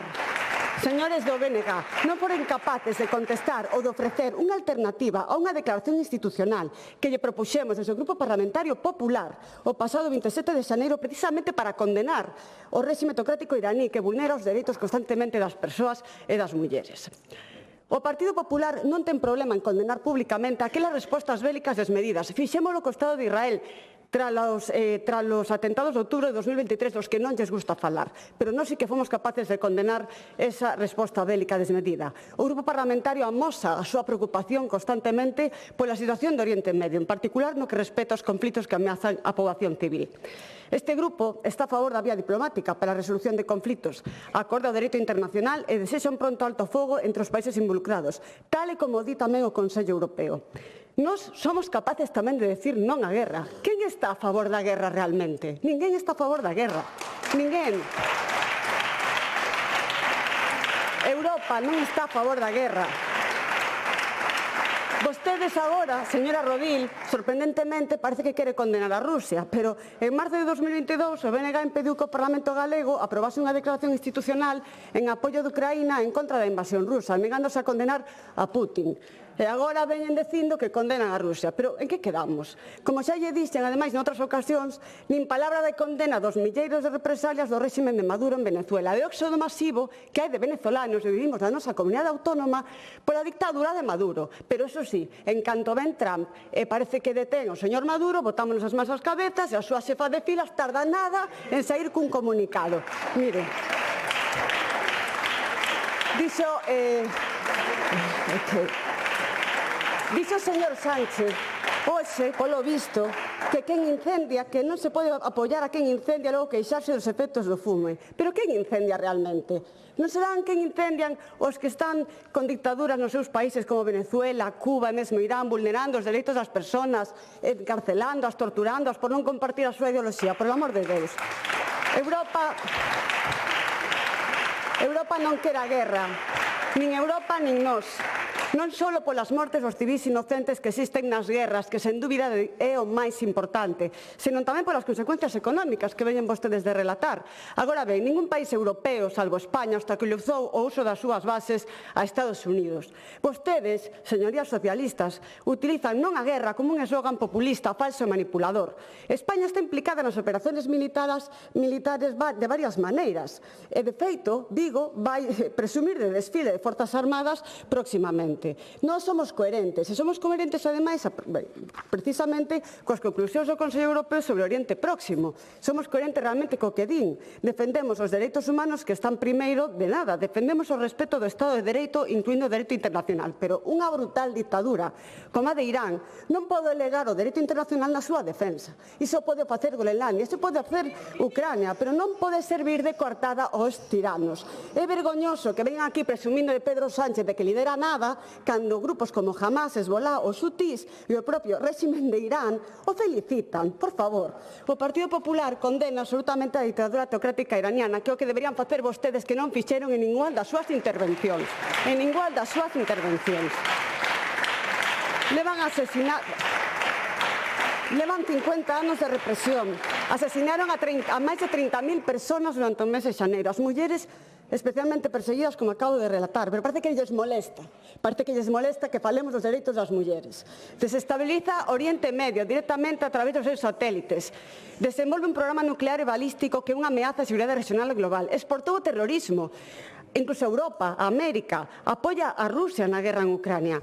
Señorías do BNG, non podemos apoiar unha iniciativa que obvia absolutamente todo isto.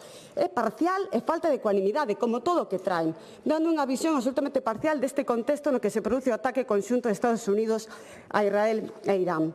Ademais, parécenos moi grave, a señora Castro foi un pouco tibia con isto de OTAN, do punto 2 e o punto 3. Vostedes pretenden dar as costas aos nosos aliados históricos da OTAN e expulsalos de Morón e Rota. Pero como se lles ocurre semellante cousa? Pero que pretenden? Pretenden rematar un conflito por un lado, pero que España comece un conflito cos seus aliados naturais, históricamente naturais. Porque lle recordo que os nosos aliados naturais non é Irán, por moito que lles pese, non é o Irán o noso aliado natural, é a Unión Europea, Estados Unidos e a OTAN, que son países democráticos que respetan os dereitos das mulleres, porque nós, en os países aliados, podemos sair á rúa como que iramos as mulleres, podemos votar libremente, cada 4, cada 5, cada 6 anos, según digan as súas constitucións. E por eso son os nosos aliados naturais. E por eso, señorías, para concluir, non a guerra, señorías, non a guerra, por suposto que sí, pero tampouco vamos a decir que non vamos a romper coa OTAN e cos nosos aliados históricamente naturais, como pretendan nesta iniciativa. Boa tarde, moitas gracias. Gracias.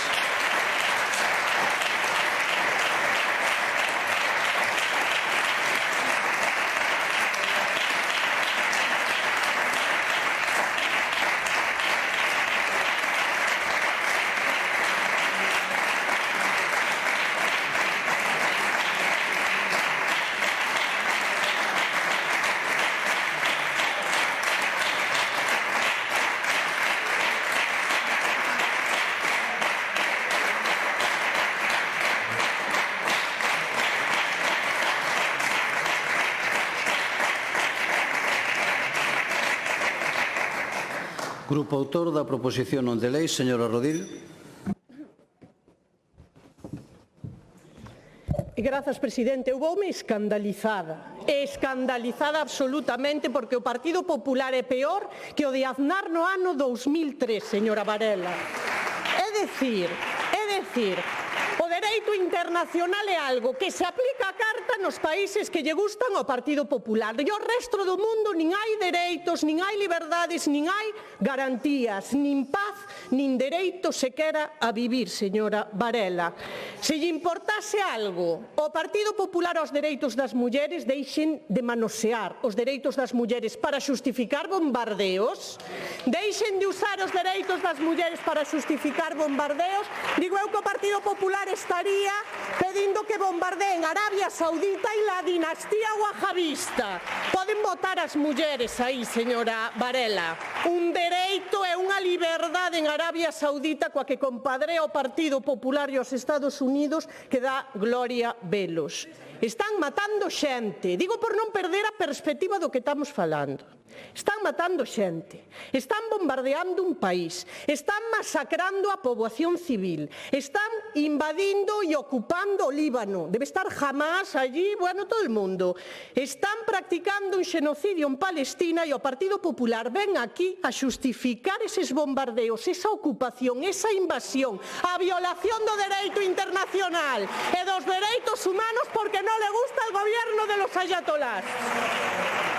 Estupendo, señora Varela, fantástico, fantástico. Vamos todos á Facultade de Dereito ahora ao acabar este pleno a que nos revisen a todos as aulas de Dereito Internacional Público. É un despropósito e insisto que marchamos de aquí eu polo menos bastante máis escandalizada do que me esperaba cando entrei pola porta desta Cámara. Señor Pazos, por favor. Terminemos o pleno en paz. Eso.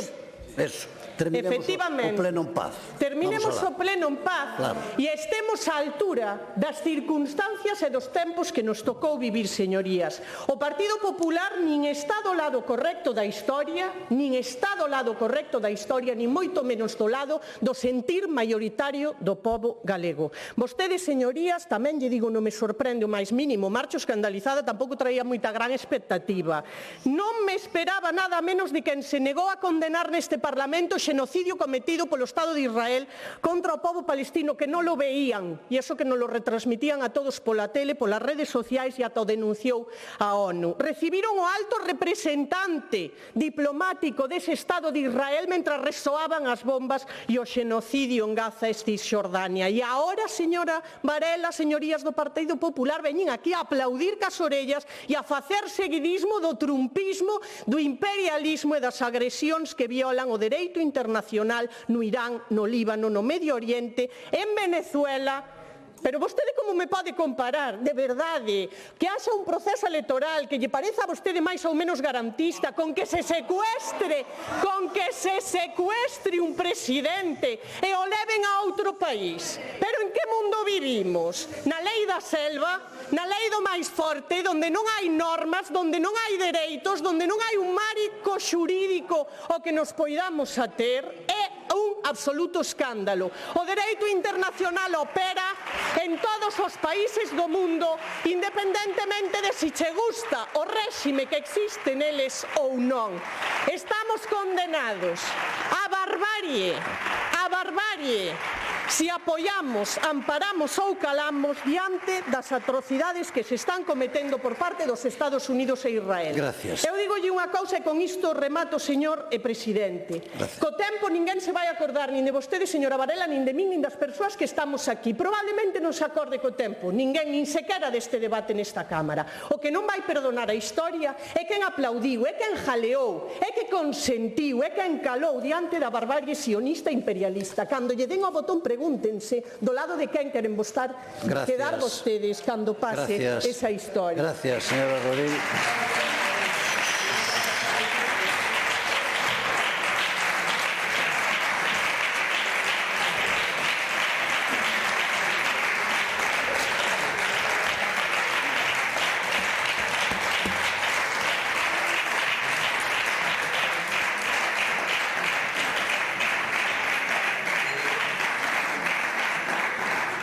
Bueno, pois suspendemos o pleno ata mañá ás 10 da mañá. Boa noite.